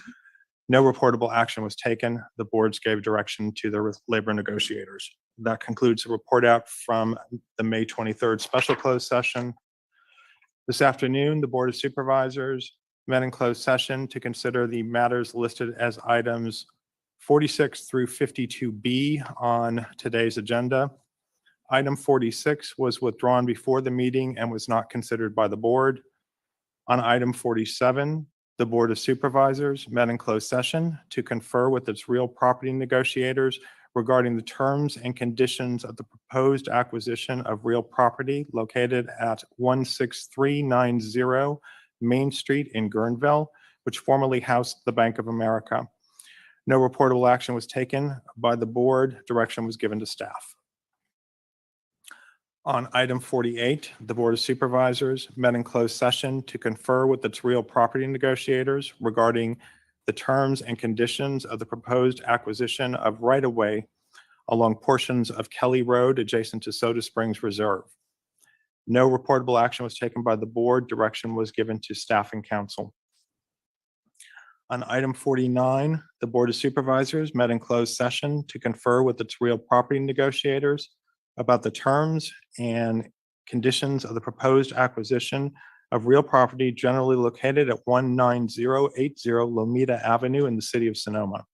No reportable action was taken. Direction was given to staff. On item 50, the Board of Supervisors met in closed session to confer with legal counsel regarding existing litigation in the workers' compensation case of Luke Solozano versus County of Sonoma. By a vote of 5-0, the board gave approval for the settlement of Mr. Solozano's workers' compensation claim by way of a compromise and release agreement for $100,000, less permanent disability advances and temporary disability overpayment. Direction was also given to the Deputy Human Resources Director to execute all documents necessary to effectuate the settlement. On item 51, the Board of Supervisors met in closed session to confer with legal counsel regarding existing litigation in the workers' compensation case of Rachel Dalto versus County of Sonoma. By a vote of 5-0, the board gave approval for the settlement of Ms. Dalton's workers' compensation claim by way of a compromise and release settlement for $75,000, less permanent disability advances and temporary disability overpayment. Direction was also given to the Deputy Human Resources Director to execute all documents necessary to effectuate the settlement. On item 52, item 52 was withdrawn before the meeting and was not considered by the board. Item 52A was withdrawn before the meeting and was not considered by the board. And finally, on item 52, the Board of Supervisors met in closed session in their capacity as the Board of Supervisors for the County of Sonoma and the Board of Directors for the Agricultural Preservation and Open Space District to confer with its real property negotiators regarding the terms and conditions of a proposed acquisition of real property generally located at 2660 North Highway 1 in Bodega Bay, and more commonly known as Chancellor Ranch. No reportable action was taken by the board. Direction was given to staff. And that concludes the closed session report out. Thank you, Mr. Pittman. Okay. Supervisor have- Corsi, I'm not sure Yeah. that you can see me. I can't. Yep, that was my suspicion. If I may just have 2 minutes, we have our, essentially the attendee view is frozen and we just need to reboot. That just should take a few minutes. All right, we will stand by. Thank you so much.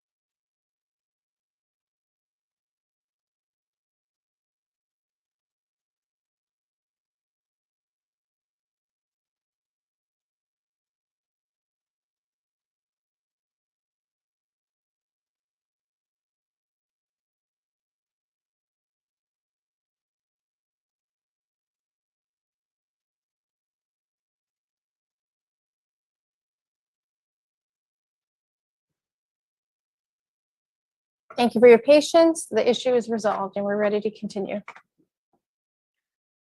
Thank you, Marcy. So continuing on with today's meeting, our afternoon is going to look like this. We have two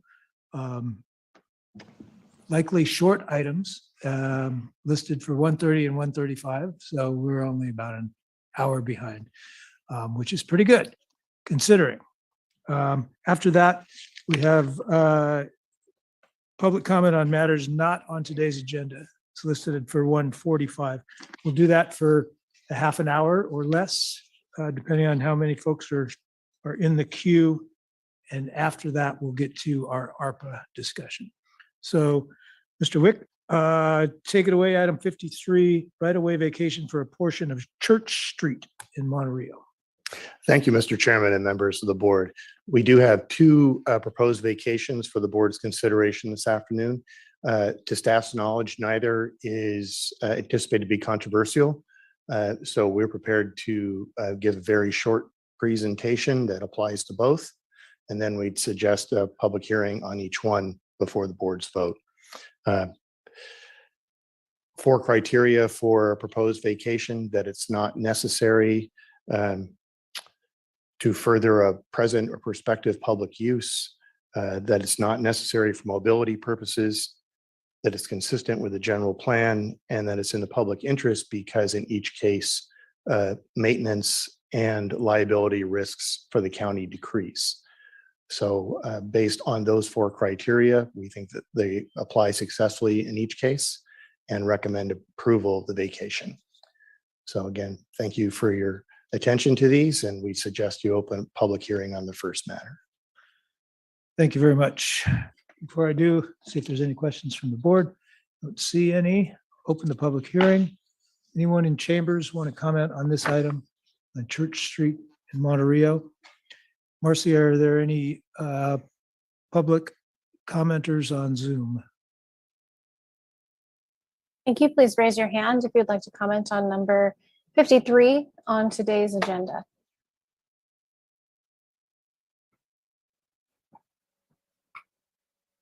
And thank you. This is number 53. I have 3 commenters right now: Adina, Michelle, and then Mike. Marcy, would you make sure that these folks know that this is on item number 53, a right-of-way vacation on Church Street in Monterey. We are into the afternoon, but we are not yet at public comments for items not on the agenda today. Certainly. Thank you so much. There are a couple hands. I'll seek direction on the amount of time for comment. 2 minutes. Thank you.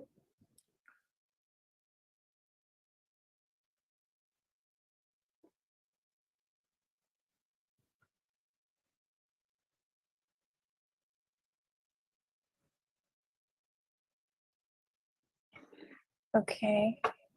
And again, as Supervisor Corsi said, this is item number 53. And then following this, we'll be going to 54 and public comment, not on the agenda. You can please unmute and state your name.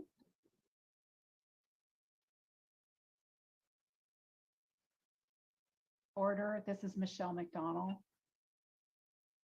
Michelle, you're very faint. We're not hearing you that well.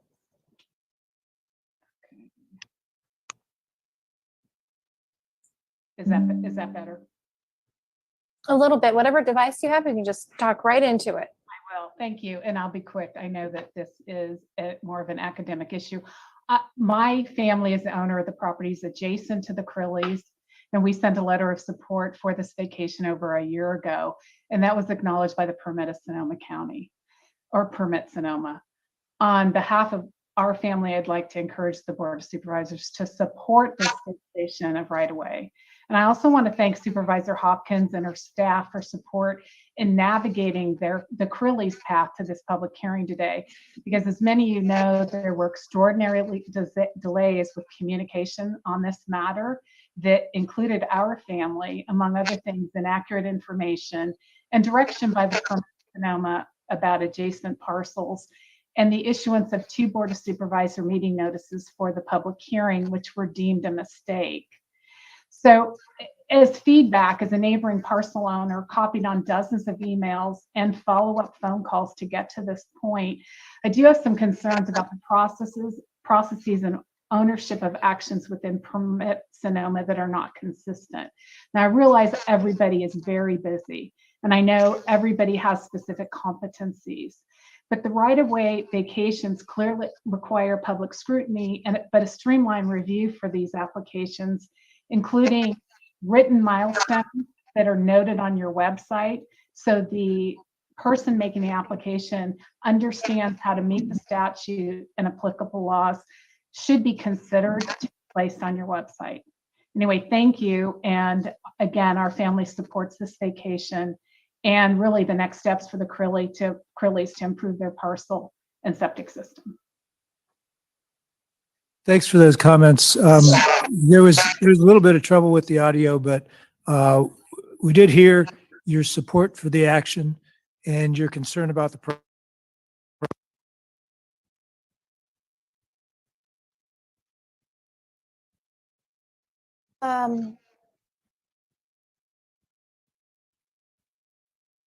If you can hear me in the chambers, we've lost sound.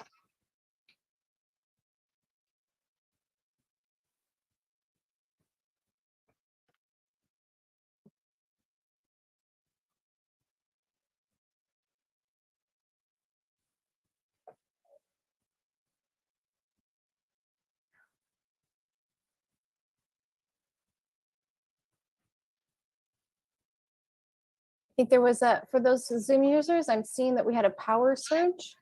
It's a hot day, that could be it. So if you just bear with us here another few minutes while we make sure all our devices and computers are up and running to be able to continue to run our meeting. We greatly appreciate your patience. Thank you.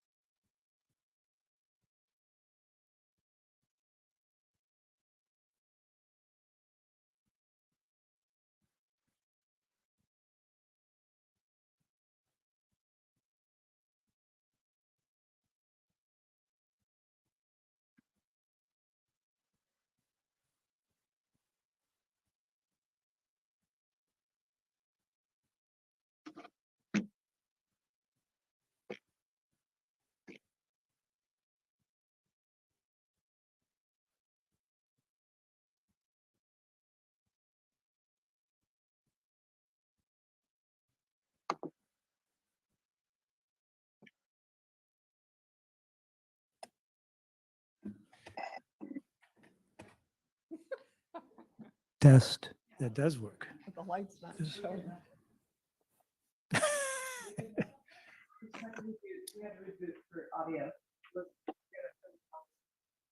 Now the light's on.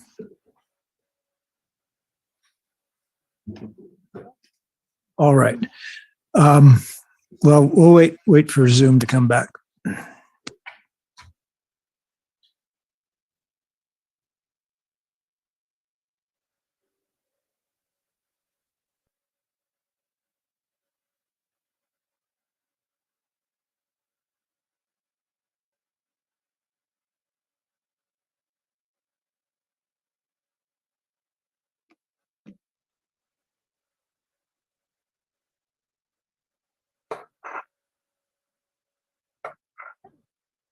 It's this last time will be the charm. I don't know if it's the second or third, but I think we're ready to go.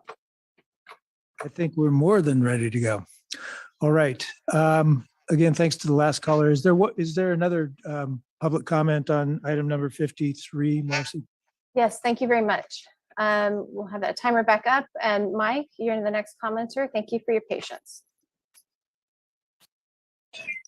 Yeah. My name is Mike Crilly. I'm not sure if you can hear me. We can hear you. Okay. Well, thank you for placing this item on the agenda. I'm the property owner adjacent to the right-of-way, and I am the one who have initiated the request to vacate it.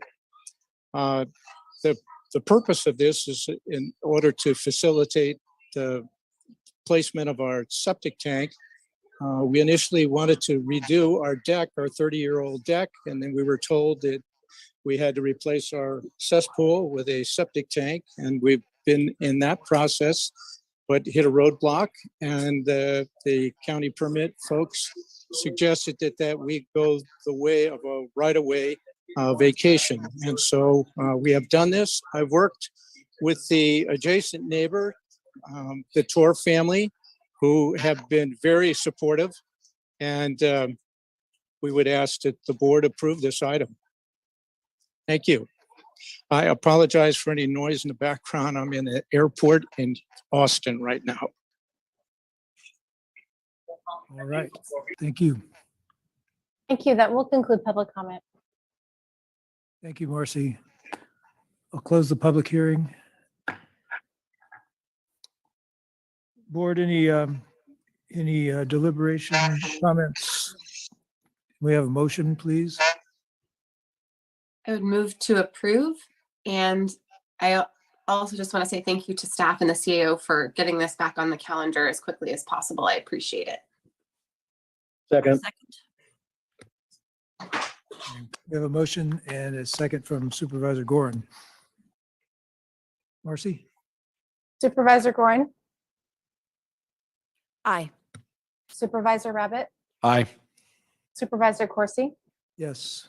Supervisor Hopkins, Yes. Chair Gore. Yes. Thank you very much. Moving on to item number 54, right-of-way vacation for portions of Terrace and Rio Vista roads in Monterey. Mr. Wick.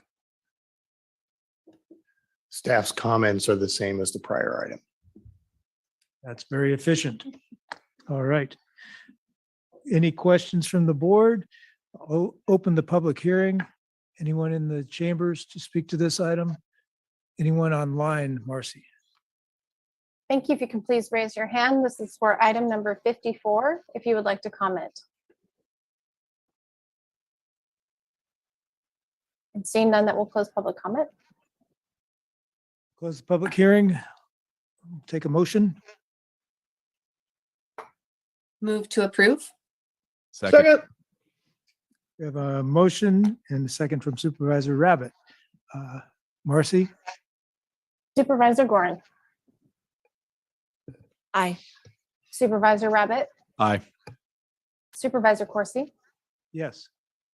Supervisor Hopkins, Yes. Chair Gore. Yes. Thank you very much. We'll move on to public comment on matters not listed on today's agenda. We are finally there. And again, we're going to keep this to 30 minutes or less as we're running far behind.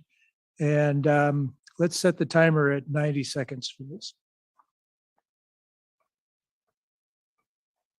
And if we have more folks wanting to make public comment on items not on the agenda, more than 30 minutes worth now, we will restart that after the ARPA discussion. There'll be more time for public comment.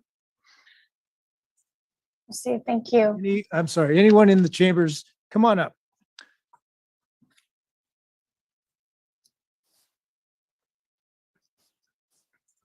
Thank you for your patience. Hold on one second. Is that microphone on?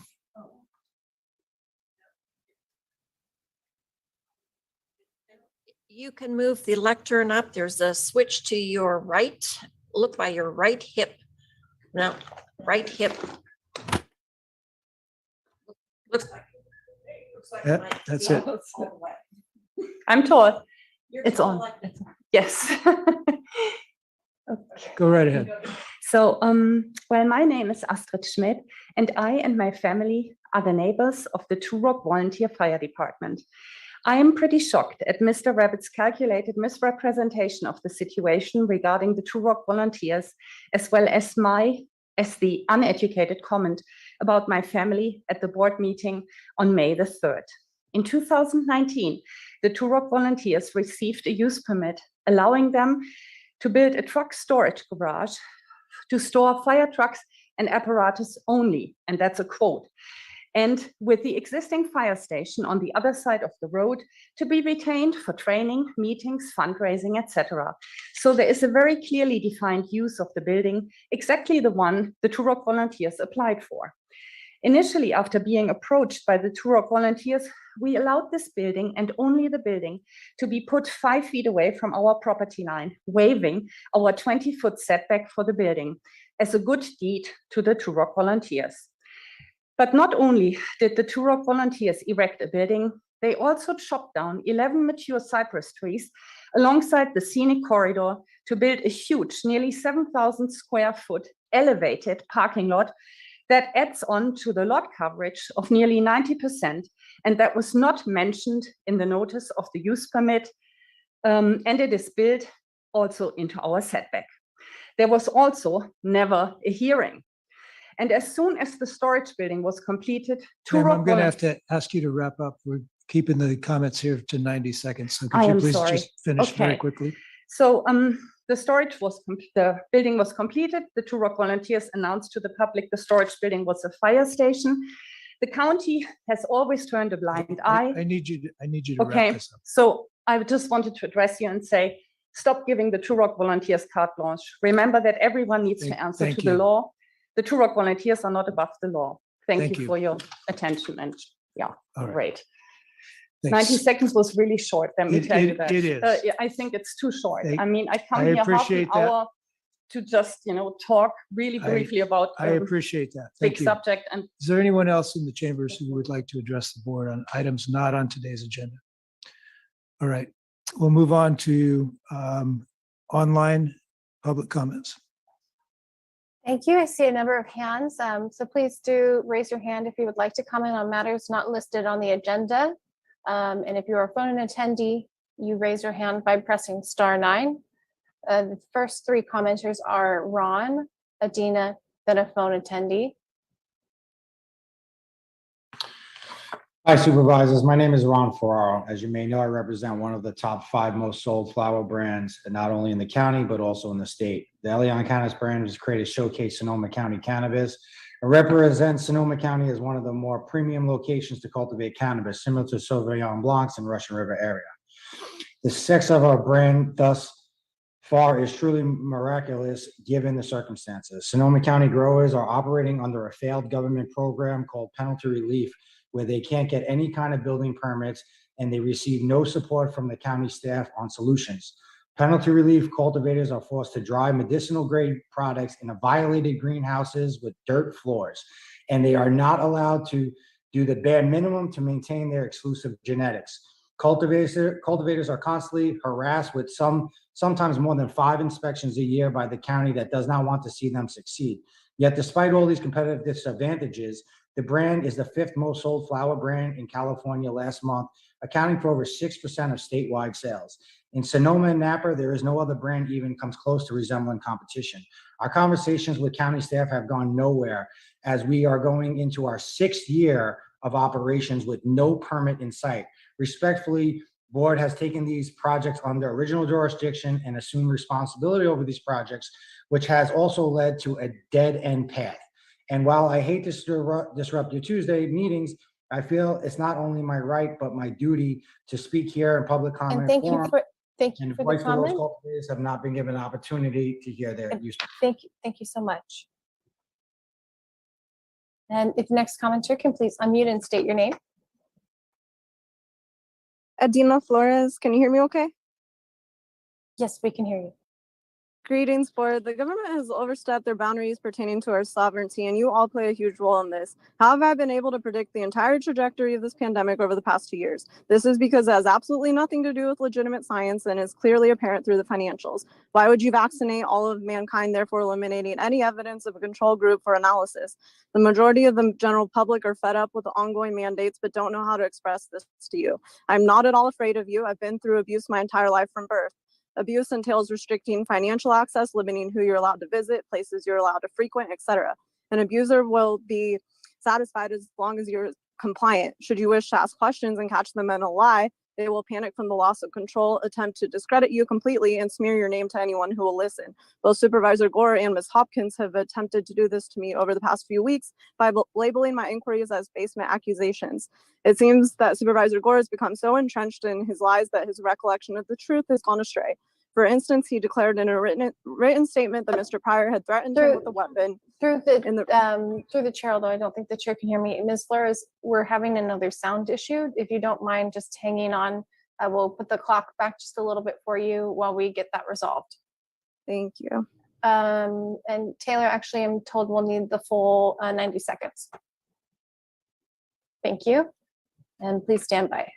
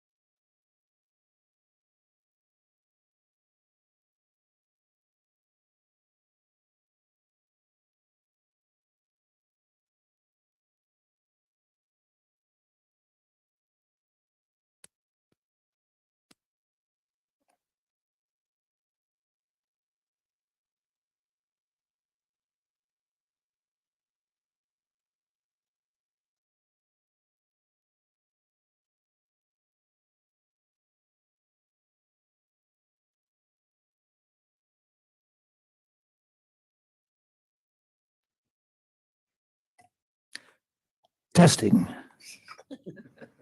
I can hear you in Zoom. Can you hear me? We can hear you, Marcy. Here we go. Ms. Flores, I'm going to bring you back up to begin your comment.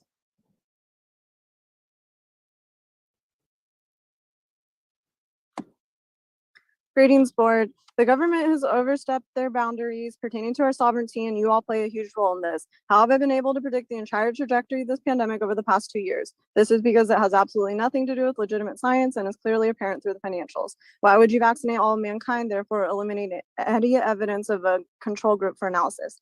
The majority of the general public are fed up with the ongoing mandates, but don't know how to express this to you. I'm not at all afraid of you. I've been through abuse my entire life from birth. Abuse entails restricting financial access, limiting who you're allowed to visit, places you're allowed to frequent, etc. An abuser will be satisfied as long as you're compliant. Should you wish to ask questions and catch them in a lie, they'll panic from the loss of control, attempt to discredit you completely, and smear your name to anyone who will listen. Both Supervisor and Hopkins have attempted to do this to me. Supervisor Gore and Ms. Hopkins have attempted to do this to me over the past few weeks by labeling my inquiries as basement accusations. It seems that Supervisor Gore has become so entrenched in his lies that his recollection of the truth has gone astray.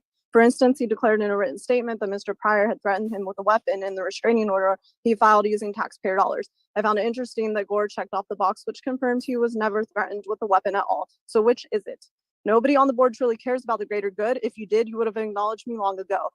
Domestic violence rates have tripled over during the lockdowns. There's been absolutely no mention of this from the health services team because this affects people of color primarily. I am a survivor of domestic violence from previous relationships. When I submitted photos of me being strangled, you all declined to prosecute.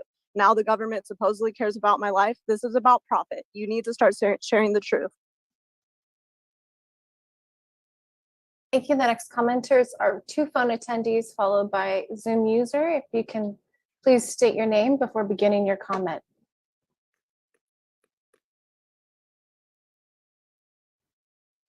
This is Rob McGilly of the 9/11 Truth Campaign. We, the Willie Brown abused people, do not want to become communist. 11 times traitor, pedo President Joe, and 34 other martial law 107243 authority 1 authorizing traitors in our 117th Congress, not Senator Ron Paul, and a few other constitutionalists who remain silent, serve our shadow president, Boss Dem Willie Brown, and his former girlfriend, VP Kamala, as he determines to be necessary, at we the betrayed people's safety and unsustainable expense. San Franciscans, number 2, do not vote for Nancy Pelosi unless she stops serving shadow U.S. President Willie Brown, the Wizard of Deception, who has been Communist China's top foreign agent since 1980. The Wiz controls access to Communist China's slave labor production racket since 1980 for 1,500 American producers, Exhibit 1. That is why Communist China's goons in the Paul Hobbs winery gang get away with seizing half of John's 15-acre carriage horse farm in Grayton, California, by unconstitutional seizures in Exhibits 2, 2.1, and 2.2 of John's 8.1 acres along the Gravenstein Highway, depriving him of his real property without due process of law, in violation of the U.S. Constitution, 5th Amendment, Authority 2, and California Constitution, Article 1, Declaration of Rights, Authority 3, which Thank rules. you for the comment. That will conclude the time. The next commenter, if you can please unmute and state your name. This is Daniel from 9/11 Truth Campaign. All people are by nature free and independent and have inalienable rights. Among these rights are enjoying and defending life, liberty, acquiring, possessing, and protecting property, and pursuing and obtaining safety, happiness, and privacy. Number 3, the Hobbs gang destroyed John's historical bull farm, Exhibit 3, that dragged Douglas fir logs to the Grayton Mills, also violated John's U.S. Constitution, 5th Amendment, Article 1, protected rights. Number 4, Communist China and Enron wanted a pipeline in Afghanistan with 9/11 as planned by desperate Enron bust Kinlay, Exhibit 4. Number 5, the 2017 Made in China so-called wildfires demolished over 5,000 counties of Sonoma, homes, Exhibit 5, in less than an hour, but killed only 24 residents. No doubt thanks to Sonoma County Sheriff Mark Essick and probably Willie Brown. He's a destroyer, not a killer. Number 6, Communist China's COVID-19 pandemic mass murdered over 1 million Americans in the last 2 years, Exhibit 6. Number 7, Communist China's floundering agent, pedophile President Joe Biden treasonously opened our south border as he determined to be necessary under public martial law 107-243 for cheap illegal labor criminals no other country wants. And Traffickers thank you of for the China. comment. If the next commenter can please unmute and state your name. Hello, Roseanne Schneider, 9/11/2 campaign. I come from a family of military and law enforcement, and I've never seen such corruption and human rights abuses in this country or this county. If we're going to save our country, then we must all unite to enforce the laws of the land. So let's review them. Declaration of Independence, July 4, 1776. We hold these truths to be self-evident that all men are created equal, that they are endowed by their Creator with certain inalienable rights, that among these are life, liberty, and the pursuit of happiness. U.S. Code 241, conspiracy against rights.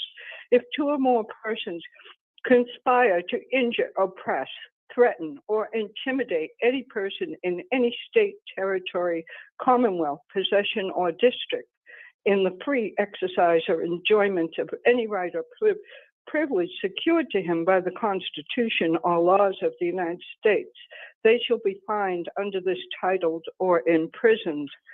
Executive Order number 13818, December 20th, 2017. Executive Order blocking the property of persons involved in serious human rights abuse or corruption. Quote, human rights abuse and corruption undermine the values that form an essential foundation of stable, secure, and functioning societies, having devastating effects on individuals. Thank you for the comment. That concludes the time. The next 3 commenters are also phone attendees.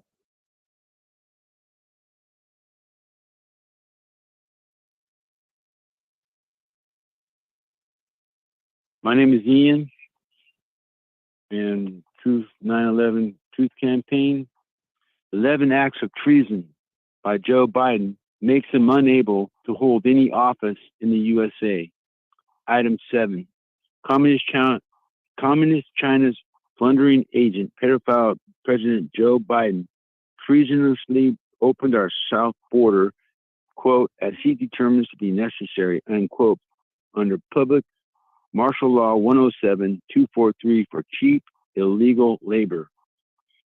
Criminals no other country wants.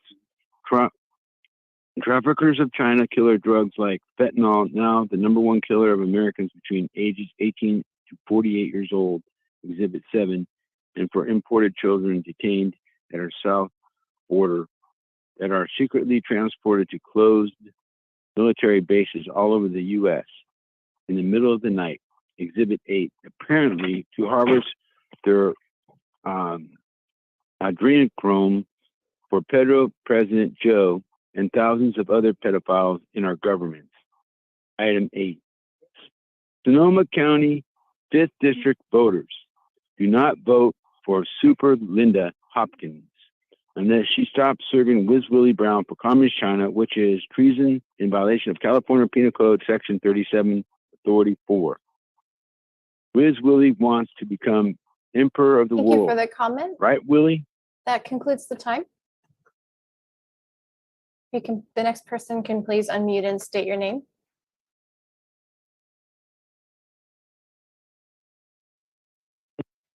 I'm unmuted, it said.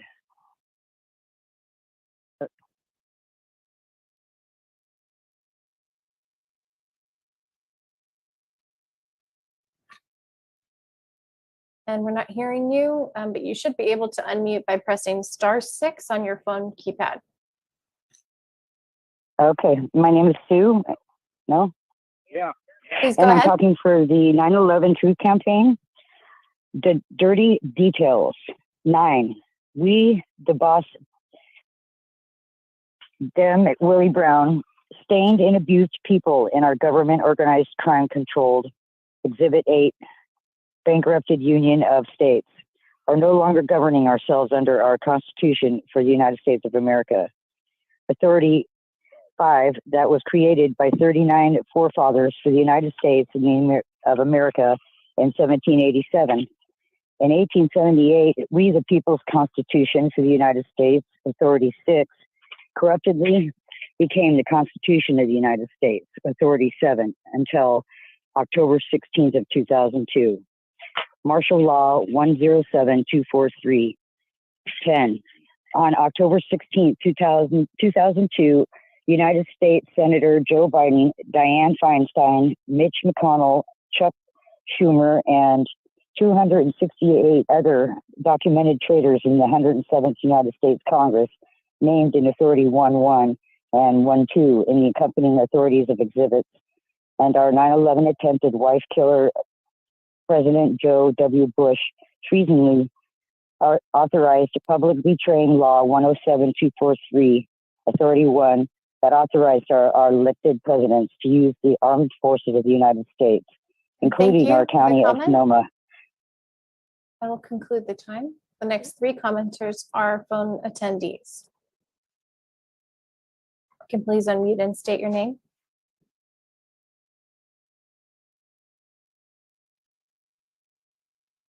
This is Mary Morrison, and once again, we're having to wait. Why? Because you're having closed session, and you're discussing things like negotiating property contracts and things like that. Also, the permit department and the water agency. Why are those meetings closed to the public? There's no reason for it, especially because we're on Zoom. Zoom, the public is not getting in your way. We're not interfering with anything, but we are able to listen in on what you're doing. So there's no excuse for having closed sessions. Okay, on our judicial, legislative, and executive branches of our United States governments are co-equal. In order to maintain co-equality to ensure effective check and balance between the 3 branches, there can be no overlapping or shared duties between the 3 branches. All 3 co-equal branches of our United States government lie to hide the truth about 9/11 to this day. Since October 16th, 2002, we, the betrayed American people, have been governed by Public Martial Law 107243, as he determines to be necessary instead of by our U.S. Constitution, which is our supreme law under Article 6, debt supremacy, oaths, that every judge is bound thereby, anything in the U.S. Constitution or state laws to the contrary notwithstanding. And who is he? He is our shadow U.S. President, Willie Brown, the great imposter.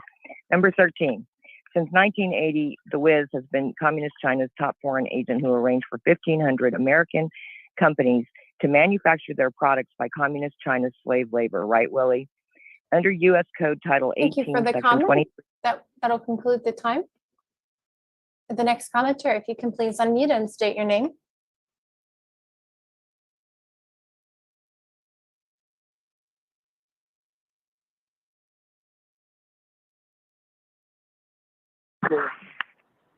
Yeah. Hi, this is John Zenkel. It's just criminal that you only give us 90 seconds with this information. You are giving aid and comfort to domestic enemies. No question about that. That's treason. Every one of you are committing treason because of that, because your head guy, Mr. Gore, who we already have one treason charge against, for saying my work is racist. Was that right? Yeah, racist. Absolutely absurd. What you don't have this in writing, I'm finally going to finish it and give it to you and show it around to the world that you are all not serving we the people. You're serving your what do you call people? They're special interests that finance you. Thank you. You're supposed to support we the people without a mental reservation or purpose of evasion.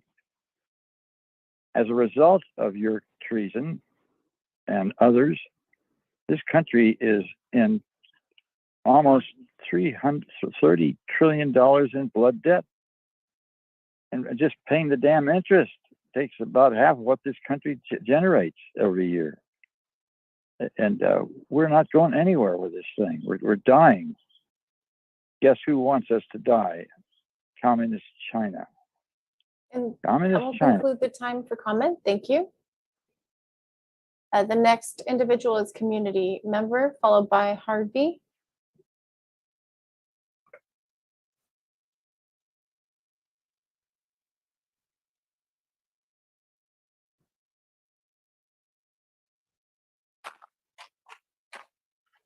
Good day to my fellow community members. It has come to my attention that there has been a serious lack of transparency within our governing board of supervisors in Sonoma County. As a taxpaying citizen who the board is elected to ultimately serve, this is extremely concerning. A system of checks and balances is required and implemented for various valid reasons. The Board of Supervisors has repeatedly approved contracts with entities that appear to not be disclosing their true business names when requesting funds from the county.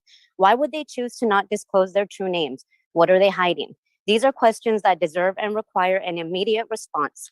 There appears to be nefarious dealings with these individuals that the county obviously does not wish to disclose to the taxpaying citizens of this county. This egregious activity is just the tip of the iceberg with the current Board of Supervisors. We, the people, would appreciate complete and full transparency on everything presented to the board with the community and taxpayers who contribute to the funding of this county. It is outright criminal to do otherwise. The closed sessions that have been held as of late are absolutely unacceptable, ridiculous, and negate the point of transparency. We, the people, demand complete transparency and accountability from every elected official serving the county of Sonoma. Thank you.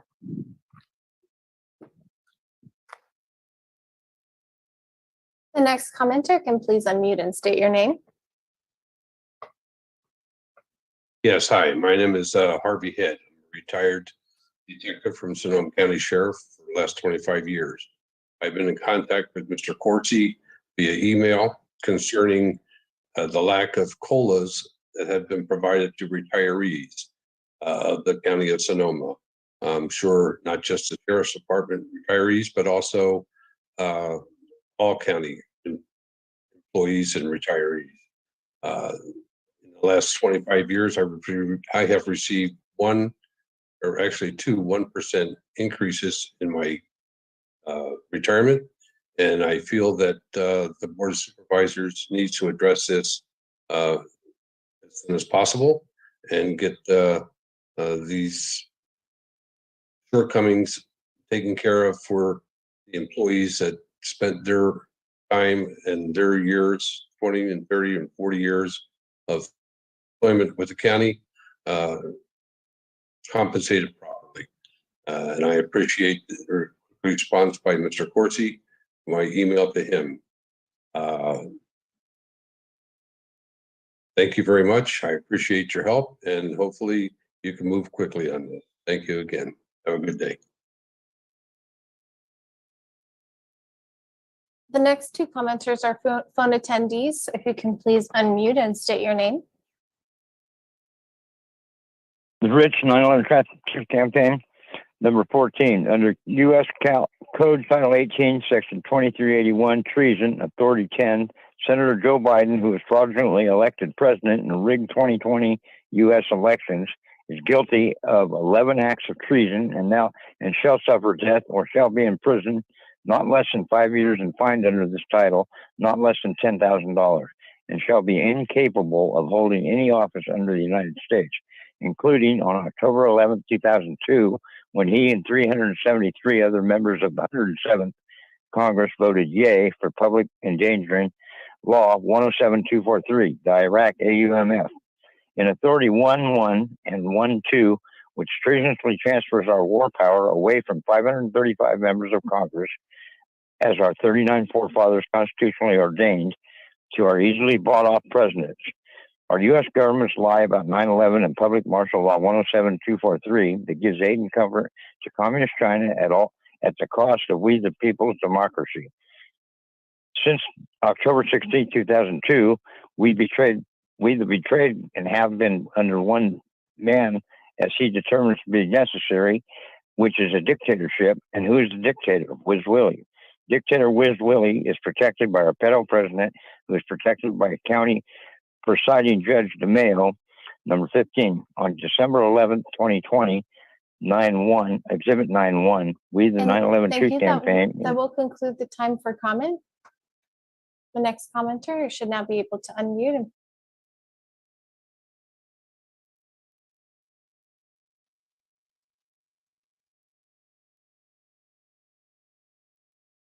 John from the 9/11 Truth Campaign. On December 11th, 2020, Exhibit 9.1, we, the 9/11 Truth Campaign in Grayton, California, attempted to file in Sonoma County Superior Court our 25-page petition for redress of our grievances, Exhibit 9, which is our right under our U.S. Constitution, First Amendment. Our 25-page petition, Exhibit 9, clearly proves that Joe Biden is a 5-time documented traitor, and therefore he is incapable of holding any office under the United States under the U.S. Code, Title 18, Section 2381, treason. Our petition for redress of our grievances for the common good was denied by our County of Sonoma presiding judge, Bradford J. DeMayo, in Exhibit 9.1, in violation of our First Amendment rights to petition Superior Court for redress of our grievances, to enforce our supreme law of the U.S. Constitution, First Amendment, without any mental reservation or purpose of evasion, including our enforcing code, Title 18, Section 2381, treason, that rules traitor Joe Biden shall be incapable of holding any office under the United States. That is the law of our bankrupt land, but it appears to be that 9/11 Truth Campaigners give a damn. 16 is dishonored DeMayo. thank you for the denial comment. of That our will conclude time. And the next commenter is Zoom user, followed by phone attendee, and then Omar. Hello, my name is Victoria Yanez, and I am a volunteer with Homeless Action, ! I'm very concerned about the district attorney prosecuting trespass cases that have been cited against homeless persons or unsheltered persons on private property when there's nowhere else for them to go. We know they're not protected by law because it's not public property. But in the moral sense, the county is responsible for providing for those who have no other means of support according to Welfare and Institutions Code 17,000. I would like to encourage the county to please ask the district attorney to exercise prosecutorial discretion in not prosecuting these cases, because if people have these convictions, it's less likely they'll be able to find a rental. And I'm suffering from COVID right now, so I want to support anything the county's doing to get everybody vaccinated and deal with this scourge.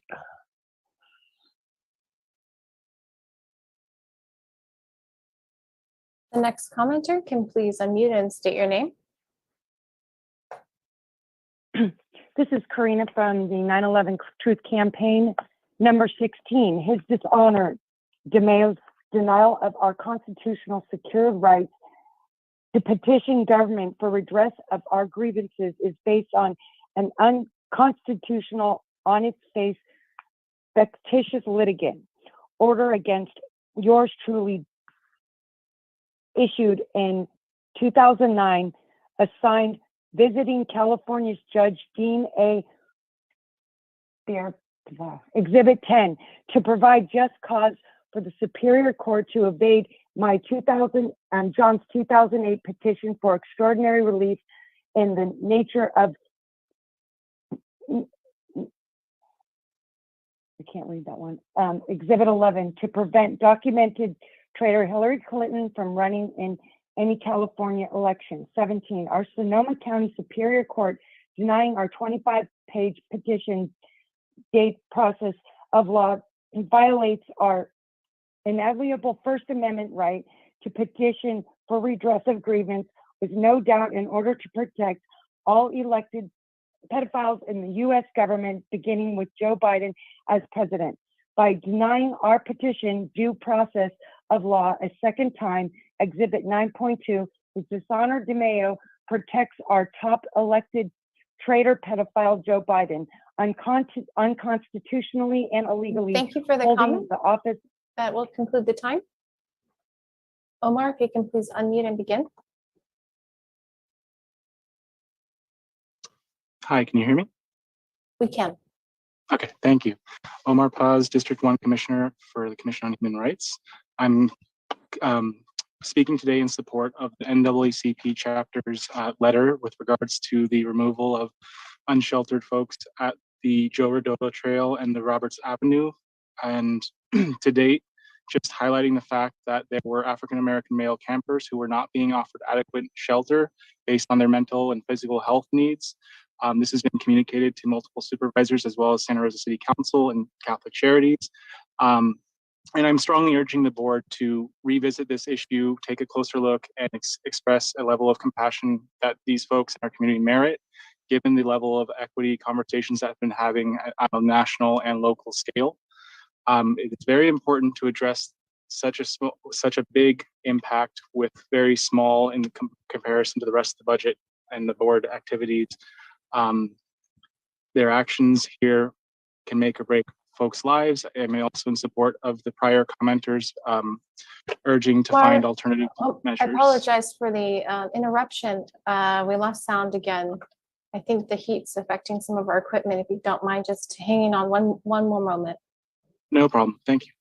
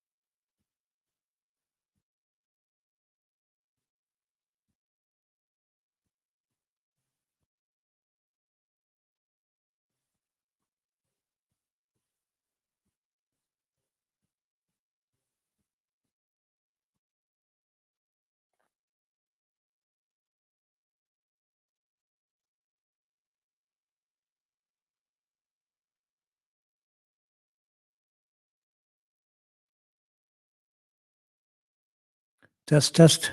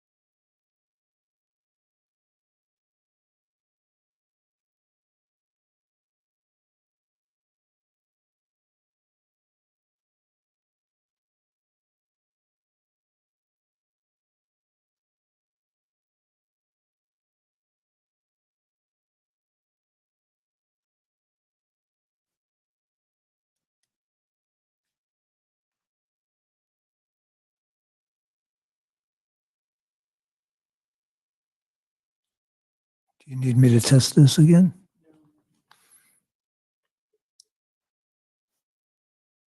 Thanks. We have sound and we can continue with Omar's comment, but we're still having issues with visual of the chamber. So for now, Omar, if you can apologize for the inconvenience, if you can please go ahead and make that comment, and we'll go back to the 90 seconds. Thank you. Just making sure you can hear me. Yes, Again? we can. Okay, great.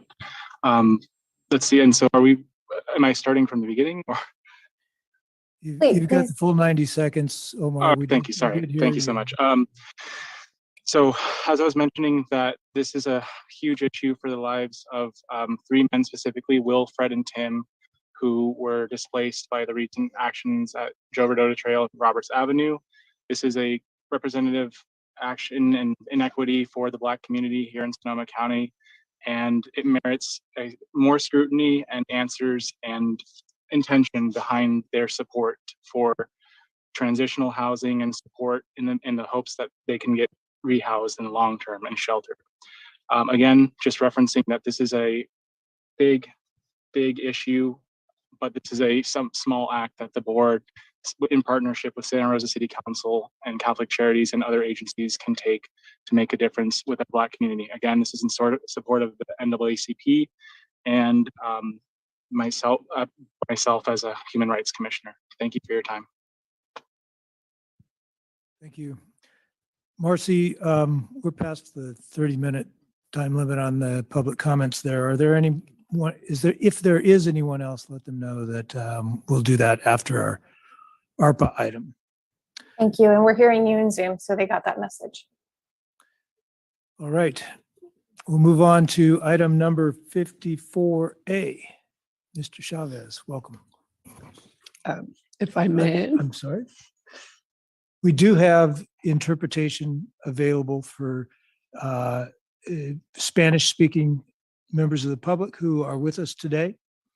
Is there anyone in the chambers that needs interpretation? Is there anyone that wants interpretation? Don't see anyone. Thank you very much. And as always, interpretation is available on Zoom. And maybe we could restate that in Spanish if we have an interpreter online.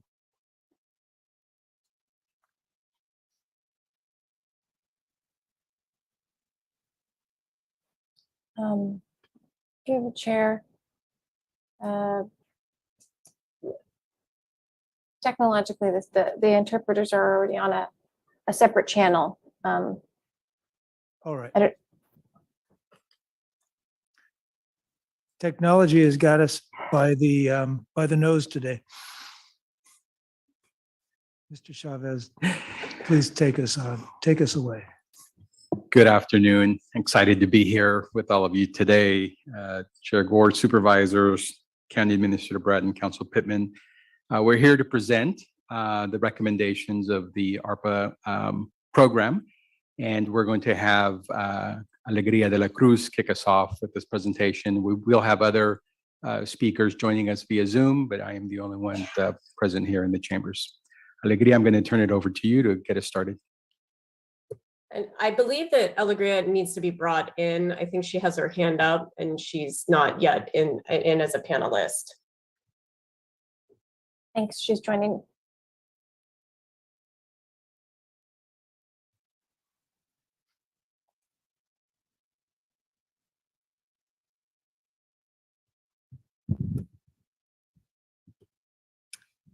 Thank you so much.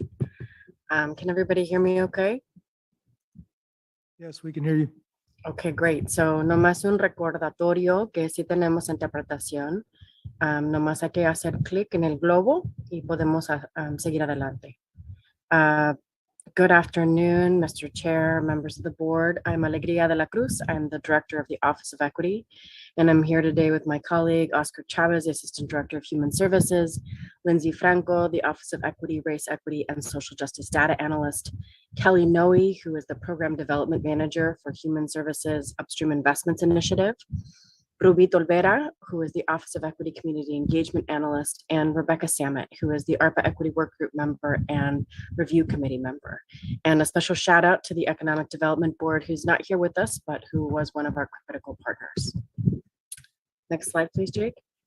Alegria, you've got a little bit of garble in your sound. I want to encourage you to get closer to your microphone, but not so close that you're touching it. Sounds like that might be happening. Okay, is this any better? Yes, it is. Okay, good. I will do my best to to keep this distance here. So today we are going to go through the summary of ARPA, its intent and impact, the intensive community engagement that has been central to this process. We're going to walk through the NOFA, or the Notice of Funding Availability, and we'll talk through the community-led review committee process. We're also going to make sure that we review COVID impact data from the Department of Health Services, and to ensure that we're on the same page with regards to areas with the greatest impacts and need, to really ground us in our reason for being here today. And then finally, we will walk through the 27 proposals recommended for funding that were born of the above for your approval. Next slide, please. Oh, there we go. All right. So as we all know, the federal government allocated $96 million directly to the county, not including our other municipal jurisdictions and other tribal partners. These funds under the American Rescue Plan Act are to aid the response and to mitigate the impacts of the COVID-19 pandemic, including promoting long-term strategies that will address the impact on the most affected communities to, I'm going to quote from the legislation here, change the course of the pandemic. Alegria, sorry, hang on. We've got another audio issue here.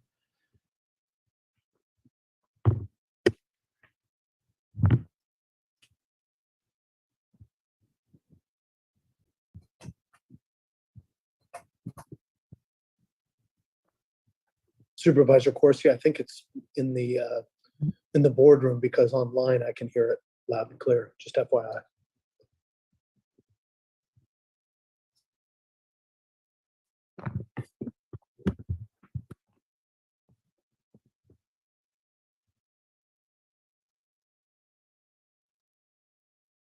Any challenges with my sound here? I'll agree, I can hear you. This is James. I'm online too. I think they're resetting their own stuff.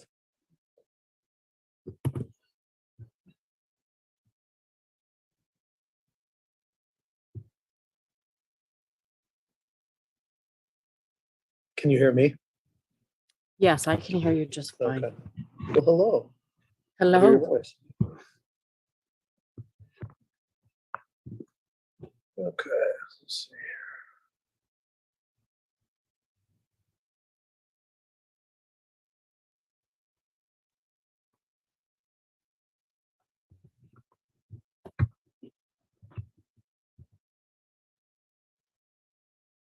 Yeah, folks on the Zoom apparently can hear us just fine. It seems that it's the people in the chambers.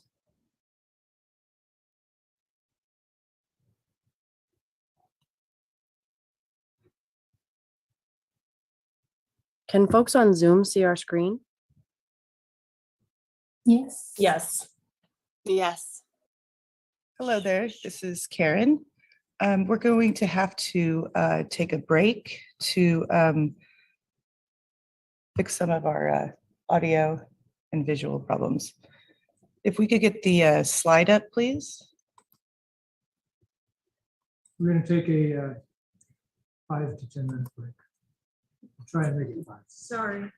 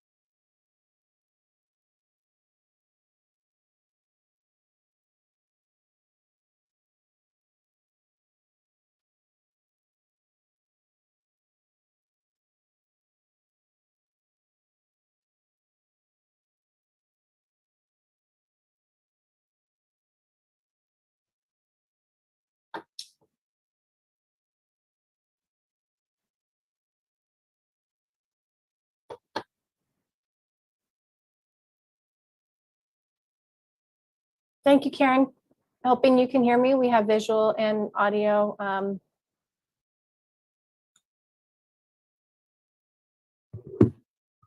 I can hear you just fine, Marcy.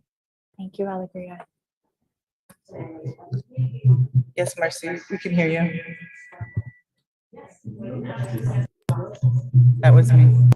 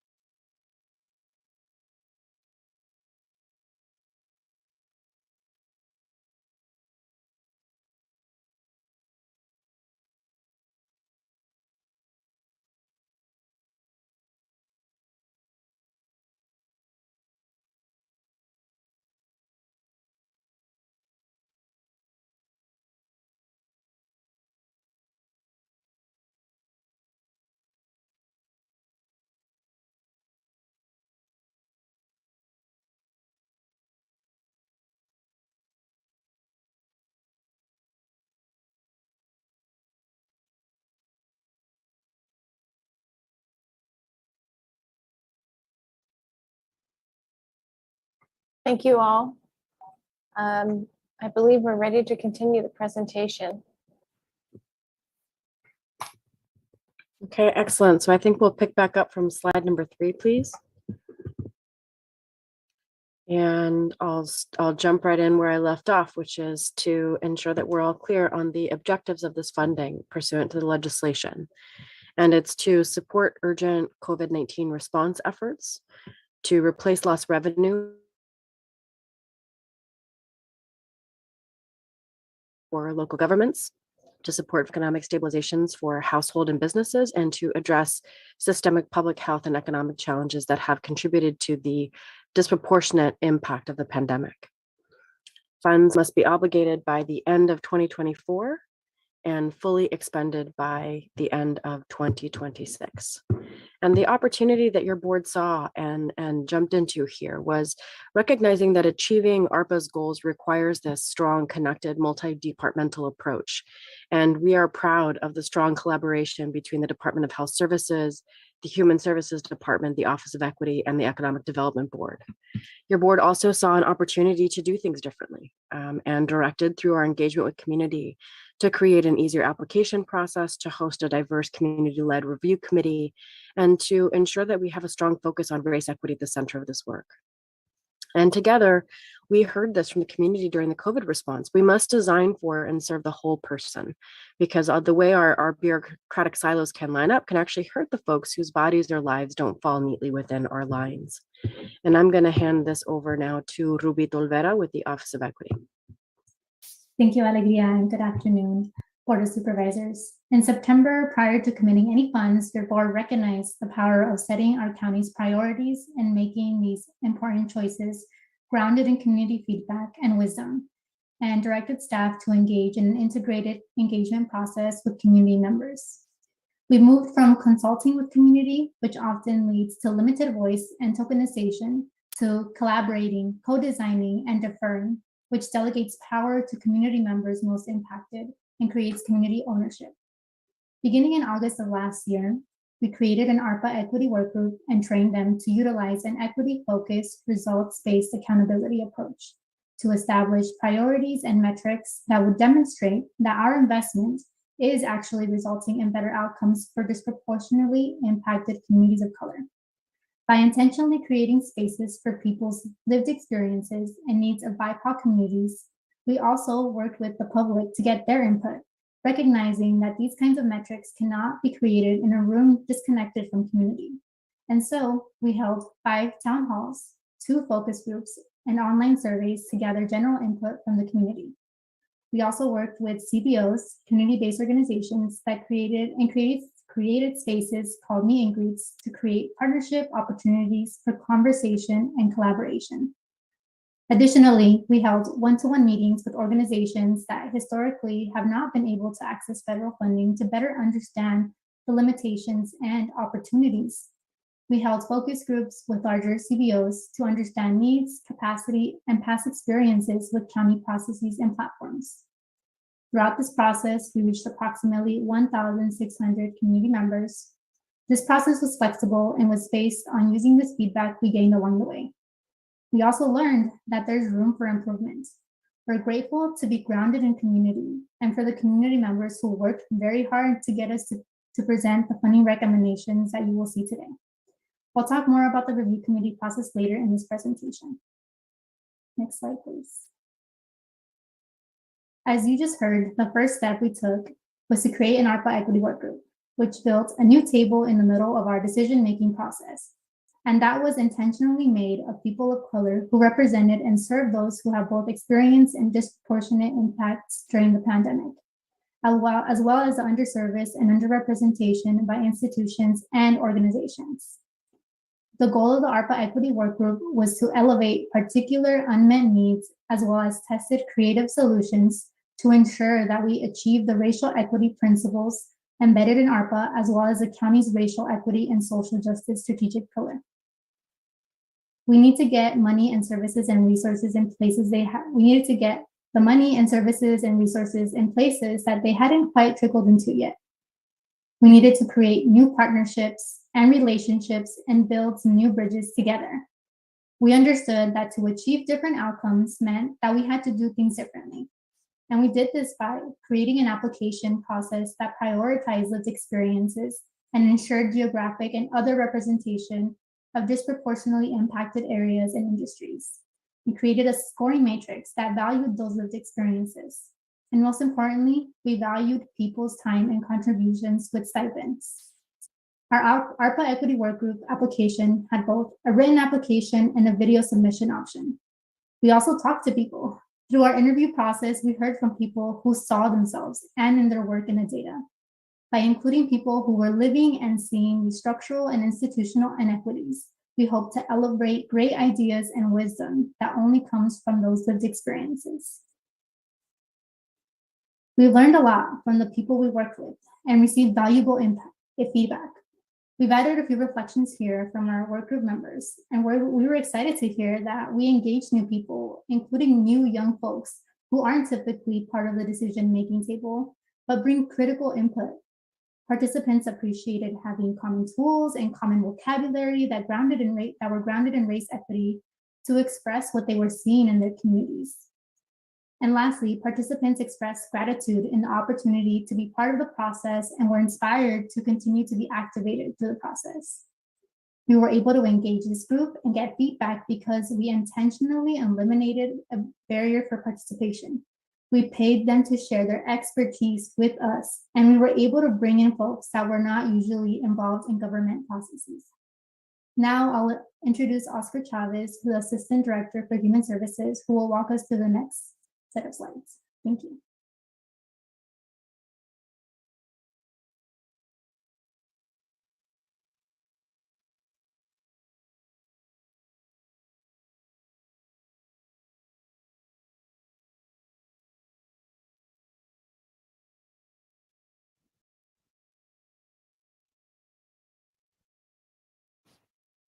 For the folks in chambers, I'm not sure if there's a pause, but we're not hearing Oscar.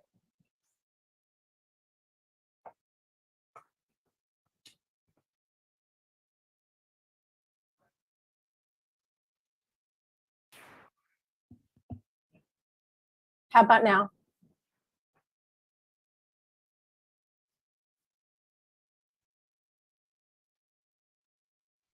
The ride is not over yet. All right, thank you. We're good to go. Okay.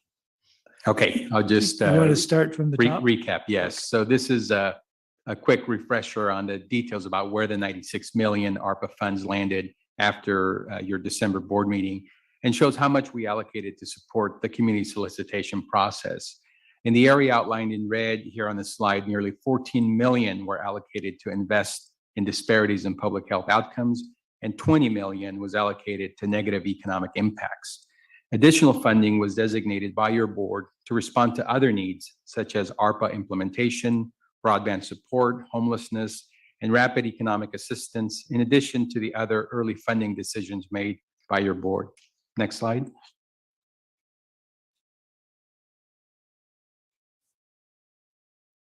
There are two updates that I want to highlight that were made to the funding categories as a result of the Treasury's final funding rule.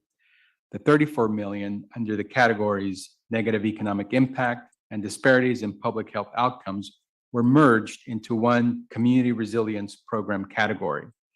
Of the original 9 million earmarked to support rapid economic assistance, around 3.875 million was invested in the CURA project to address immediate community needs for emergency financial assistance due to the Omicron variant impacts.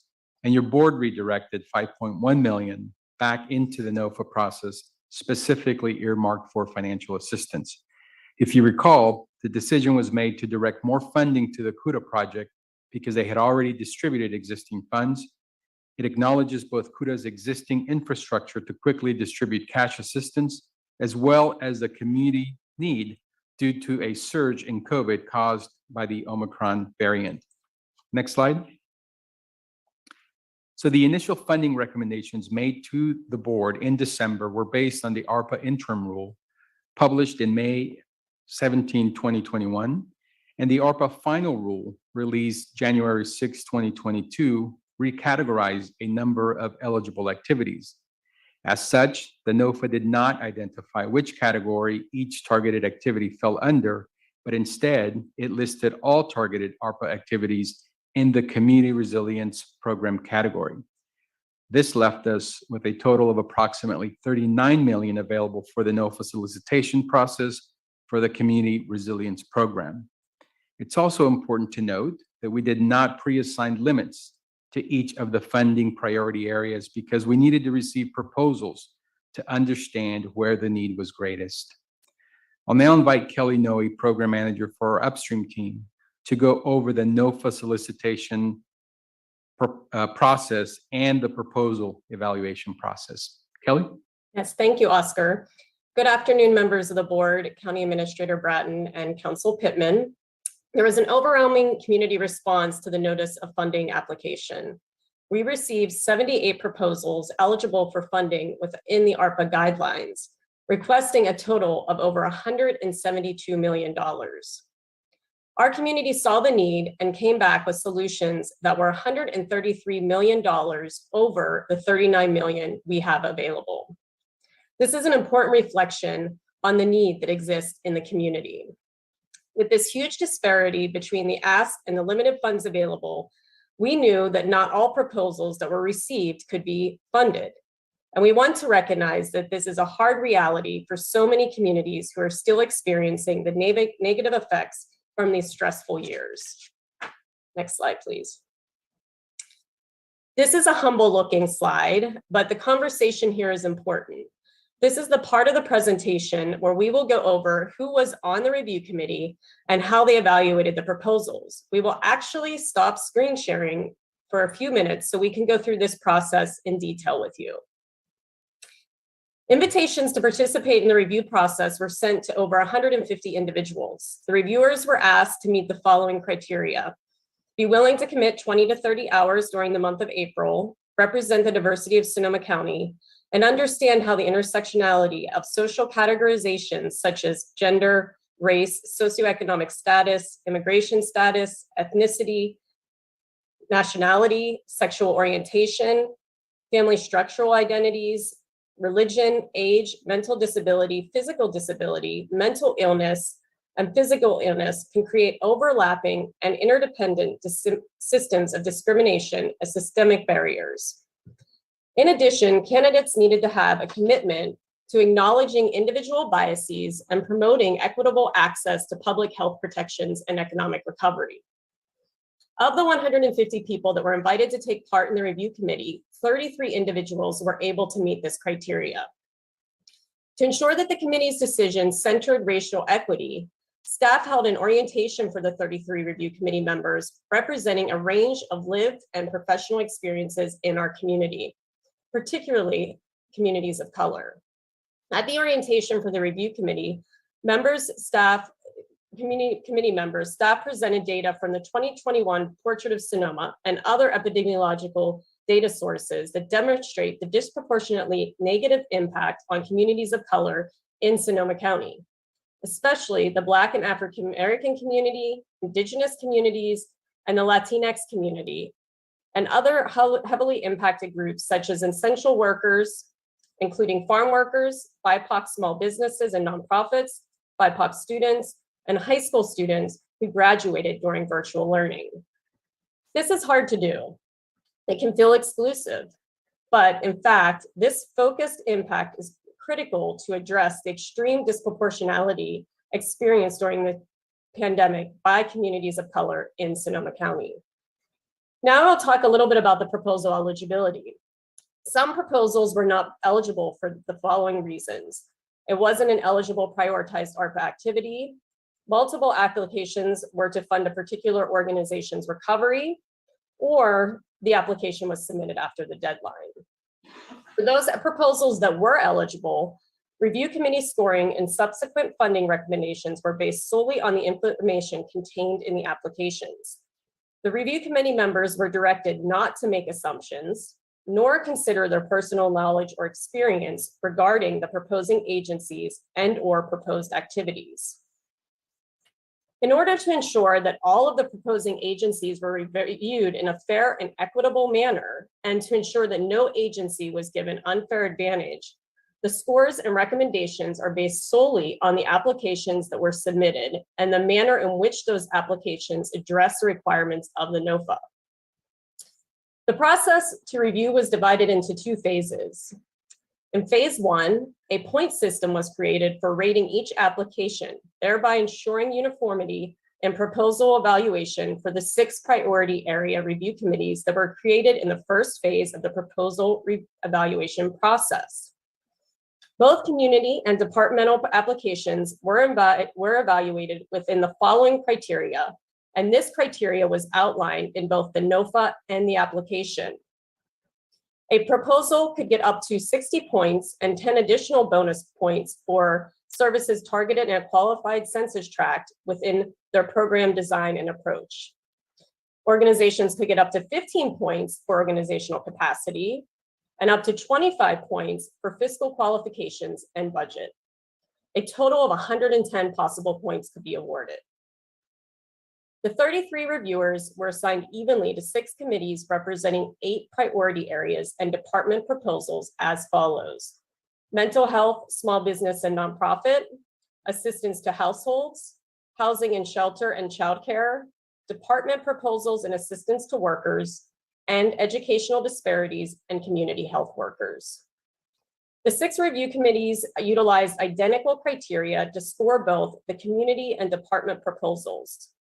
However, they were scored separately, and then rankings were brought forward to the funding recommendation committee.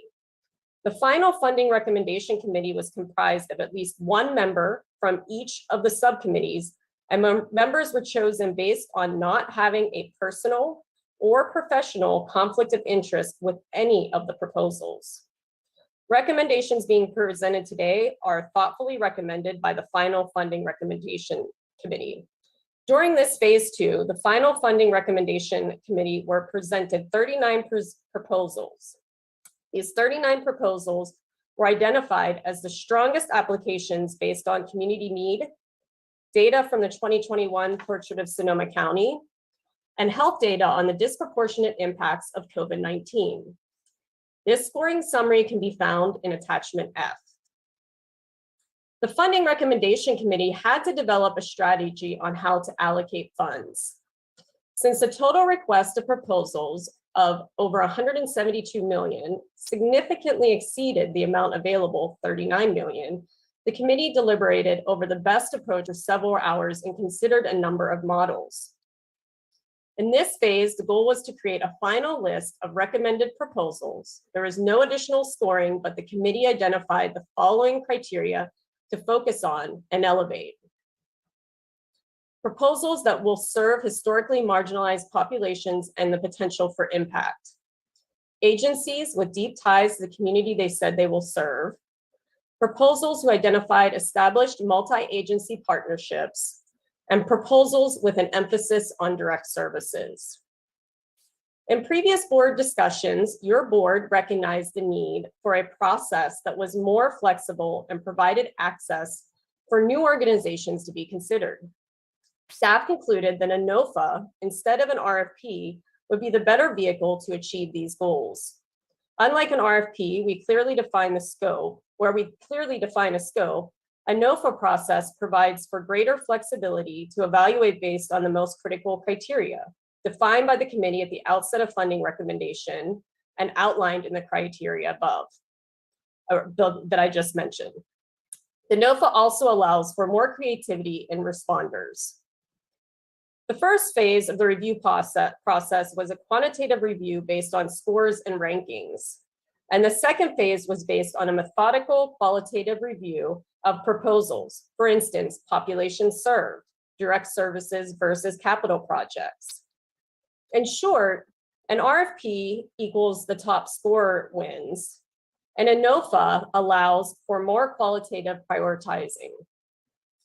The committee didn't want to rely on top scoring proposals because they found huge gaps in need in the community that would be missed if only these proposals were funded.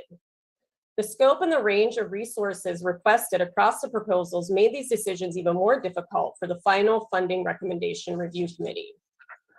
After nearly 8 hours of deliberation, 27 funding recommendations were identified, and this information was forwarded to the applicants on May 9th.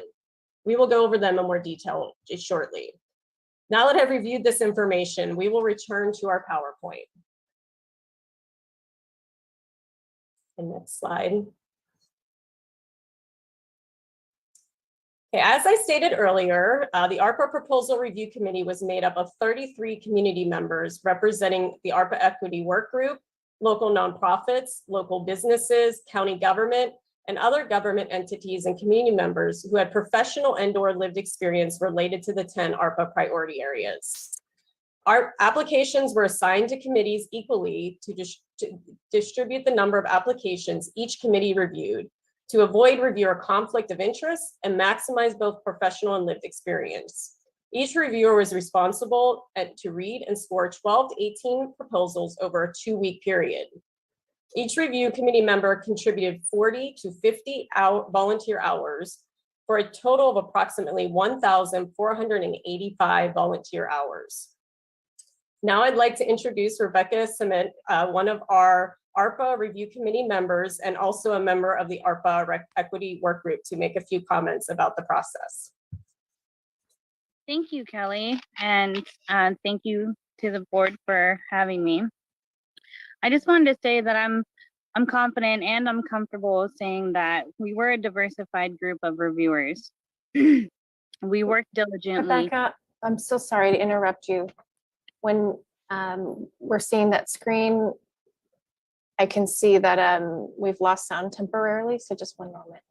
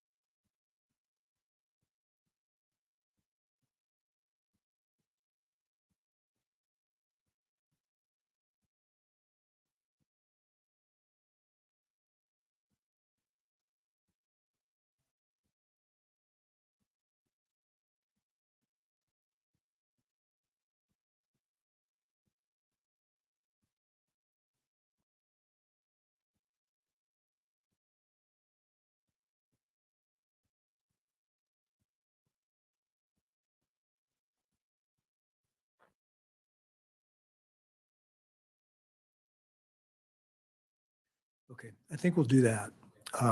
Just, am I back on now? Yeah, okay. For sound, not visual. Is that better? It's all right. Mute me and leave the room. All right, thank you. I think we're good. Rebecca? Yes. Yep. Is it better if I have my camera off? Oh, no, your sound and video were fine. It's our system. That's the problem. Uh-huh.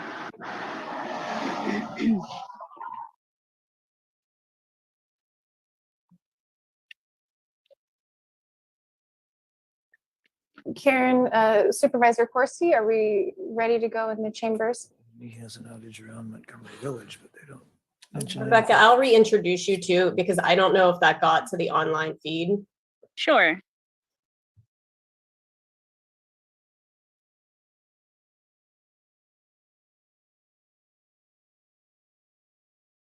Oscar, was that Kelly introducing Rebecca? Yes. Okay.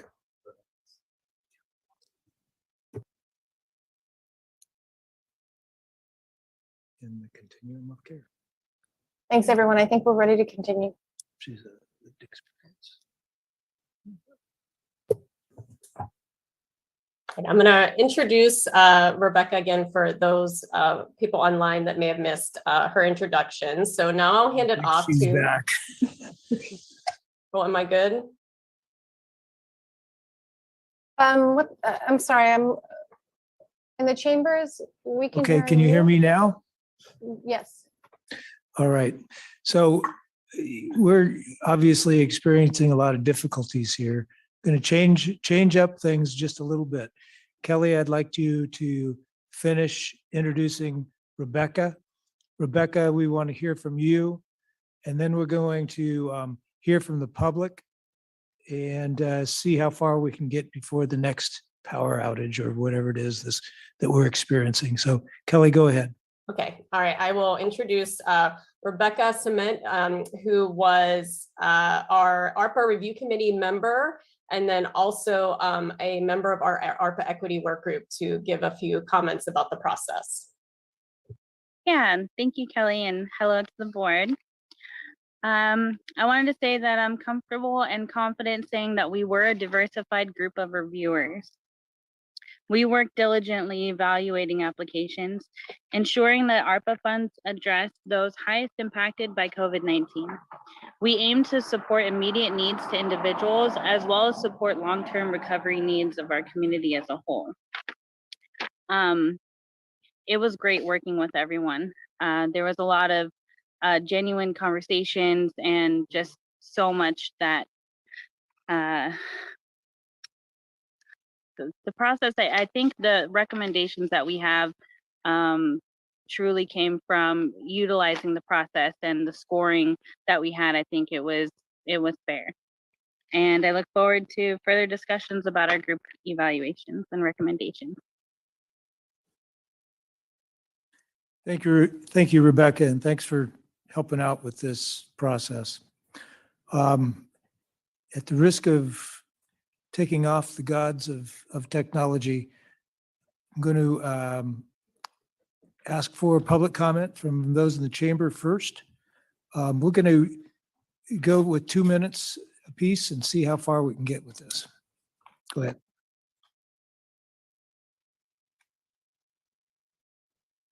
Hold on 1 second.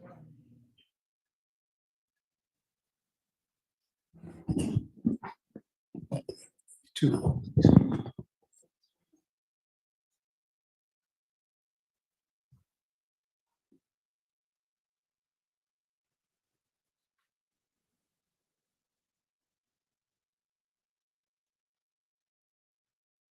Take it away.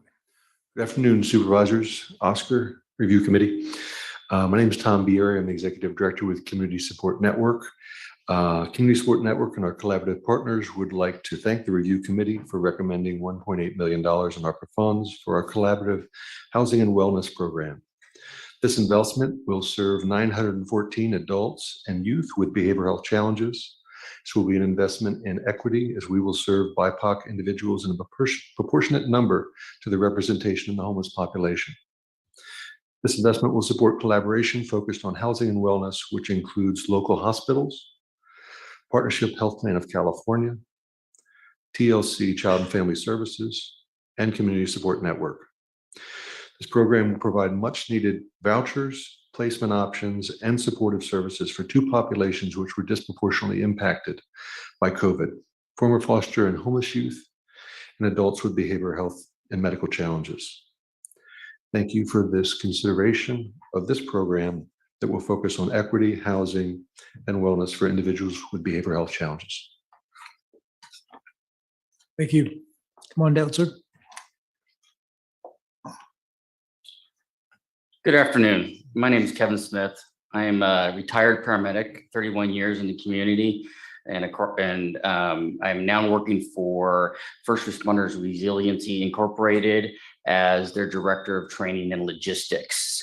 Our founder, Susan Farron, also a retired 31-year paramedic, disabled by kidney cancer, founded this institution or this company in the aspect of helping first responders with the stresses of the jobs that we do every day.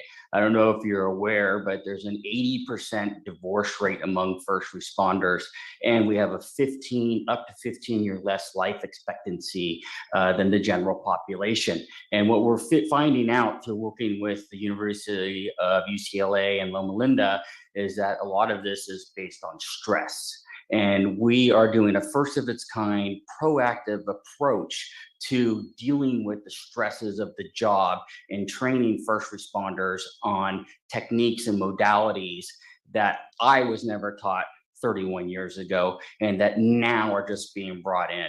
When I was at the end of my career, at the end of March, when I finally left, I can tell you right now that your first responders out there are struggling. They're holding on by a thread. I know that you just guys re-upped the Sonoma Life Support contract. I know that there is significant changes to it, and it's because they can't staff, because the paramedics are burnt and tired. We understand that there's tremendous amount of need for the public, and we support all of these people. We are working with a workers' comp company. They're reporting to us that there's been a 1,200% increase in stress-related claims. We've trained over 6,000 people in the last 4 years. I can tell you from testimonials that we're saving lives. There's people that were on the verge of committing suicide, attended our conferences, our training. We are saving marriages among first responders. We are training their families. Thank you very much. We would appreciate any funding or support in the future. Thank you. Hello, my name is Brian Hughes. I'm with the Russian River Alliance, and I want to thank the committee for recommending our grant. So we're the free public Wi-Fi proposal. So what COVID-19 has demonstrated is a big failure in our infrastructure, especially for education and disaster preparedness. So our proposal is to bring free public Wi-Fi to rural, disadvantaged, unincorporated communities. We can do this for about $37 per beneficiary, which is about $7.40 a year for 5 years. We're currently looking at deploying this to Jenner, Cazadero, Bodega Bay, and Forestville. This project is actually based on a current deployment that we're doing in Guerneville. So we received some TIF funding, and we are actually in the deployment. It should go live in June. We have a distributed network that's covering all of downtown Guerneville. 2 of these backhauls are Starlink. They're battery powered and they're solar powered. So this means the free public Wi-Fi will be operational when there's no power, there's no Comcast or no Verizon. So not only is it addressing the income inequality, the digital divide, but also disaster preparedness. So thank you. I'm looking forward to being able to show that we can scale this model and go from Guerneville, showing the rest of the unincorporated towns, and then potentially reaching out throughout all of Sonoma County. We can do this for a very, very low price point per individual, $7.40 per year. So thank you. Thank you. So come on down. Greetings and salutations. My name is Darnell Bowen. I'm representing Nuestra Comunidad, a nonprofit here located in Sonoma County. I'd like to publicly thank the ARPA Review Committee for recommending our funding of Project Fusion, which is a mental health-based program. Effectively, Project Fusion will promote mental health awareness through a culturally and linguistically relevant manner, and thus increase access to positive evidence-based wellness strategies derived from a mind-body understanding of mental health. The process for allocating the funds that we received from the feds was exhaustive. So I really want to thank the review committee, all of the staff members that were putting in a lot of thought into how to select those funding groups. And again, I'd like to thank the leadership of Sonoma County. Thank you.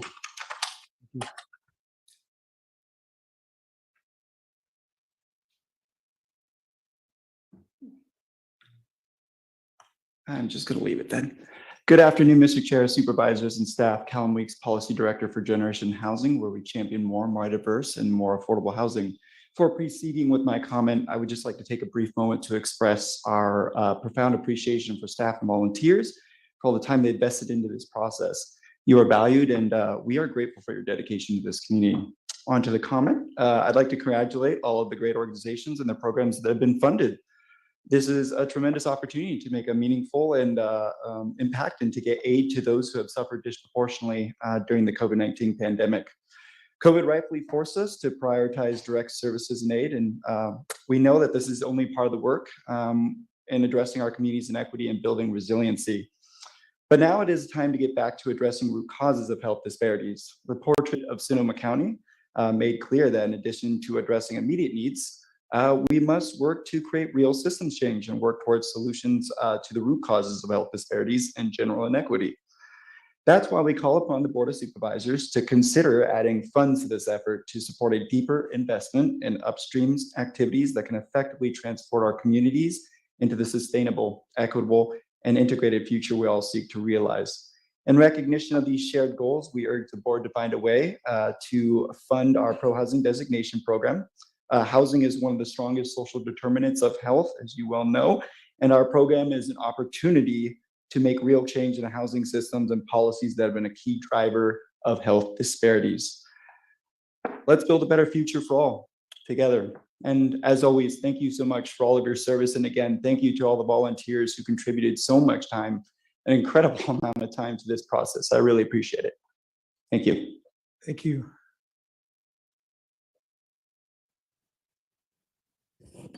Hello, my name is Brandon Jewell. I'm the Director of Student Experience at CT Foundation, the Career Technical Education Foundation. And on behalf of the CT Foundation staff and Board of Directors, we just want to express our appreciation for your consideration to support funding to accelerate and enhance efforts to transform LC Allen High School. CT Foundation is thrilled to be the lead agency in championing this work and to partner with valuable community organizations to ensure a community and student-centered strategy. Economic insecurity and disparities in education that already existed for the Latinx community in Sonoma County have been further exacerbated by the pandemic. This funding will allow LC Allen High School to provide a rigorous and relevant educational program with extended learning opportunities, family and community engagement, and an infusion of social services. The importance of student engagement, access to learning tools and support, and strategies that address the social and emotional needs of students have been identified by LC Allen community as key indicators for the need to reimagine the educational experience for their students. So we at CT Foundation are deeply committed to supporting LC Allen High School and reforming their education model to deliver authentic, relevant, and integrated learning experiences that prepare youth for life after high school and a lifetime of success. So once again, on behalf of the CT Foundation and from the bottom of our hearts, we wanted to say thank you for your consideration. Thank you.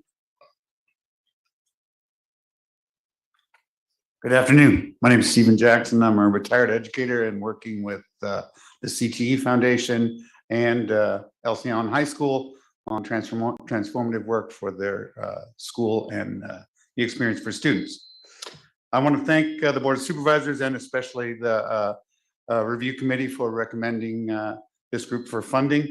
The investment will support LC Allen to serve their students in the Southwest Santa Rosa community as a powerful community asset and community school.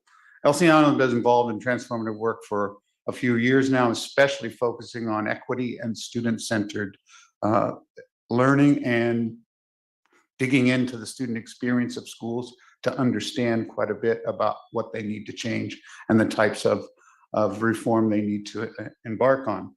This opportunity with this grant will enable LC Allen, the school community will expand and deepen the opportunities for their students through an integrated focus on academics, services, supports, and opportunities leading to improved student learning, stronger families, and healthier communities. They began as a neighborhood school for Southwest Santa Rosa, and this will transform them to a real community school for Southwest Santa Rosa to provide opportunities for those families and students to thrive. LC Allen is embracing and celebrating the diverse community as their diverse community as an asset to Southwest Santa Rosa, the city of Santa Rosa, and Sonoma County, empowering their students and families in creating powerful and supportive futures for our youth and our family. In my experience working with schools, I have seldom seen a more dedicated group of educators willing to respond to the need to transform their education and truly listening to their students and engaging them in what the reform process will look like and what their school can become and what they can do. The CTM Foundation is honored to support and participate in this transformational opportunity with LC Allen High School, Santa Rosa City Schools, and the Southwest Santa Rosa community. Thank you. Thank you.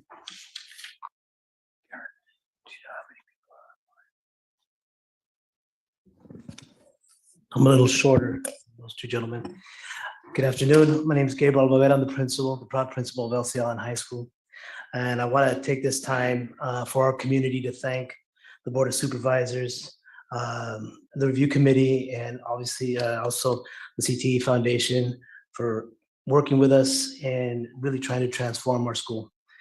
We listen to our students, and as a staff, we really take it to heart what our students are asking us. And it's really a transformational, it's a cultural change. And the CTE Foundation has been helping us with that. I was born in Santa Rosa and lived here until the age of 4. I moved to Windsor, and as a kid, I was always used by my parents as a translator. because there was no translators, back in the 70s. I'm aging myself here right now, but and that is what our community is like at this point in time. Some of our students are used as translators for their families when there's no translators available. So what we've been trying to do along with the CTE Foundation is utilizing the assets of our students.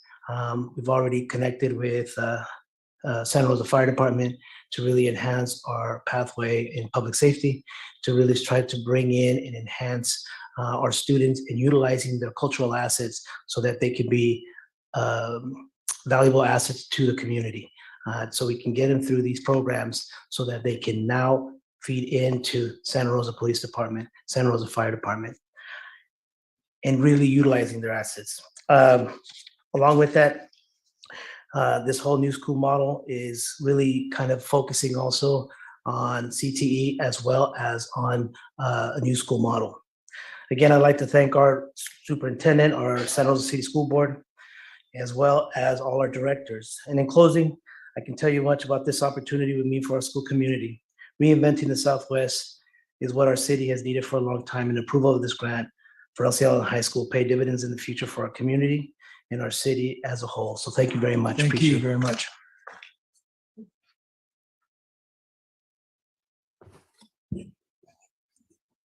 I think I'm the shortest. It still And I goes, might be it the still goes loudest. down with the button over there. Other side.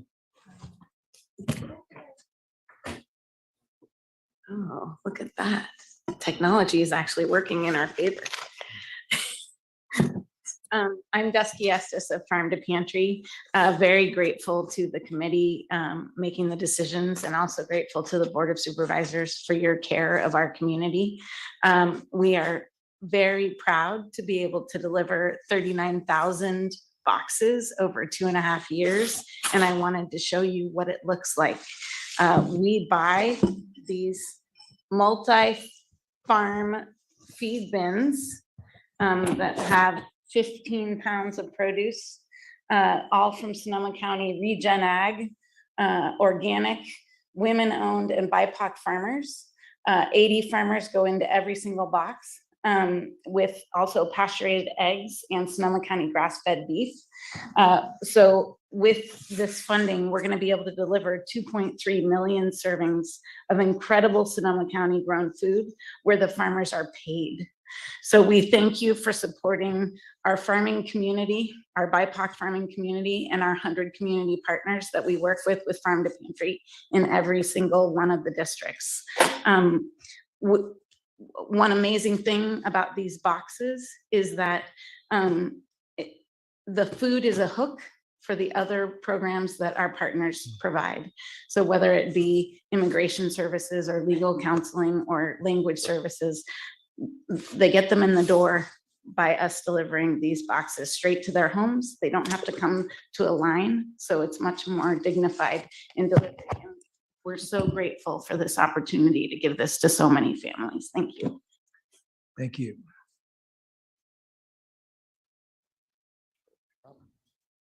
Sorry, Dustin. Come on, let's go.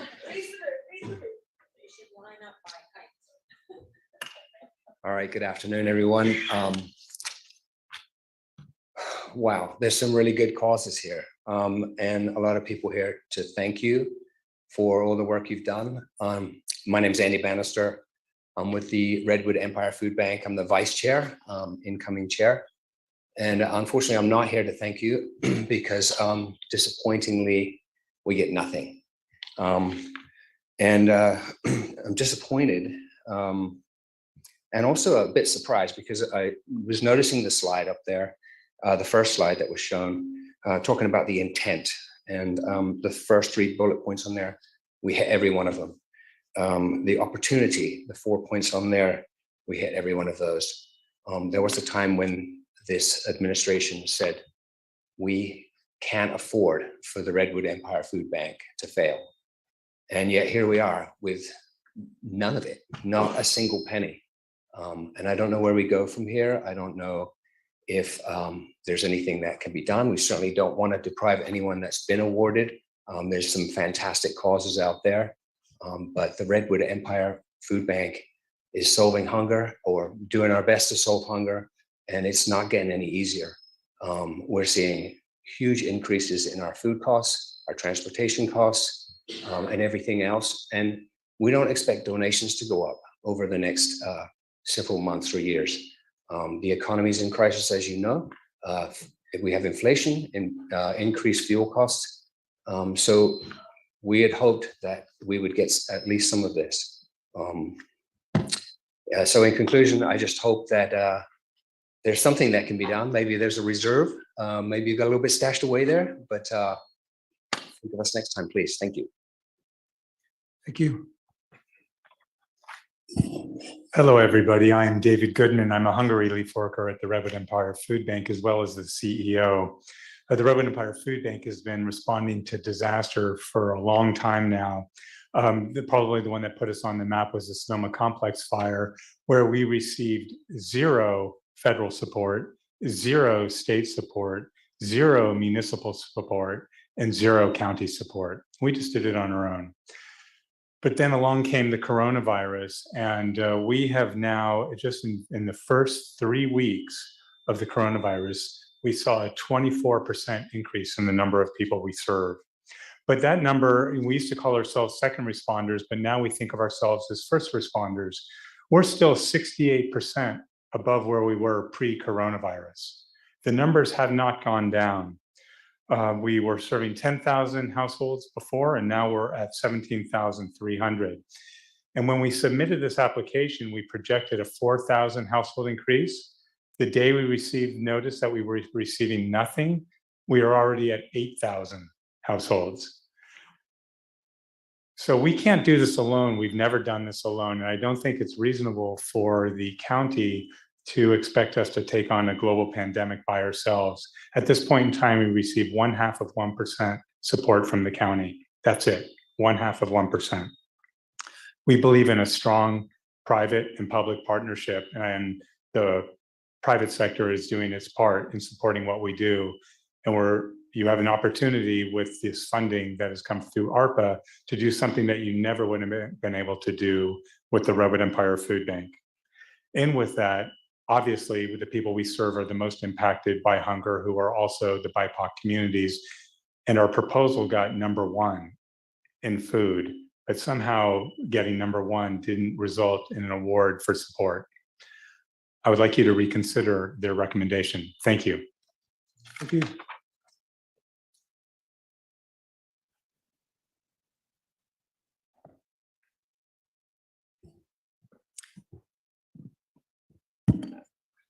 Good afternoon. My name is Adriana Rizon. I'm the director of Sonoma Connect, Sonoma Unidos.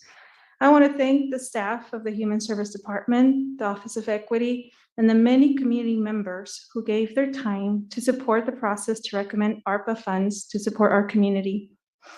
The notice for funding is timely since May is Mental Health Awareness Month. Inequities and social determinants of health were highlighted by the pandemic, and so was the state of our community's mental health. Mental health is an incredibly important part of our overall health and does not live apart from our medical and our social health. This is the intersection addressing whole human health we aim to highlight and support through the Sonoma Connect, Sonoma Unidos initiative. On behalf of my team and 11 funded partners that include La Luz, Sonoma County Office of Education, Community Action Partnership, Raíces Collective, Center for Wellbeing, the Botanical Bus, Paces Connection, Humanidad, the Hannah Institute, Redwood Community Health Coalition, and 8 federally qualified health centers, I want to thank you for moving forward the work that will collectively reach, connect, and support over 200,000 individuals, including around 600,000 students across all 168 schools in our county. With this funding, families, children, people will increase their access to culturally responsive mental health services. Our partner organizations will be able to share information across sectors to ensure the integrity of health outcomes for all those historically marginalized and experience the greatest negative outcomes. Through this collaboration of cross-sector partners, we will see systems integration and organizational capacity to better respond and address root causes of health disparities, including decreasing emergency room visits for mental health crisis and overall reduction in health disparities among Black, Indigenous, and people of color. Again, thank you for supporting our community. With deep gratitude, have a great afternoon. Thank you. It looks like everyone in chambers who wanted to comment. We're going to go to public comment online, but I just want to let everybody know what the plan is from there. At that point, we will let staff hopefully zip through the rest of your presentation, which includes the funding awards, but also some background on the impact of the pandemic. But after you get through with your presentation, the board will ask questions and begin deliberations. So Marcy, can we go to online public comment, please?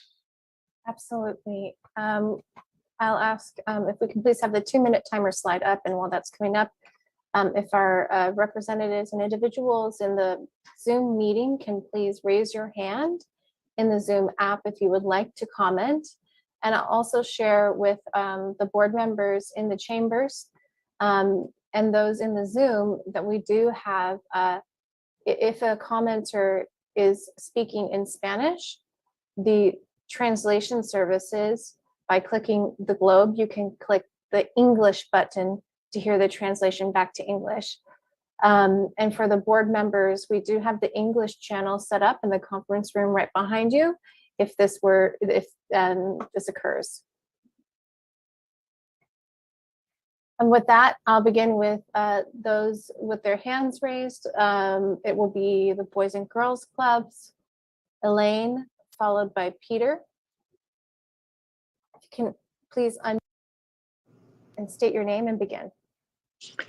Hi, my name is Michelle Edwards-Heary. I am with Boys and Girls Clubs of Sonoma Marin, and echo the sentiments that have been said. Appreciate so much the hard work that went into this process.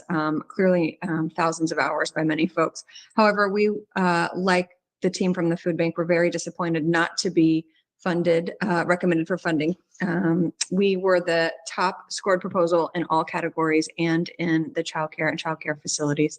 I really appreciate board members, those of you that work with us and are so responsive every time we reach out to advocate for kids in our community, and specifically today in Roseland and Moreland areas.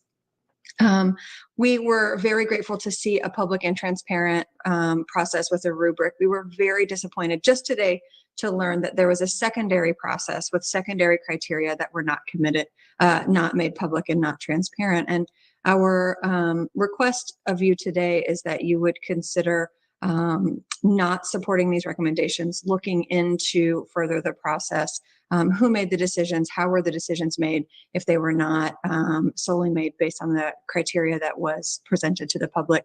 We serve 1,000 kids a day in the Roseland and Moreland areas. There are another 1,000 young people on a waiting list, and our proposals would have helped eliminate educational disparities and build a lasting facility to increase childcare in this community, which you all have discussed many, many times and shows up over and over again in Portrait of Sonoma and beyond. We really appreciate your thoughtfulness and leadership in this process, and hope that you will choose to use some of these funds to invest in long-lasting projects, not just programs that will operate for 1 or 2 years. Thank you for your support, and happy to dialogue at any future point.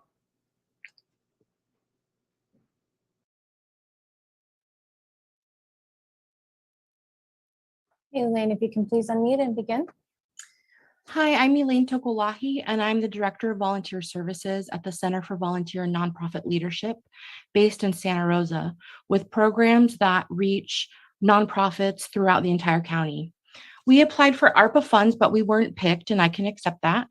Some extremely innovative approaches were picked. But while reviewing the summaries of the projects that were recommended, I saw a trend that I would like to highlight.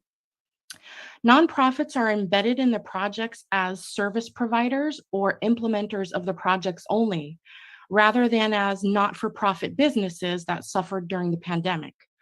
This is like agreeing to fund struggling restaurants, but only if they run programs for other restaurants. Nationally, to give some context, the Small Business Administration says that the nonprofit sector employs 12.7% of all private sector jobs. In California, the nonprofit sector ranks as the third largest industry by wages and the fourth largest by the number of jobs.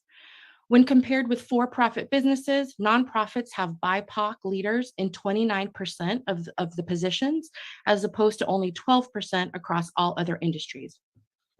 In 2020, before the pandemic, the Press Democrat reported that Sonoma County is home to more than 3,000 registered nonprofits with more than $2 billion in annual revenue. These nonprofits were not immune to the economic impacts of the pandemic. Revenue across all the major sources were decreased throughout. And while businesses at large are experiencing the Great Resignation, nonprofits are experiencing the Great Resignation and the Great Volunteer Resignation. In order to stay open and thrive, nonprofits need financial support and training related to economic recovery. So my organization, CVNL, requests that when the board meets in the late summer to discuss remaining funding, that you prioritize training and financial support for nonprofits. Thank you.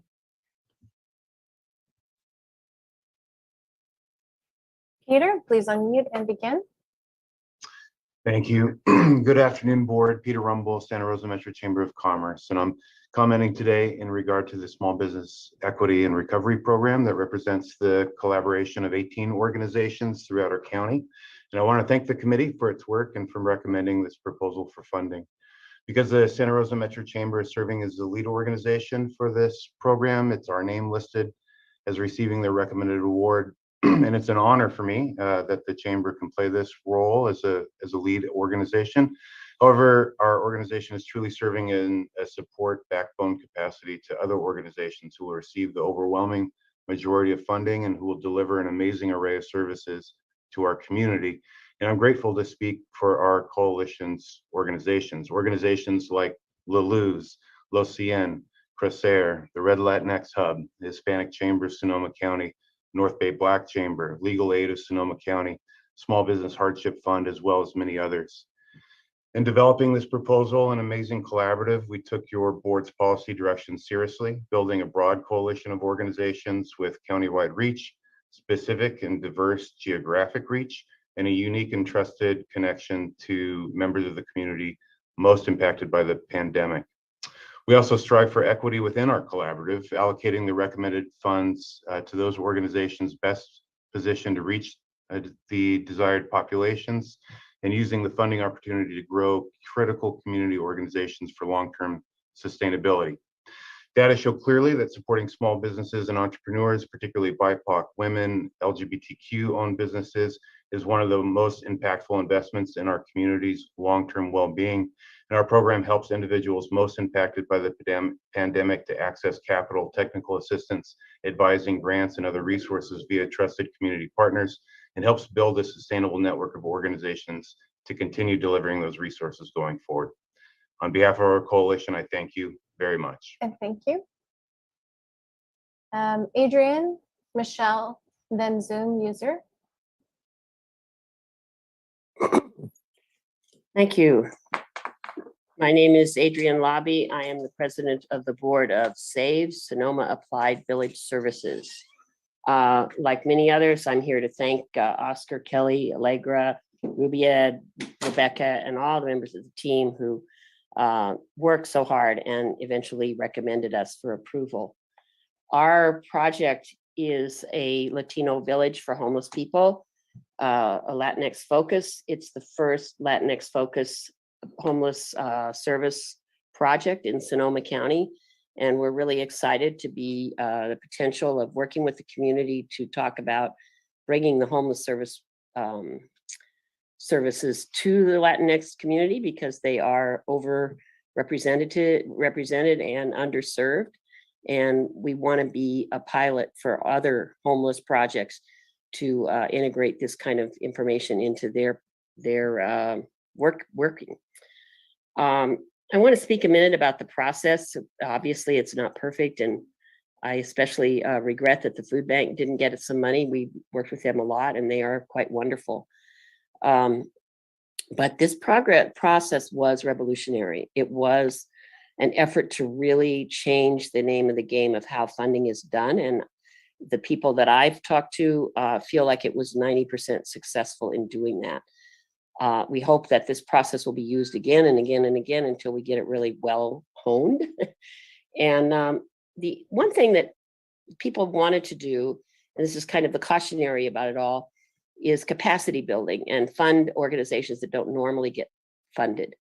This is going to make a problem for people getting reimbursed. As a new organization ourselves, it takes 2 months to get reimbursed.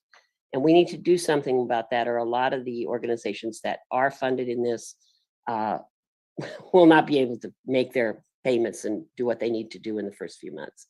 Thank you so much. Appreciate the help. Thank you. Michelle, if you can please unmute and begin. Just checking, I think you commented before, but please go ahead. Thanks. This is actually Jennifer Weiss. Apologize, the name is showing up incorrectly. CEO of the Boys and Girls Clubs of Sonoma Marin. I want to echo my appreciation to the county supervisors for your passion for making our community a better place. I would like to specifically remark on the process. In disagreement to the previous speaker, when we saw that we were not funded, we were surprised and disappointed, but no sour grapes. We assumed that the other projects had simply stood on their feet stronger than we did. When we received the scores and saw that we scored the highest of every proposal that was submitted across every category, in overall, we're #1 in the child care category, and we're also high ranking in the educational disparity category, and weren't selected. It didn't smell right to us. We feel like if you put out a public and transparent process, that it is exceptionally important that it be followed. Now, listening to the presentation by staff, it feels like there was a secret second process that was based on personal opinions. I think we all believe that this would be as non-political as possible, and it doesn't seem like that's how it went in the end. I've personally heard that it was said that the Boys and Girls Club didn't need the money because we received a large gift from Mackenzie Scott. That was not a criteria. We have a $17 million project, and $5 million from the county ARPA funds would make an enormous difference in allowing us to serve an additional 1,000 kids in the Roseland area. 100% of the kids that we serve in the Roseland area are young people of color from low income backgrounds. 90% of our staff serving that area are reflective of the community. It's an incredibly important project we've been talking to the supervisors about for about 14 years, and the time is now. Whether you can now make a change and not accept the recommendation and squeeze us in for being the top scorer or not, we'd appreciate your support.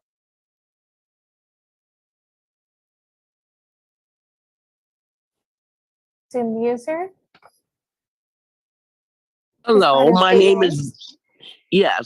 is Victoria Yanez, and I'm a member of the Latinx community here in Santa Rosa, and I'm giving my comment to show my community's appreciation, the homeless community, the homeless Latinx community, of which I have lived experience. So I'm thanking the committee and the board for funding Latinx focused village for the homeless, the unsheltered, run by SAVES, Sonoma Applied Village Services. We really appreciate this, and we think it's high time this happened. I feel very bad for the people that didn't get funded. I think that there are popular programs that will get funded by other sources, I pray. I want to thank Alegria for all her hard work. I want to thank Rebecca for her stellar job on the committee and communicating to us how it was done. all the other members of the committee, I want to thank also. And I look forward to successes of the programs that have been funded. Thank you very much.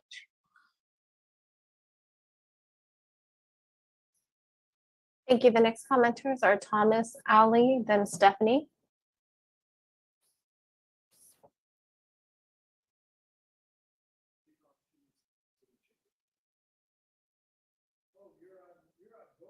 Thomas, if you can please unmute, it's your time for comment.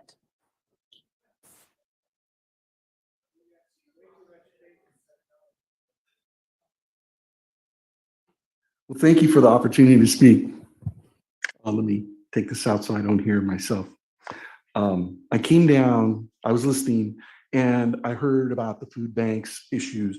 And these are the issues that we addressed in our proposal, was the lack of volunteers, the loss of volunteers from 2017 forward because of their efforts, exhaustion and so on, and then the COVID.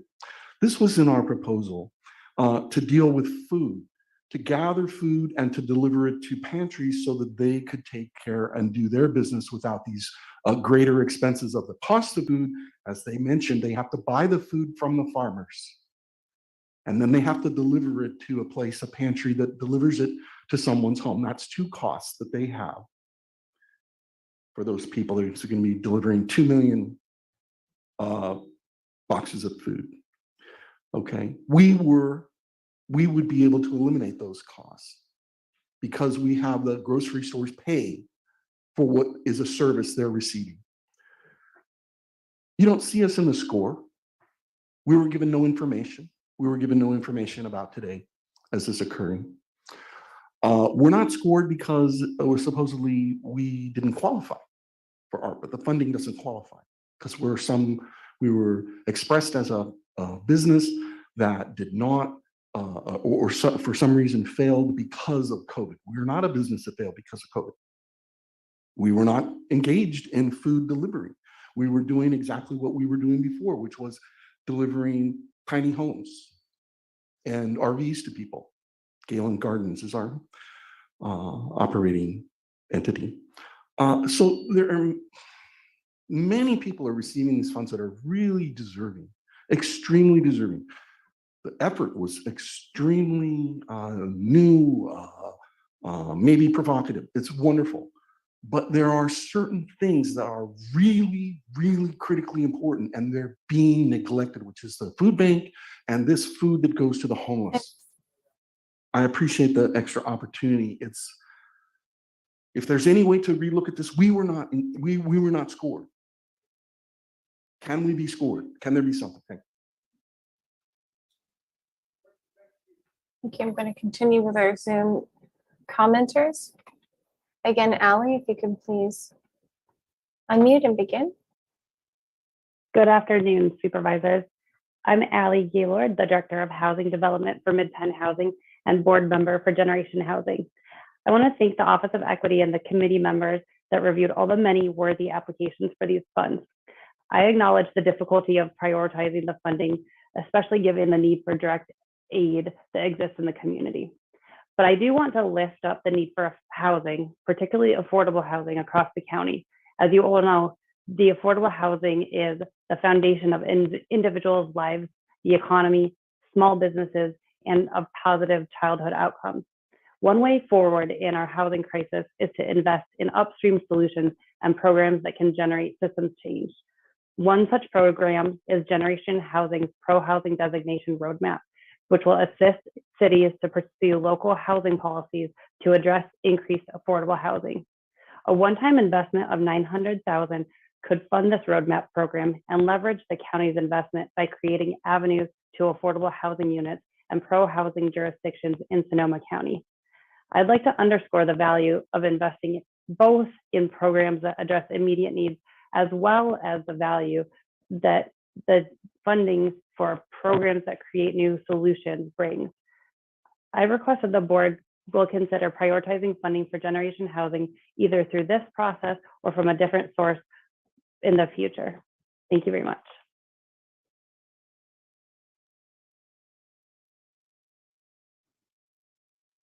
Stephanie, it's your turn to comment. Good afternoon, Board of Supervisors. My name is Stephanie Manieri. I am the Director of Programs at Latino Service Providers. First of all, thank you for considering Latino Service Providers for this investment. And to all the folks, the ARPA Equity Group, the Review Committee, the Office of Equity, and the community that showed up to listening sessions that have chosen to do this work differently and invest differently in our community, where we are very grateful for your work. I am here to recommend that the board accepts the recommendation of the committee for our proposal to continue working with our future workforce of Sonoma County and providing whole person care for the young people in our programs. Since 2016, LSP has trained over 185 Latinx youth ages 16 to 25 to be youth promotores via a structured paid internship program, and gives them ample opportunities to present education programs and resources to the Latinx community. Unfortunately, there are few paid opportunities for youth promotores to put their new skills to use upon graduating from the program, and this was exacerbated by the COVID-19 pandemic. The proposed program, Promotores Profesionales, is a new workforce development program that places participants in various partner agency organizations while giving them ongoing training, coaching, and culturally responsive support from LSP staff. The long-term goal is to increase the number of skilled bilingual bicultural workers that are ultimately valued, hired, and compensated well by agencies in Sonoma County, thereby leading to reduced economic and health disparities. We are grateful for our partners who make this work possible. We know that the committee had to make difficult decisions. I would just also like to mention Generation Housing, who has been a really great partner of Latino Service Providers and is really leading the way to housing systems change in Sonoma County. And I also ask that the Board of Supervisors consider our recommendations, or the recommendations of the committee, but also looking into future opportunities for proposals that were not selected in this round of funding. Thank you. The next commenters are Sal, Jessica, then Ed. Hello, can you hear me? Yes, we can. Okay. My name is Sal Andropoulos, they, he pronouns. I'm part of North Bay LGBTQI Families, a parent volunteer-run organization that is fiscally sponsored by Positive Images LGBTQIA+ Center. And I'm commenting to ask the Board of Supervisors to approve the allocation of ARPA funding that's been proposed to support the growth of Positive Images, which will in turn support growth and capacity building for North Bay LGBTQI families. Founded in 2017, our group seeks to support families with LGBTQIA+ parents, caregivers, and children in building community and engaging in intersectional advocacy to create inclusive and welcoming spaces in and around Sonoma County. LGBTQIA+ families have unique needs that are often overlooked in LGBTQIA+ community settings, as well as in family-oriented settings that are not specific to the LGBTQIA+ community. Our families have experienced unique household and mental health impacts associated with the COVID-19 pandemic, and often experience isolation and discrimination in our local rural, semi-rural, and suburban communities. The proposed allocation of ARPA funds toward Positive Images will in part serve to allow North Bay LGBTQI families to hire part-time staff to administer, strengthen, and further develop our programs. This will provide stability and consistency for our growing organization, which has been successfully volunteer-run. Allocating this funding to Positive Images will help to ensure the future of our programs as they continue to grow and meet the critical needs of LGBTQIA+ families, which are often not addressed elsewhere. Thanks so much for the work and the process on all of this. Thank you. Jessica, if you can please unmute and state your name, your full name. Hi all, my name is Jessica Carroll. I use she and her pronouns, and I'm the Director of Programs for Positive Images, which is an LGBTQIA+ center of Sonoma County. Thank you everyone, supervisors, for your time today. Specifically, thank you to the ARPA reviewers for recommending PI for this incredible opportunity. I'd like to take just a minute to tell the board how impactful this funding will be for our local LGBTQIA community. PI has been providing mental health support for the community for over 32 years. Over decades, we've provided unique and vital services to thousands of individuals. We've been incredibly grateful to work in contract with the Sonoma County Behavioral Health Division through Mental Health Services Act funding over the last decade. But we're ready to do so much more and serve community in a greater capacity. It's no surprise that, like many others, local LGBTQIA community was hit hard over the pandemic. The isolation and the disconnection from affirming community took an incredible toll. And even as things continue to shift today, we haven't even begun to uncover the lasting effects that the pandemic has had on our collective mental health. PI has supported our local community through the AIDS epidemic, through fires, floods, tragedies, COVID, the increasing homophobic and transphobic legislation that's sweeping the nation, and the vitriol that's happening even in our own community and county.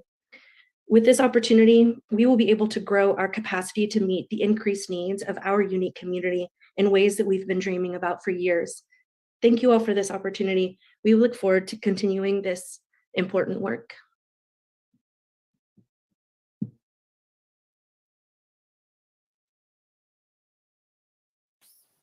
Ed, if you can. Hello, can you hear me? Yes, we can.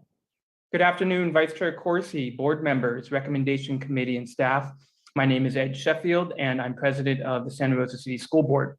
I've lived in Sonoma County for almost 2 decades. My wife and I have always been actively engaged in the community. We've always worked to make it a better place for everyone. We're now raising our family here, so we want to make it work for the next generation too. Some of you on the board also have young families, and some of you have grandbabies, so I know you're invested in the next generation as well. You've heard from a few of us already, but I'm speaking today to urge the county to find a way to fund generation housing, to think about the future for your kids and your grandkids, because the next generation needs investment from this generation, and all investments require vision. Here's Generation Housing's vision: a vibrant community where everyone has a place to call home and can contribute to an equitable, healthy, and resilient Sonoma County. It's my vision too. It's what I've invested my 19 years living here for. Back in 2003, when I moved here, the county had housing needs, affordability issues, lack of housing diversity, equity problems, and not a lot of resources dedicated to future housing needs. Policymakers sometimes get it right, sometimes we don't, but everyone knows hindsight is 2020. I'll wrap it up by pointing out that Generation Housing had an application in for ARPA funding. It was not approved. I get it, these are tough times, and there's a lot of needs. I do respect the careful consideration made by the recommendation committee, and I'd like to congratulate recipients of the funding. Go CTE, Elsie Allen High School, and others. Board members, I do ask that you keep an eye towards the future. Communities need to be livable for everyone. Our educators, our healthcare workers, our public employees, parents, grandparents, and our children. So I urge you to blink, rub your eyes, and consider Generation Housing's vision and think about the long-term investment needs for our county's next generation. Thank you. Thank you. The next commenters are Ron, Margaret, Melissa.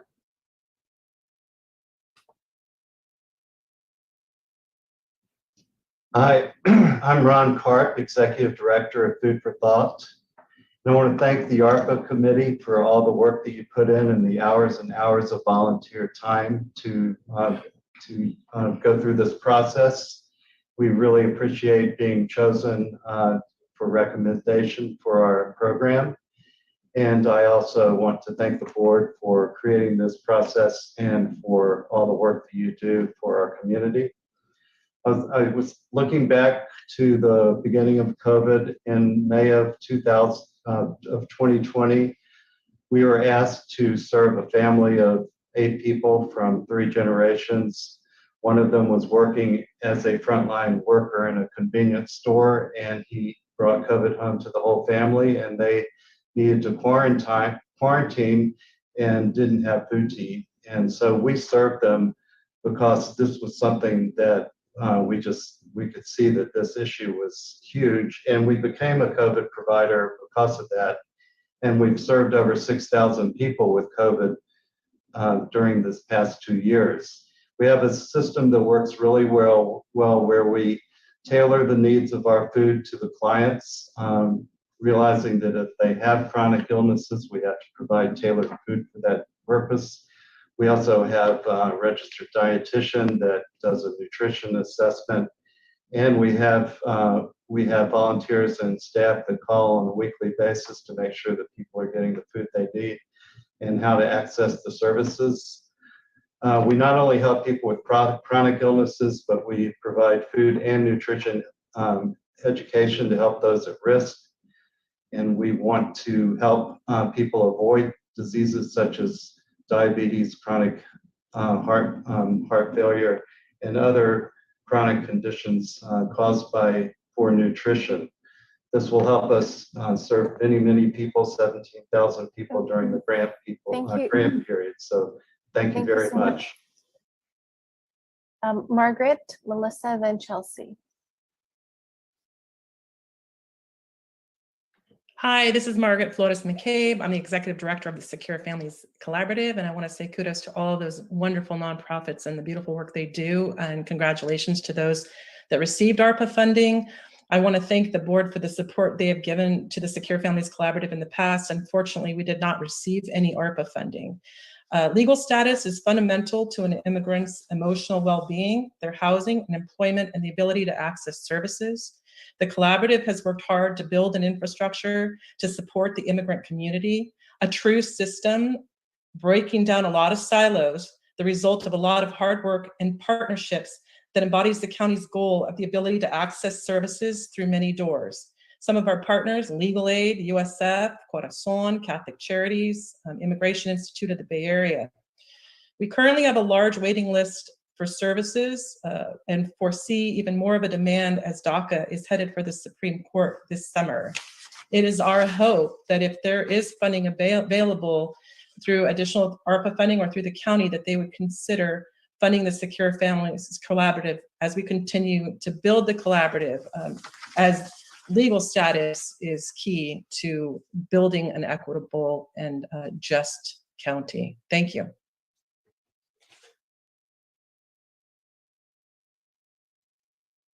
Hi, if the next commenter can please unmute and state your name. This is Melissa Stewart, Executive Director of CHOPS Teen Club. I want to take the opportunity to first thank the Upstream Committee and the Board of Supervisors for their consideration of our ARPA proposal. We recognize the work that went into vetting the applications and forming committees, and we appreciate the consideration of our proposal. CHOPS Teen Club is an education and recreation program space for thousands of teens in our community, located in downtown Santa Rosa. Our population is made up of teens of all walks of life, all socioeconomic backgrounds, races, ethnicities, and all gender identities. Everyone is welcome at CHOPS.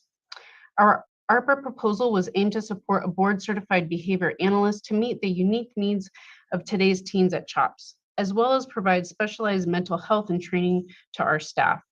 Additionally, funding would have helped expand our outreach and grow our capacity to serve more of Sonoma County's teens.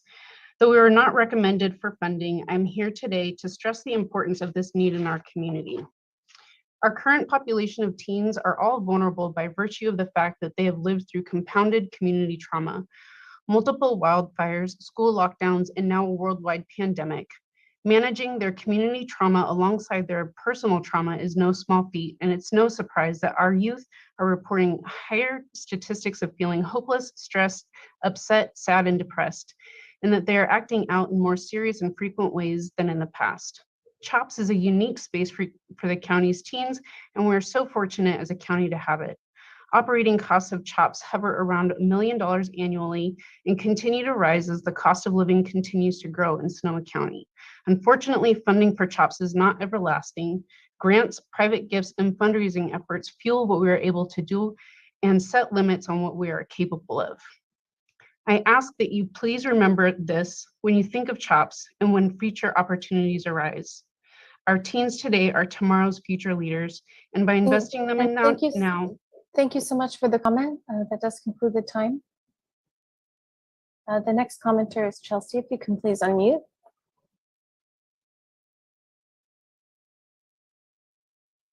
Hi, can you hear me? Yes. Awesome. My name is Chelsea Kernick. I use she, her pronouns. I am the chair of Positive Images LGBTQIA Center, which has been recommended for ARPA mental health funding. We are so grateful to the review committee who recommended our proposal, which will support mental health and overall well-being for thousands of LGBTQIA people who call Sonoma County home. Because of factors like family rejection and societal oppression, queer and especially trans people are more likely than the general population to experience isolation and to struggle with mental illness. The COVID-19 pandemic exacerbated these challenges that many queer and trans people in our community are facing. I also want to draw attention to the Portrait of Sonoma 2021 update, which applicants were invited to read and refer to in response to the NOFA. There are multiple mentions in it of how LGBTQIA people are at risk of being written out of the story, or mention that statistical information is lacking because data is not adequately collected about gender identity and sexual orientation. One part of our project will be partnering with a coalition of organizations throughout Sonoma County to ensure that we aren't written out of the story. We will conduct a detailed community needs assessment beyond anything that Sonoma County has previously had about our local LGBTQIA population. It also funds not only our work, but the work of Trans Life, North Bay LGBTQI Families, Sonoma Community Center, and a partnership with On the Margins to provide more comprehensive mental health care. I want to close with a few testimonials from people who have utilized our services over our 32-year history. The PI community has helped me feel valued and loved when I thought that was impossible. Positive Images has given me a community anchor in a time of great transition and isolation. I moved out of an abusive household and am now couch surfing with a friend. It has changed me because I was finally able to find a free service that has people who are just like me, so I don't feel alone.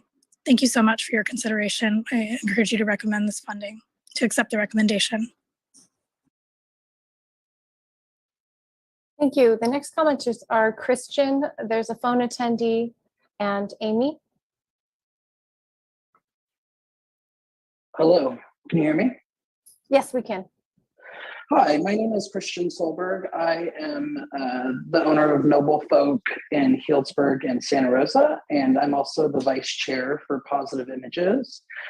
I'm calling to thank Alegria de la Cruz's team for making this grant process accessible to smaller organizations like ours that we worked collaboratively with other LGBTQ nonprofits to apply for this funding source. And I just wanted to advocate that the Board of Supervisors goes forward with the recommendation from the review committee. And I also just want to take a little time to just speak a little bit about Positive Images and the work that we do. We've been around since 1990 here in Sonoma County, and I've been a part of Positive Images since 2014. And this funding is one of the only grants that we've been able to apply to at this level that allows us to be collaborative, and it's going to be a life-changing and life-saving opportunity for our LGBTQ community here in Sonoma County that's often underrepresented and absolutely underfunded for nonprofits like ours. We've been around since 1990 because we've been through, the AIDS epidemic and post-pandemic, moving into an endemic. I think mental health support and services like that we offer here at Positive Images and the other organizations that we're partnering with are absolutely needed now more than ever. So I really, I'm advocating for the approval from the ARPA review committee's recommendation. Thank you so much. Have a great evening.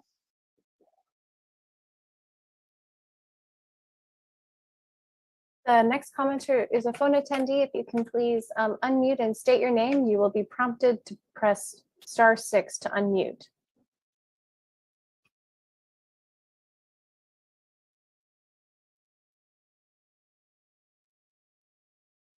Hello. Hi, please go ahead. Hi, great, thank you. Hello, everyone. My name is Becky Ennis. I'm representing the Cloverdale Mental Health Collective, made up of the Cloverdale Senior Multipurpose Center, SOS Community Counseling, La Familia Sana, and the Alexander Valley Healthcare Center in Cloverdale. I don't have anything prepared, so I will be quick. I just want to thank the Office of Equity, Upstream Investments, the review committee for nominating and considering our proposal and recommending it to the Board of Supervisors. May is Mental Health Month, as my colleague Adriana has said before, and so we will continue to collaborate and look forward to making a greater impact in the town of Cloverdale and providing mental health services, not only for all the community members, but especially looking towards our youth and our farm worker community. So thank you very much for the consideration this afternoon.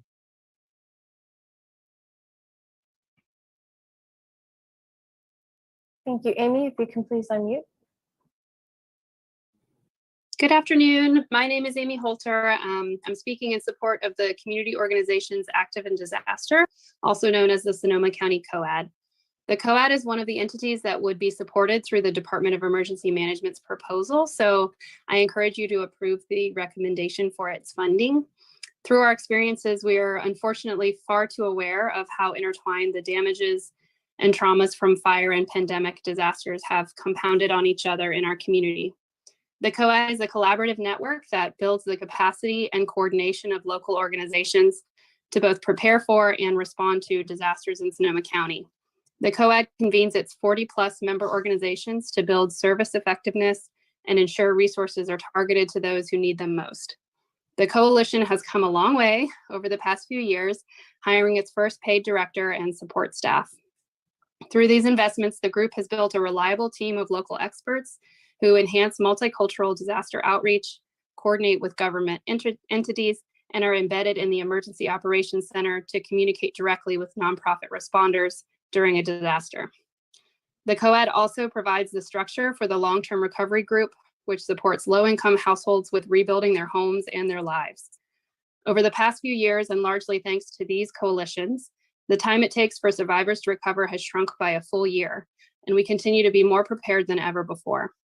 Without consistent operational funding, these advances will fade away, and they are critical to the county's ability to ensure that disaster response organizations are always an effective and united front toward the resilience of our diverse communities. Thank you so much.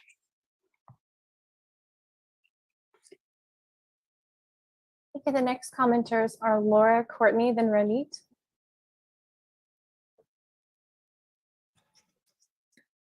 Hi, everyone. My name is Laura Lynn Del Ross. My pronouns are she, they.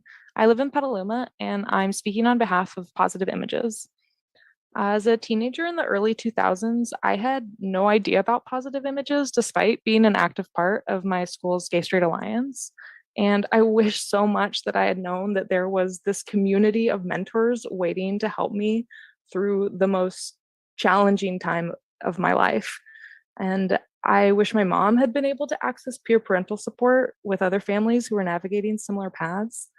She felt so alone when I came out and so scared for my future. But I wish we could have known how affirmed I would feel joining Positive Images, how many connections and friends I'd make, and how having a queer community, a place to be fully and freely yourself, a place to call home when your house isn't one, how that makes all the difference between existing and living. Being a queer teen before it was even legal was tough, but I can't imagine how it would be to go through that process of finding community and self-acceptance now, trying to feel that connectivity of queer community through the isolation of the pandemic. It feels impossible to imagine, and that is why I'm so thankful to those who have recommended that the Board of Supervisors fund this project, and I encourage the board to approve the recommendation. Thank you for listening to my story, the story of a queer kid who grew up here and who now wants other queer and trans kids to feel safe, affirmed, and celebrated for exactly who we are. Thank you so much for your support.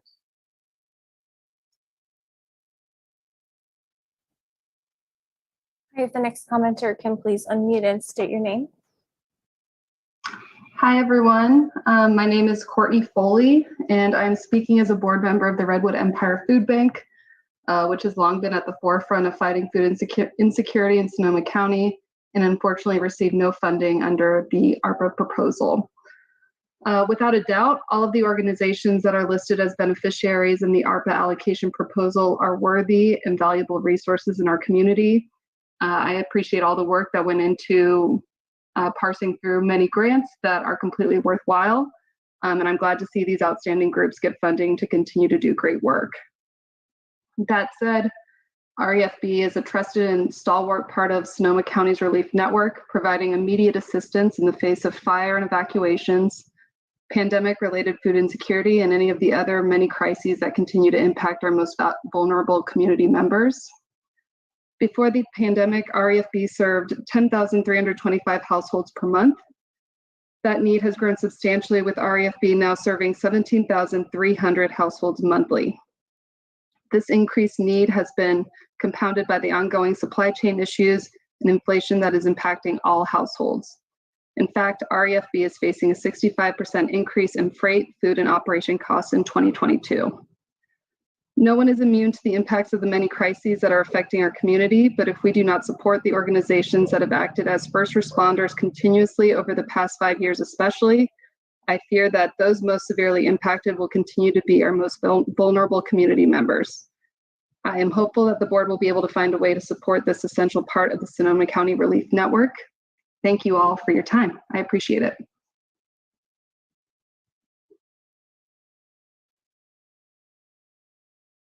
Okay, if you can please unmute and state your name.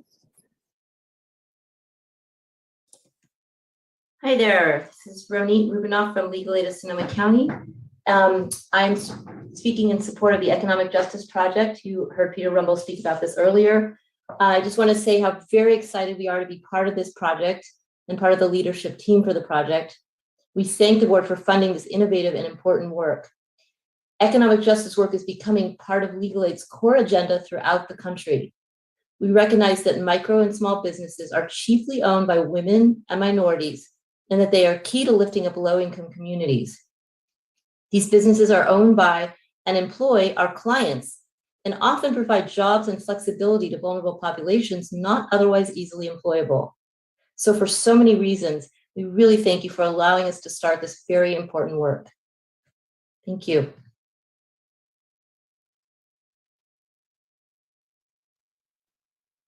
Thank you. The next commenters are Angie, Michael, and then Karen.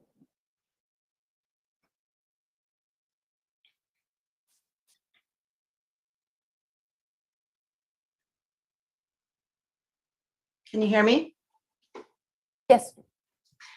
Good afternoon, everybody. This is Angie Dillon Shore, Executive Director of First Five Sonoma County. Deep appreciation to the board and the county's ARPA team from the Office of Equity and Upstream for your commitment to conducting a truly equity-centered process. We know this was not an easy lift, and that thinking more deeply and outside the typical structures of white supremacy really requires courage, and that the decision-making process was extremely challenging given the level of need and the unequal impacts of the pandemic on different communities. But on behalf of the Sonoma County Guaranteed Basic Income Coalition, we're enormously grateful that funding is being recommended to support our proposed pilot of a Guaranteed Basic Income program. Our collaboration is based on the mutual commitment across our agencies to racial equity and ensuring that ARPA resources are targeted to those at the margins who were most negatively impacted by the pandemic.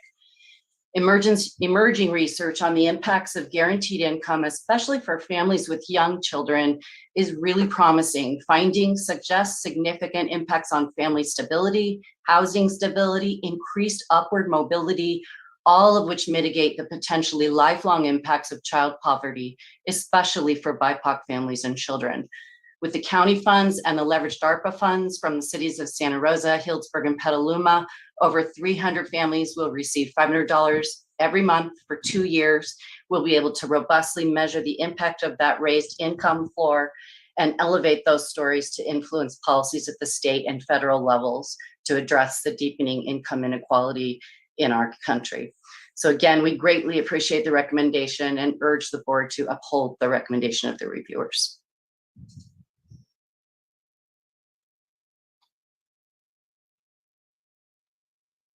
Michael, please go ahead. Good afternoon, almost evening. Hopefully you're almost getting through this. My name is Michael Reynolds. I'm the Executive Director of Living Life Well. We're a nonprofit recovery residence that provides step-down services for those who are graduating from a 30-day substance abuse programs. We are peer-led and run by those who have lived experience in both substance use as well as mental health challenges. Although we didn't receive a recommendation for funding at this time, we are extremely grateful for all the work and consideration that went into this process. I can't imagine the amount of time and effort and brain space it took to sort through the overwhelming number of applicants We also want to congratulate all the hardworking and well-deserved organizations who received funding.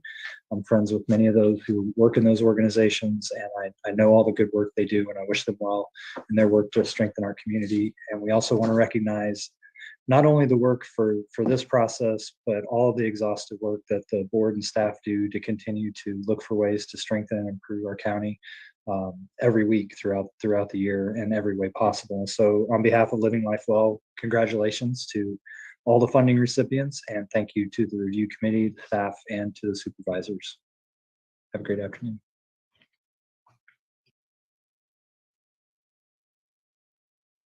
Hey, if you can please unmute and state your name.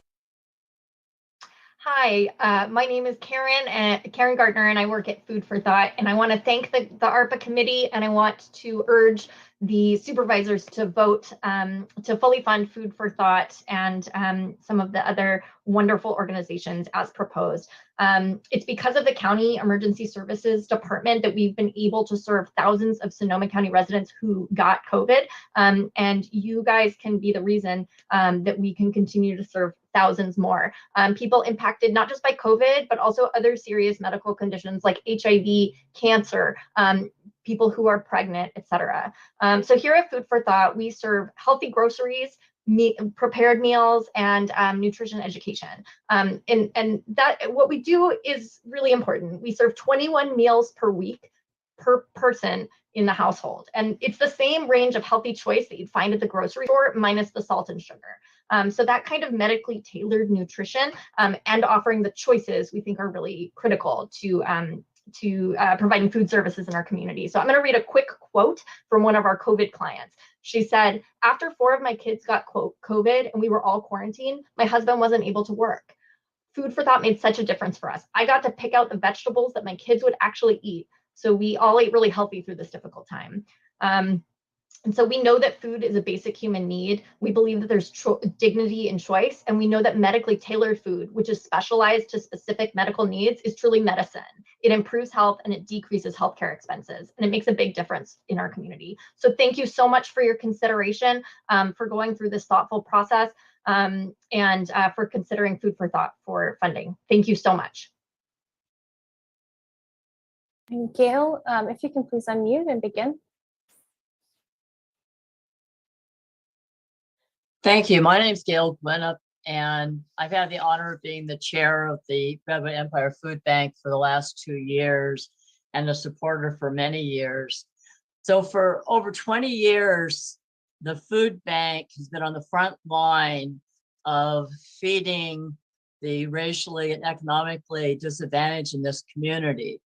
And we've been able to do that without government support, primarily because of 10,000 volunteers, a dedicated staff, and over 22,000 local citizens that make contributions. That put us in a strong position to build a great institution, but now, in light of the pandemic and the fallout from the fires, we have so many additional users of our services without the continuing financial support. In the last few years, our food costs have increased $400,000 per month alone. I noted in the recommendations, there's many people on the list that are receiving funds that are partners that we are supplying them with food. I think we're an important part of the community. We don't want to feed people less or reduce the number of distributions, but we're going to need help from the county to avoid that. Also, we were considered obviously in the category of hunger relief, but it's also through the nutrition that we help success with school children, with mental health, and we hope you'd reconsider the denial for our grant request. Thank you. Katrine, you're the next commenter. If you can please unmute. Great, thanks so much. Can you hear me? Hi, my name is Katrine Siafa. I'm the Regional Director for 10,000 Degrees in Sonoma County. And I would just, on behalf of our Sonoma County students and the entire 10,000 Degrees community, I would like to thank the ARPA Review Committee for reviewing and recommending our application for funding to address educational disparities. We're honored to be on this list of excellent and much needed projects that are being recommended for funding, along with many great partner organizations. 10,000 Degrees is a leading equity-focused college access and success nonprofit, and we've been supporting Sonoma County students with scholarship, financial aid, and college application support since 2009. 100% of our students come from low-income backgrounds, 89% are students of color, and 85% will be the first in their family to attend college. Our programming is driven by the persistent racial and socioeconomic inequities that have historically marginalized students and their access to educational opportunity and have been exacerbated by COVID-19. With this project, 10,000 Degrees aims to increase the college going and completion rates in Sonoma County for students from low-income communities and communities of color. This funding will be used to support financial aid and college application assistance for 12th grade students and their families, as well as scholarship submission and college matriculation support. All of the support is provided by 10,000 Degrees fellows who are recent college graduates. Most of them are actually alumni of 10,000 Degrees. Again, thank you so much to the ARPA Review Committee for your work and your trust, and to the Board of Supervisors for considering our application. I cede my time. And thank you. With that, we will be closing public comment on this item. Thank you, Marcy. And thanks to my colleagues on the board for indulging a little change in the program today. I was afraid we were not going to be able to get through this, and I didn't want to miss the public's chance to weigh in. Oscar, I'm going to ask you to continue with your presentation and suggest that you kind of go through the disproportionate impacts quickly. I think we're all pretty familiar with what those impacts have been. And then we'll get to the board questions and deliberation. Great, thank you. I'll turn it over to Kelly, and I'll ask the remaining presenters to go through your presentations as quickly as possible, focus on the germane points, and we can get to your questions. Yes, Kelly? so before I hand it over to Lindsay, I just want to reiterate, because I think this question came up a few times in some of the comments, the criteria that we did use, the final funding recommendation committee did use a criteria to focus, and their focus was more on populations served, particularly marginalized populations, agency ties in the community, and those with established multi-agency partnerships. And then lastly, direct assistance versus capital projects. So I wanted to reiterate that because I feel like that came up a lot in public comment. And the final funding recommendation committee did use a methodical, methodology that included the quantitative data, but also those qualitative data sources. And now Lindsay can take it over and go through our next portion very quickly. So thank you, Lindsay. Thank you, Kelly.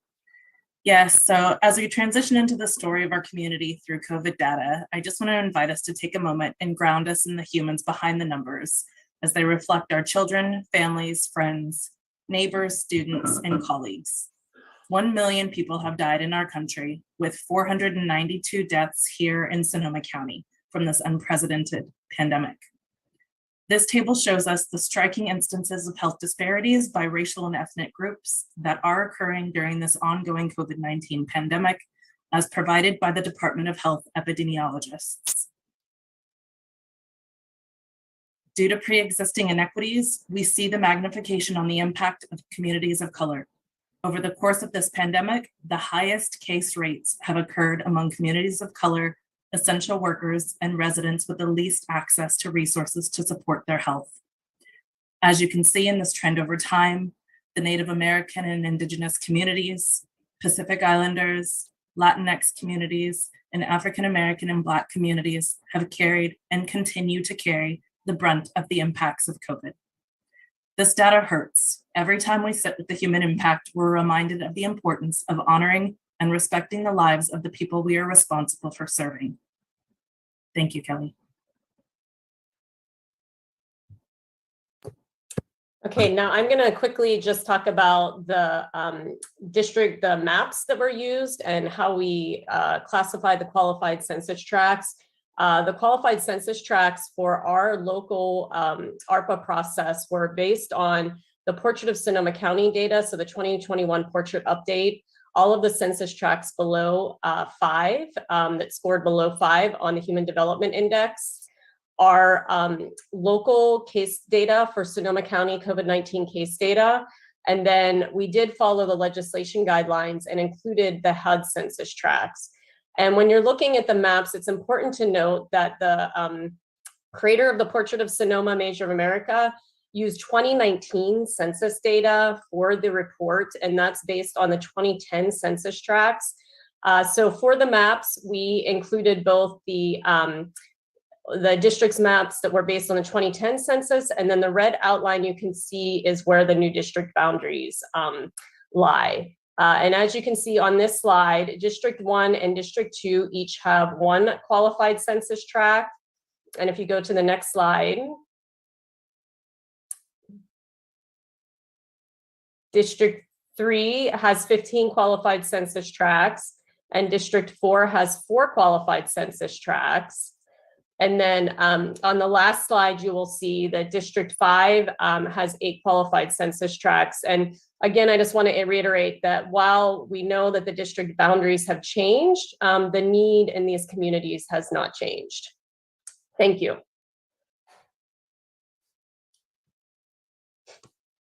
And now I will turn it back to Lindsay.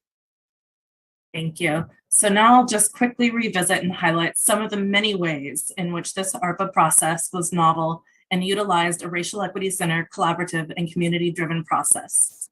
Staff understood that to achieve different outcomes meant we had to do things differently. So we made the following changes to typical county business.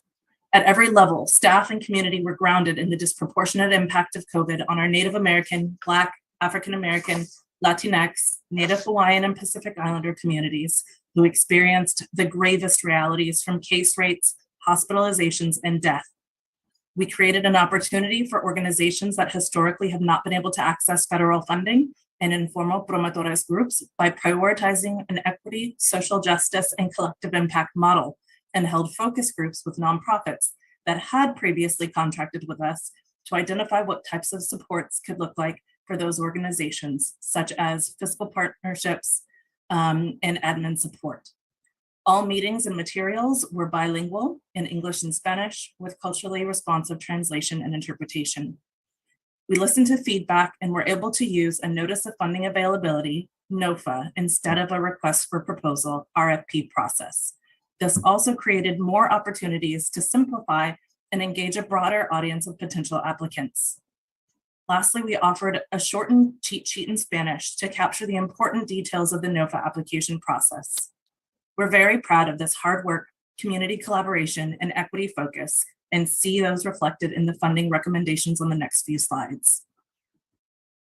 Back to Oscar. Thank you, Lindsay. So here you see the 8 funding categories that comprise the Community Resiliency Program, along with the percentages.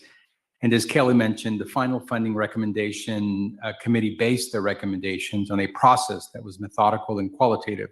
Ultimately, they determined that the best approach was to proportionally allocate funds based on the grant total amount requested in each priority area. For example, approximately 18% of the total ARPA funding requested was for mental health priority area. So approximately 18% of the total available funding was allocated to mental health. That informed how much funding was designated to each priority area. By utilizing this approach, the Funding Recommendation Committee was able to honor the need reflected by the proposals, as well as community capacity to meet needs within each priority area. As opposed to some other model considered, this allowed the committee to both fund a mix of organizations that historically have not been able to access federal funding and large dollar value requests.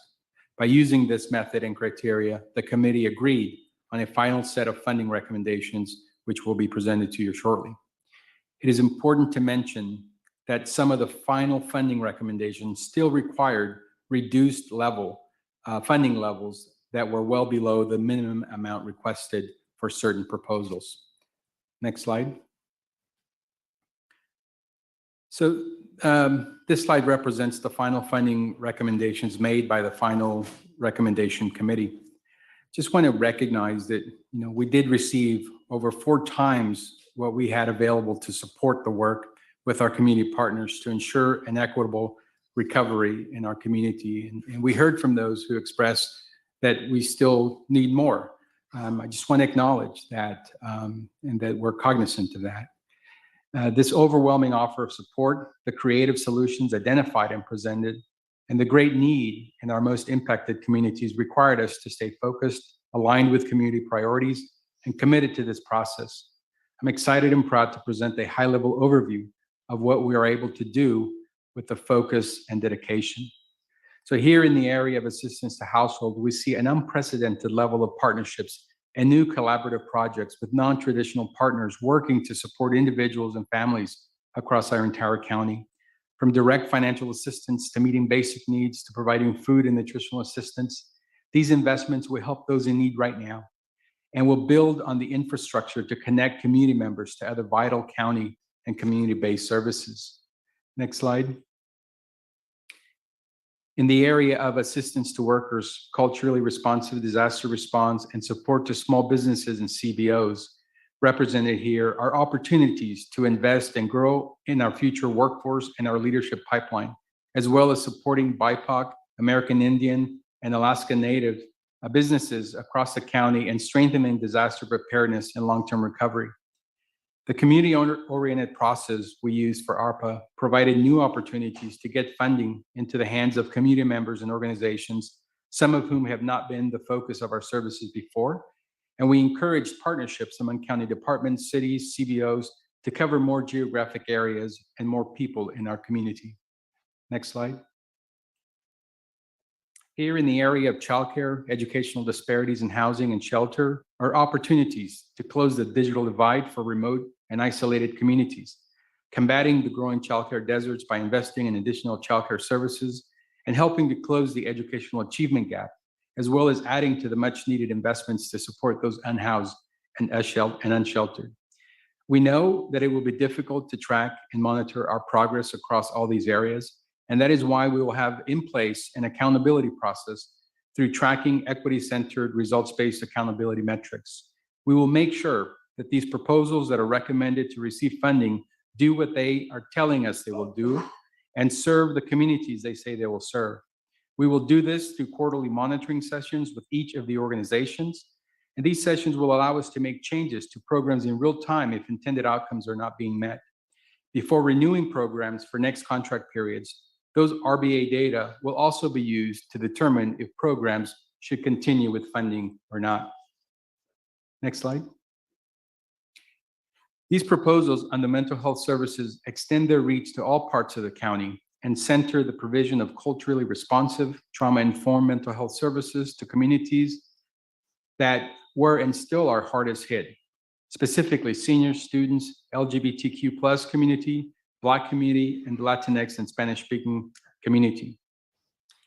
This was a novel approach to engage and center community voice and to resist the temptation to fall back to business as usual in terms of how we fund services, as well as to break free from our desire to return to the normal we knew pre-COVID. It is worth noting that the normal we knew was never normal for so many struggling in our community. And COVID revealed the need to invest in a new social safety net and civic infrastructure to end the cruelty experienced by those disproportionately impacted by COVID. I'll now turn it over to Alegria to close us with the presentation. Thank you, Oscar. So once these recommendations are approved by your board, the contracts will be negotiated and finalized and funds will be dispersed. We are intending to hold an orientation for ARPA recipients in order to ensure that they will be able to meet funding requirements and to also work through the required reporting. We are excited to train on and to utilize an equity-focused results-based accountability system. As Oscar described above, an equity-focused RBA approach ensures that we hold ourselves accountable with these investments and that we understand where they're actually reaching. And it gives us an ability to be flexible, to shift, and to refocus our efforts and our resources to ensure we reach the populations we need to know, we need to get to. And this approach will also ensure, with the collection of new demographic data in a way that's humanistic, that we and our nonprofit partners really know fully and lovingly who we serve. We are really grateful for the way in which your board has supported our implementation of this program across departments and with such deep innovation. The way that we will administer these agreements represents a meaningful investment in rethinking and reshaping how we do business and how we serve our community.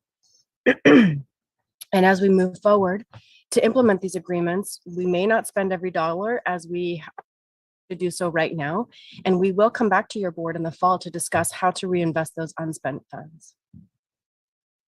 We don't use the word resilience lightly when we talk about what we are doing to build resilience in our community. We recognize that resilience describes how we weather storms and how we emerge from this adversity, and we recognize that it's not a word that we can assign to others. Resilience means that we've learned something, and we are also honoring the suffering and the struggle that allows us to learn something new. Resilience can be built, and we are leaning into those practices that build that resilience, including curiosity, knowing and understanding who we are and what we're able to do, being clear about our values, as well as accepting and embracing difficult emotions. And so with this definition of the word resilience, we are working to be resilient institutions, resilient service providers. And we recognize with love that our community may not be feeling this resiliency quite yet, but that's our goal to achieve together. Next slide, please. We have embraced this enormous opportunity wholeheartedly, and with your support, we have worked to provide a down payment on a new way of doing things, to recreate structures to work with our community along the way. And with only a quarter of the funds available compared to the huge need that we saw, it's tempting to think about what we can't do. But today's actions are about what we can do. And we truly believe that the investments before you today will help change the trajectory of people in our community who are struggling. We are hopeful. We are optimistic. These investments reflect the wisdom and the lived experience of our community partners and our community members to help us change those outcomes of people most impacted by this pandemic. We are very grateful to the number of people who participated in sharing their creative solutions, who brought their energy and their love to this process, and who are committed together to centering the people who continue to experience life on the margins of our systems with such devastating impacts. I want to end with a quote from Dr. Manuel Pastor. He says, "Start with where the hurt has been the hardest. Start with where the trauma has been the deepest. Start where the disadvantage has been the starkest. When you invest there, when you repair those systems, when you build our economy that kind of way, it's going to be more robust and it will be more able to survive crisis in the future." We together look forward to your action today. Thank you.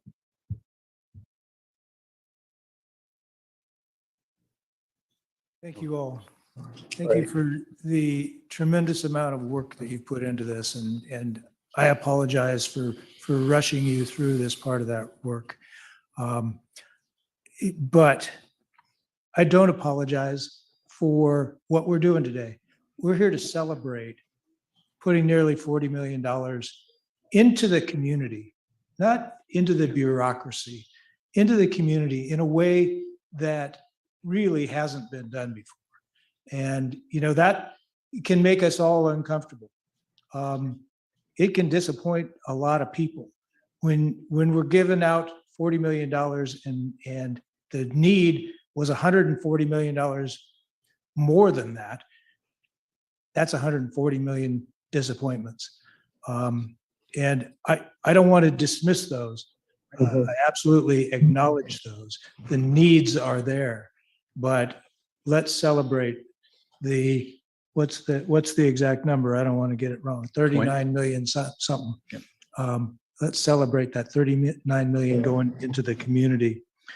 I'm going to open this up for questions from the boards, but I do want to just say one thing here, and that is, you know, beyond the disappointments, I appreciate all of you who didn't receive funding, who congratulated your colleagues in the community, who appreciated the work of the people who have put their blood, sweat, and tears into this, and who share the celebration here. I also read a number of emails today that made accusations, you know, that this was unfair, that people had their thumbs on the scale. that there was secrecy in the process. You know, as I said, this is a process that we haven't seen before, but it's also a process that the Board of Supervisors has asked for from the beginning. Anyone who was paying attention to this process heard us over and over again say that we wanted this money to expand the capacity of the community to address disparities, not to double down on what we've been doing, but to expand that capacity. The board asked that this money be used to empower new providers in the community, people who've been shut out by, lack of expertise for going after government contracts, for instance. And this board said over and over again that we wanted this money to create new partnerships. And you look at those partner numbers on the successful applicants, and it's 8 and 10 and more partners involved in these things. This is what the Board of Supervisors has been asking for throughout this process. And this is what you have delivered. I'm going to ask one question and then I'll turn it over to my colleagues. But we haven't seen a list of the reviewers, the people who made these recommendations. And I'm wondering if you can address that question of why. Sure. Thank you for the question, Supervisor Corsi. The release of reviewer names has not been a practice of our department. It's not a practice of other departments. And we also made a commitment to the reviewers, and they asked that their names not be made public for fear of being scrutinized or called out. And so we want to honor that. We communicated that to them.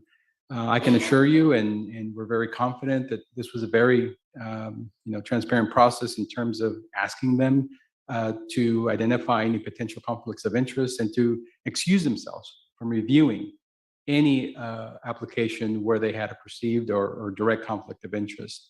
I know that may not be a satisfactory answer, but again, it's not been a practice of our department. And I fear that releasing those names could limit other community members from wanting to participate in such a process.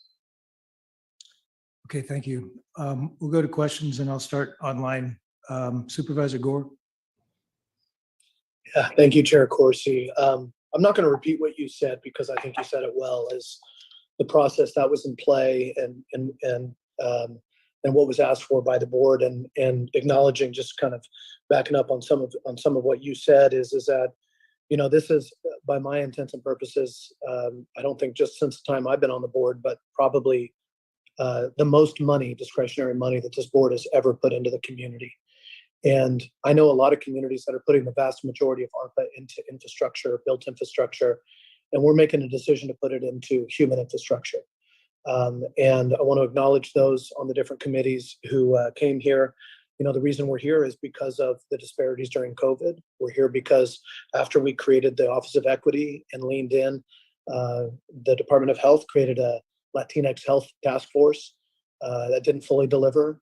We went through this process with other iterations, redistricting, other things where there was frustration. And I think there was quite a few comments from the board about, where we sit right now with respect to our world of quite honestly, putting the keys to the car in the hands of our leads, of our equity leads, of Alegria, Oscar, Sheba at the time, and now EDP through Ethan. And I want to thank you and Kelly and everybody who's on the team, and I honor that. So my one question, and I really want to get this, kind of go back to Kelly or Oscar, is I heard it loud and clear through a lot of high level conversation that you talked about, which was the validity of the process and the validity of the contracting, right?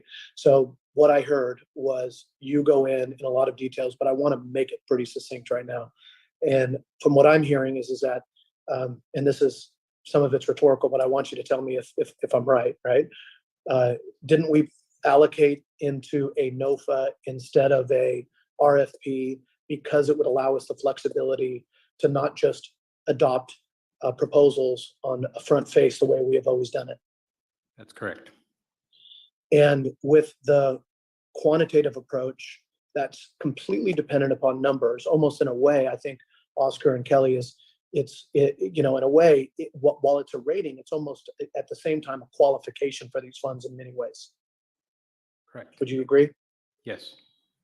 So on the qualitative approach, from what you talked through, once again, I want to call this out because I'm getting a couple of emails from people who are saying that qualitative approach is exactly why people don't like politics, exactly why discretionary subjective opinions behind closed doors are bad. So I want you to tell me, once again, make it succinct. Remind us, what were those 3 to 4 areas that were reviewed as a qualitative process that you can even make a qualitative process quantitative? Great. Thank you for the question, Supervisor. I'll ask Kelly, since she probably has those bullet points right in front of her. But I can tell you that using that qualitative data was important, really looking at where we saw the greatest disproportionality and the thought process that the committee went through. So Kelly, I'll ask you to reiterate those bullet points.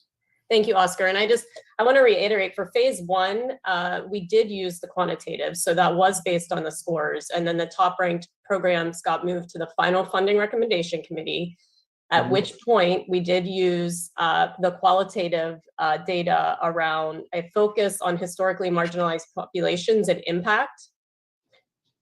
Proposals that had deep ties to communities where they said that they would provide the services. The scope of the partnerships that they had identified, and then lastly, the focus on direct assistance. Okay, that's great. I'm going to pass it on to my colleagues with other questions. I just want to say, to you and to anybody who's watching, who's on the review team, sincere thanks. Put the keys of the car in the hands of individuals who are in community with lived experience is the first time I've seen that on this board, and I'm very thankful for what you've come back. And I just want to also thank, I know all my colleagues will as well, is everybody who applied. It's amazing, no matter what we decide, how many new innovative groups and programs that we're looking at funding that I have never seen partner with the county. I won't say we funding them, but have not partnered with the county and partnered with our department. So seeing that is great. And I also want to honor the longstanding amazing public servants that are out there, some of whom that are funded and some of them that are not through this proposal, who do day-to-day work. So onward to, I'll leave my comments for deliberation, but I think you can tell I'm pretty thankful right now, grateful, and in honor of celebrating community at this point. Supervisor Hopkins. Thank you.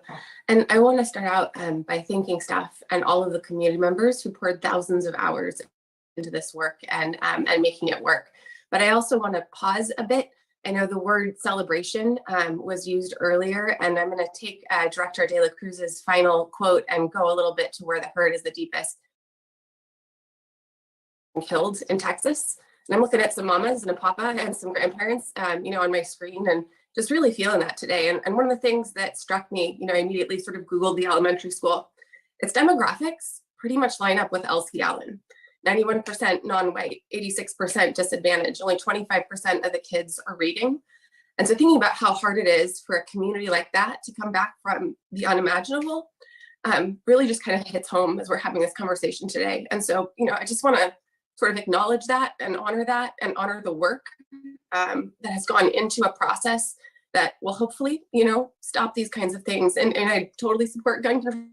I also want to recognize the need to bolster our disadvantaged communities and to really make sure that when the unimaginable happens, whether it's a flood, whether it's a fire, whether it's a pandemic, whether it's, God forbid, a school shooting, that they have the resources that they need in order to come back. And so I want to sort of lean into that concept of resilience and what that means and how we can better prepare those, QCTs and to really be able to respond to these kinds of things.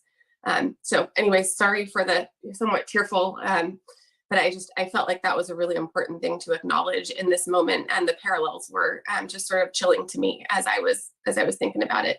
And with that, I want to challenge us to do more. I want to wholly and heartedly accept the staff recommendation, and I want to have a conversation about how we get to those those applications that were not funded that we know are so worthy, right? What's our plan for the next round of ARPA? Is it possible? I mean, we have $3 million in contingencies right now. We're at the end of the fiscal year.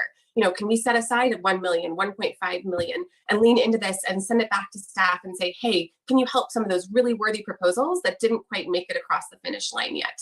I really hope that we can take this momentum and not just sort of check the box and say mission accomplished, but say we have a hell of a lot of work to do. It has been centuries of garbage, you know, in terms of we have failed our communities time and time again.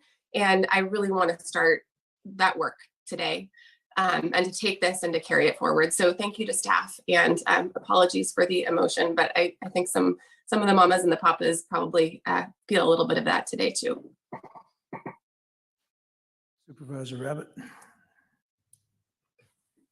Thank you. And just to follow up on that, I mean, once again, same thing happens. People say the same things and nothing changes. It's just disgusting.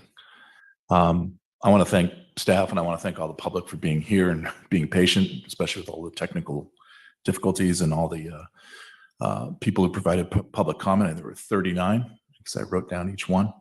And I want to thank the board and the process. I do want to take a pause and say that, yes, it's a celebration. At the same time, not everyone is happy. And that's always because the needs are always going to be greater than the resources, even when the resources in this case are $34 odd million going forward. I want to dive in a little bit more to understand, so I know the process, the second phase that was talked about. And we heard from the Redwood Empire Food Bank, which is a great partner, our Boys and Girls Club, great partner, and being ranked #1 in the first phase. Was the second phase, was that information disseminated to people so that they could understand where they then got knocked out?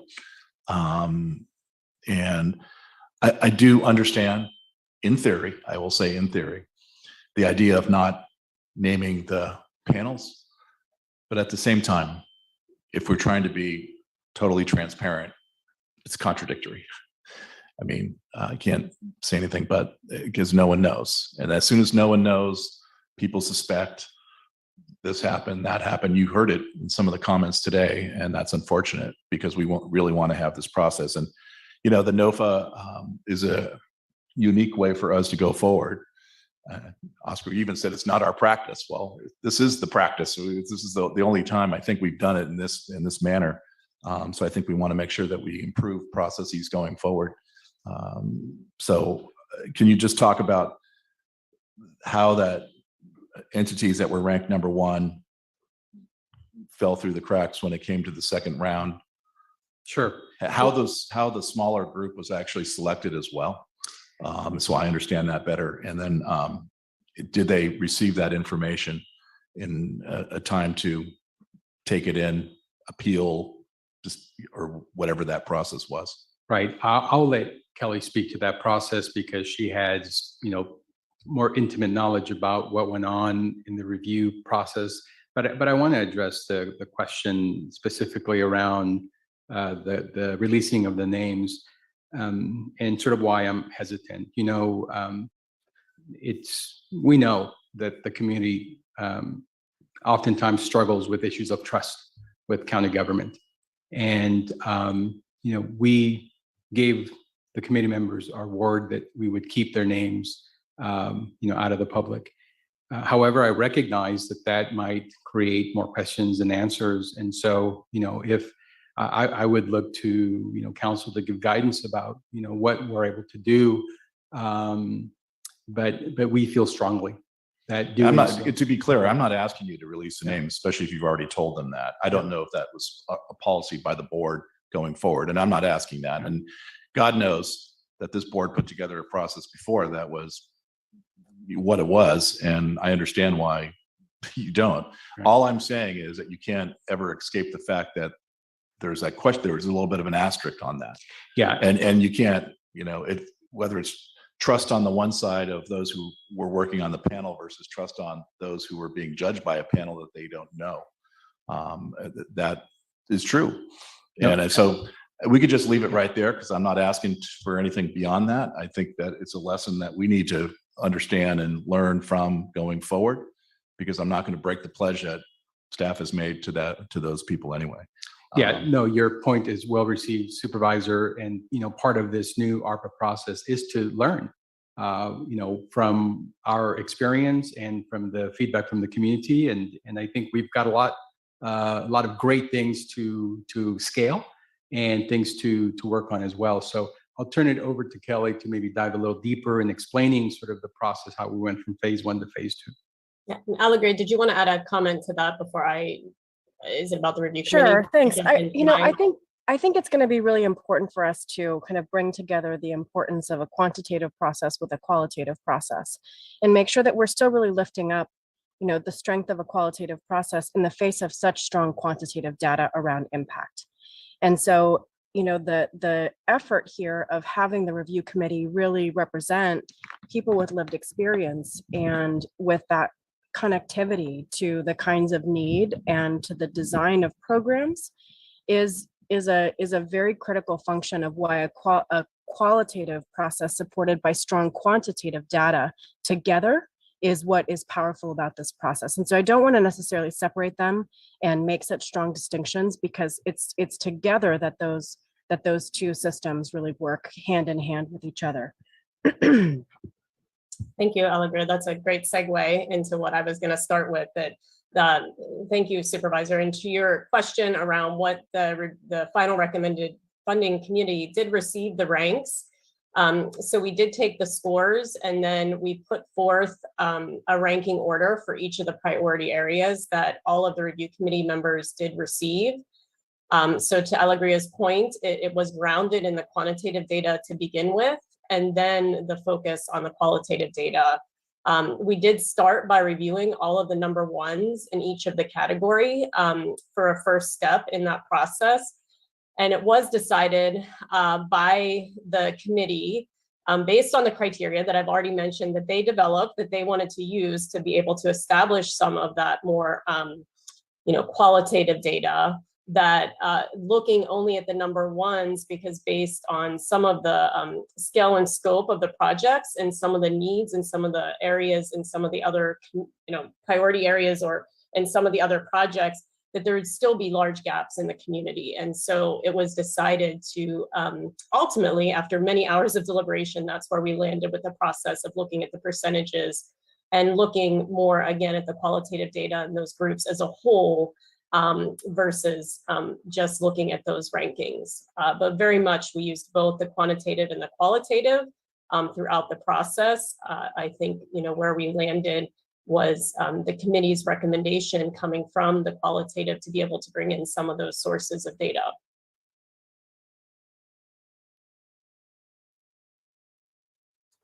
Does that address your question? I think so, to some degree anyway. And again, I think that it's just a matter of making sure we understand what it is we're doing, how it was communicated, and that we're being as open, communicative, and collaborative with all of our partners going forward. And maybe this question to the county administrator, because I heard Supervisor Hopkins, I don't know if there is another ARPA. I doubt it.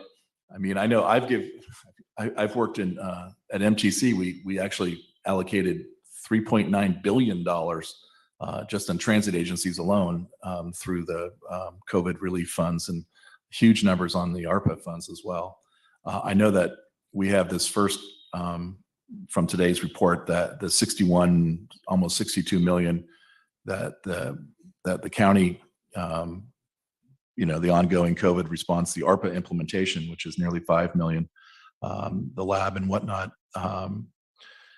I heard a $5 million number from Boys and Girls Club. I'm not sure what to be honest, what the Redwood Empire Food Bank number was. And I'm just curious on the balance of unallocated funds. I suspect it's zero, but it's there's unspent funds as well. Through the chair, my understanding is the team staff believe when they go through the process of awarding the contracts, negotiating them, and getting people up and running, that some of the recipients may fall out of the process. So that's why we're recommending coming back in the fall with an update, and there may be some funding available as a result of that. If I could But just you're add right, there is, other than that, all the ARPA dollars are currently allocated. Yeah, no, and I appreciate that. And again, I want to make sure it's absolutely clear that all the awards are well-deserved and probably still not enough dollars to carry forward the mission because the pandemic post-fire in this county, as we all know, has been so impacted, and communities of color have been so impacted, and want to make sure that we can deliver on those. At the same time, trying to make sure that we deliver across the board. It's hard to hear the numbers of the increase in the caseload of on the food bank, for instance, and not feel like we need to do something about that. You know, when are we going to step up? And it's only with the one-time funds like this that we've had more of this last year than any other year known to man around here, that it's you know, the opportunity exists. So I want to make sure that we're capitalizing on that. And again, I want to thank staff for going down this path. I want to make sure that we do learn our lessons and make sure that we always are constantly improving that and identify those areas of where I think we can make sure that we, you know, improve and continue down that path of making sure that we reinforce that safety net within this county. So thank you. Great, thank you for that. And as County Administrator Bratton said, we do plan to come back, and if there are unallocated dollars, we come and seek your guidance on how to best distribute those. If I could also just clarify one point, which is that for certain folks who commented that they weren't funded today, they actually were funded, but it may not have been in the proposal that they were the fiscal lead on. So because we had this intense focus on collaborative work and on partnerships, many of the folks whose own projects weren't necessarily the ones chosen for funding also show up in a number of other proposals where they will be partnered with other organizations to deliver those critical services. Supervisor Gorin. Thank you for that reminder. I really want to thank everybody who's still with us in the chambers now, and everybody who commented before. Thank you. Thank you for all that you do for our community. You would not be here if you weren't passionate about serving community based upon your past experience and needs of the community. And I also need to thank all of the reviewers, and especially Alegria and Oscar, for and everyone else. Kelly, thank you so much. Everyone else involved in this. This is not easy. And I've expressed some unhappiness to Oscar previously. I recognize that it's really painful. You have a lot of needs. We have a lot of needs. And I've said to some of you, I'm very disappointed that although there were some services funded for Sonoma Valley, there were not any organizations funded directly in Sonoma Valley. That's a capacity issue. I'll be working on that. And I'm having follow-up phone and Zoom conversations to figure out how we can do exactly as Oscar suggested, finding alternative paths to fund essential services.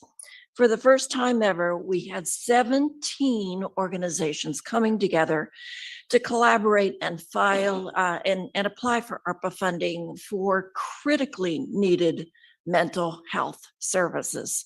We've had very painful episodes of mental distress, youth suicides, students, seniors, especially suffering from the pandemic and social isolation, lack of support at every avenue. I'm thankful for the funding for social advocates for youth, providing some funding for the schools, and yet we know the need is critical.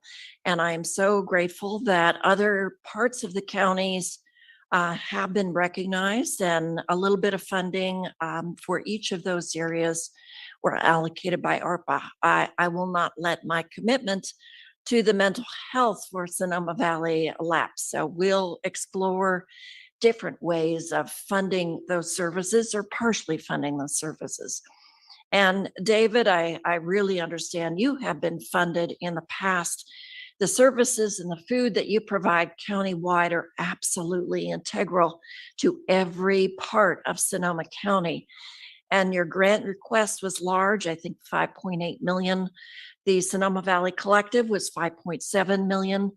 And I would like to, when we have funding come back, look at partial funding for some of those critically needed services. I'm grateful to Farm to Pantry, trying to connect some of the great efforts we have in Sonoma Valley and elsewhere to the larger efforts of feeding a very food insecure community. And we recognize, Oscar, you recognize that some of the communities in the Springs are at the lowest level of the human condition index. So we know the need is there. And I'll work with you, as I have in years past, on capacity building for some of the organizations. But we have to recognize the need for assistance runs throughout the county. It's not just Central Santa Rosa providing a few services here and a few services there. And as I've suggested to you, when you actually get down into the detail for each of these organizations, I want to know, we want to know exactly what services will be provided to the various communities when they say we're going to provide countywide services. And I think we need to have some accountability built in to the service providers. What are they providing? How have they provided it? And just as importantly, what partnerships are they developing to provide those services? Because I think we have great organizations, but they need partnerships. And I would welcome those conversations. So this is a very difficult day. I don't even want to open my computer anymore. To have 14 students killed in a school is absolutely important. And it speaks to the need for mental health services. We are beyond gun control. The guns are out there. People are filled with hate and disillusionment. And we have to stop. We have to provide the services for those folks who are really hurting. The violence is abhorrent. And that's why I'm advocating for mental health services. And I know you join me. Thank you. Yeah, go ahead, Supervisor Abbott. I'll double down on the mental health services. As we found out through our last couple months of discussions, this county lacks mental health access for everyone. My firsthand experience in this with a wife as a health professional, still having to make 50 phone calls to try to get someone to take a full freight payment for help. So God knows what it's like for those that don't have that ability. So getting back, I just have a follow-up question to what Alegria, I think, was referring to on, is there a breakdown in dollars for each partner? I see the fiscal agent. I've been trying to go through, and I think it's buried in the narrative on attachment B, but I was looking for a spreadsheet that actually told me, I really like to know if I'm awarding dollars and then there's 10 partners, I want to know who's getting what within that. Or it's all going to the fiscal partner and they're deciding later. I just need to know. Yeah, I mentioned earlier that some of these organizations or lead organizations receive funding below even their minimum request. So we've gone back and asked them to relook at their proposals to see what can they achieve with that reduced scale. So while we don't have that information in its entirety now, that is something that we are collecting so that we can actually see proportionally of that amount that's awarded to the lead organization, how much of it is going to which organization. You heard from one of the recipients of the recommended funding from the chamber who said that while they are the lead, they are actually serving more as a pass-through and redirecting those dollars to the community partners. So we can get that for you, absolutely. Thank you. Thank you, Supervisor Gorin. Appreciate your thoughts, and Supervisor Hopkins as well. This is a hard time to be talking about this. And I think an important point was made earlier that this is not a finish for any of us. It's a start. This is it's a new process. We're starting. I'm going to ask if maybe we could get a motion on the table to facilitate deliberation from here. So yeah, Supervisor Corsi, would you mind, I just want to ask, I don't have it up in front of me if on the agenda item there's A, B, C, D. I don't know if we can pull that up again so that we basically make sure can somebody do a share screen? Thank you. Here it comes.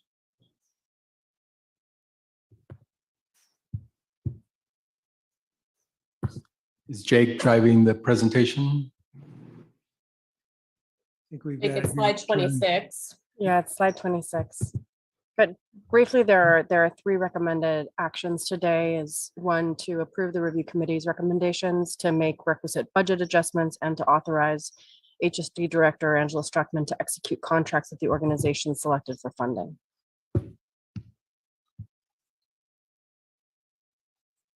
Wow. Okay, there we go. And just to be clear, if I may, on that last one, the contracts are going to be for the amount that is going to be negotiated. How's that? Right. So as Oscar mentioned, no one proposal received its full requested amount, and there hasn't been sufficient time for those organizations to go back to their partners and to renegotiate the amount of their budget. So that will be part of what it is that they are doing now in preparation for negotiations with us. And so those negotiations of contracts is what will allow us to understand, 1, who of all the partners will stay in and what it is that they will be getting. The administrator.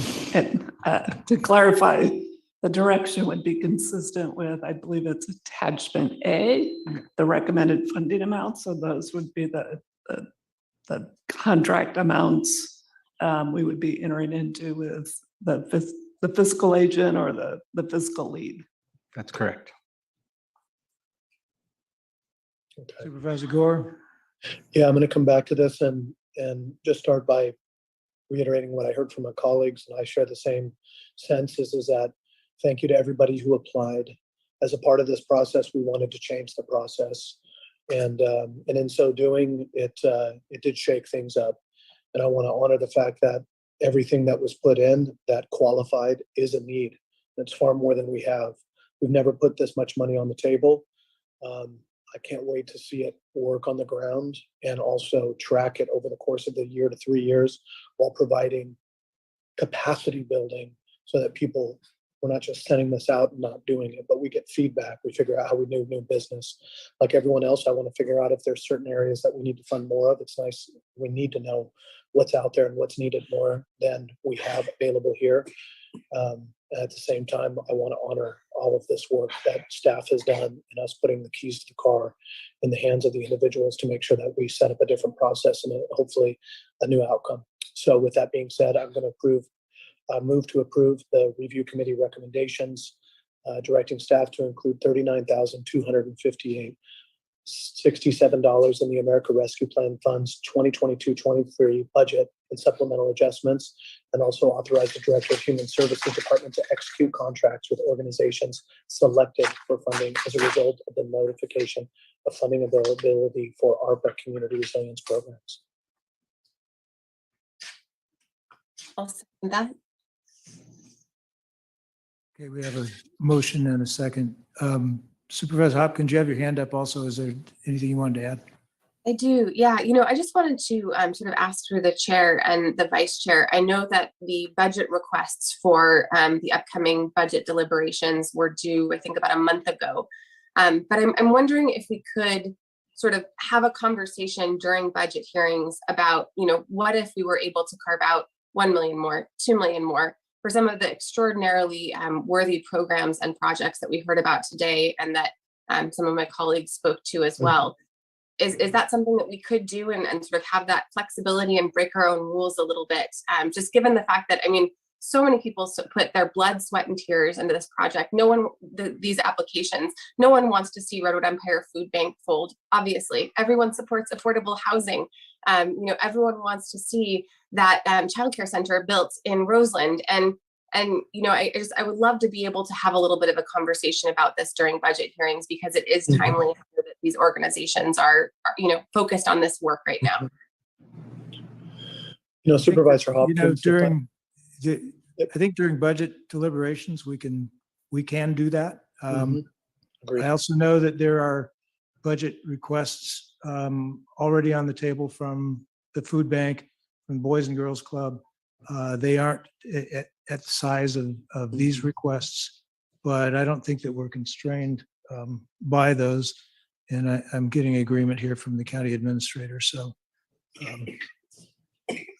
And Supervisor Corsi, if I may, I just wanted to state, there's been a couple other items in board meetings since our April discussion where I think the goal for us during budget is to identify how much one-time money is on the table and create pots for that, and then figure out whether it's applications that are already fully vetted or whether it's things that we want to move that money into specific pots, or we want to hold it in contingencies and give guidance to bring it back as agenda items.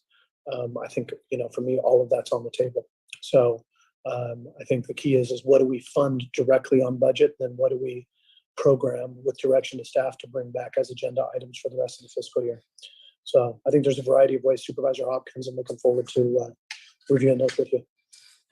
Excited to, actually. Okay, we have a motion and a second. Marcy?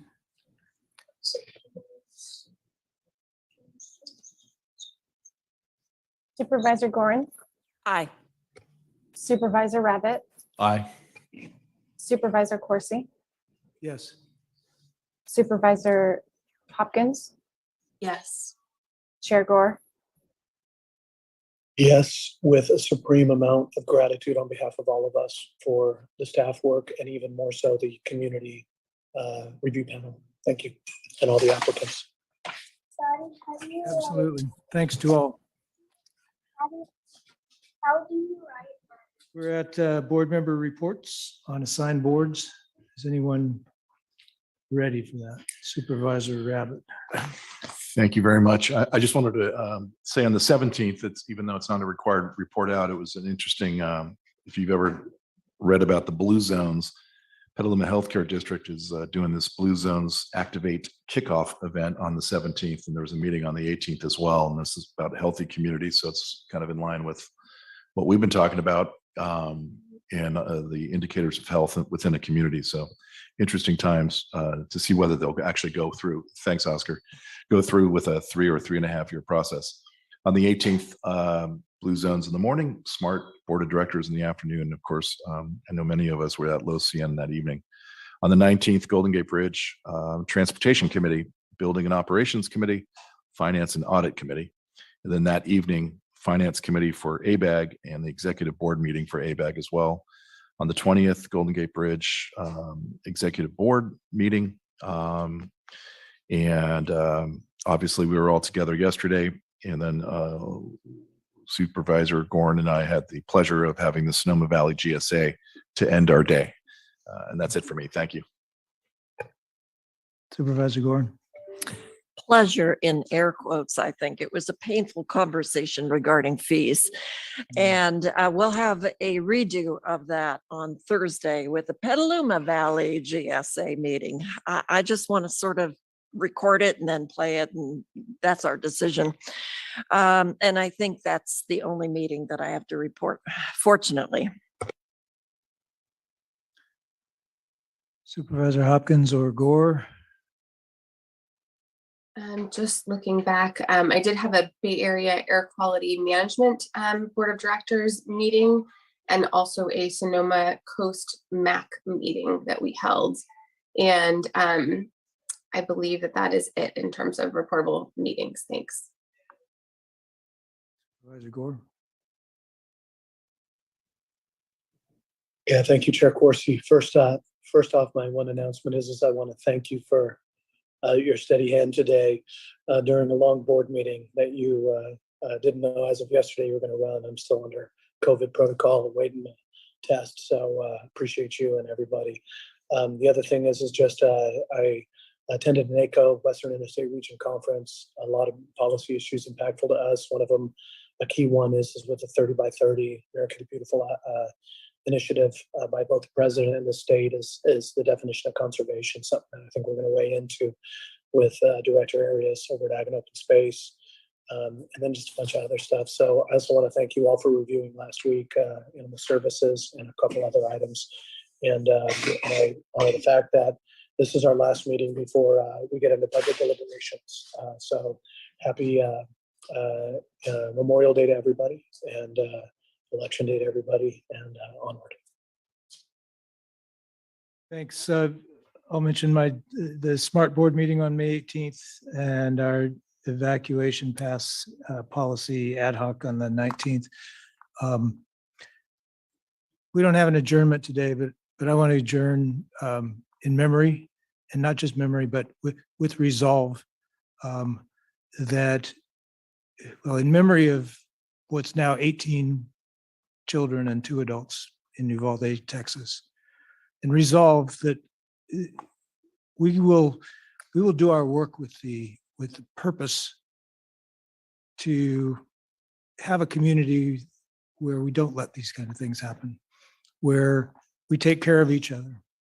And I invite us all to go home and hug our families and spread the love.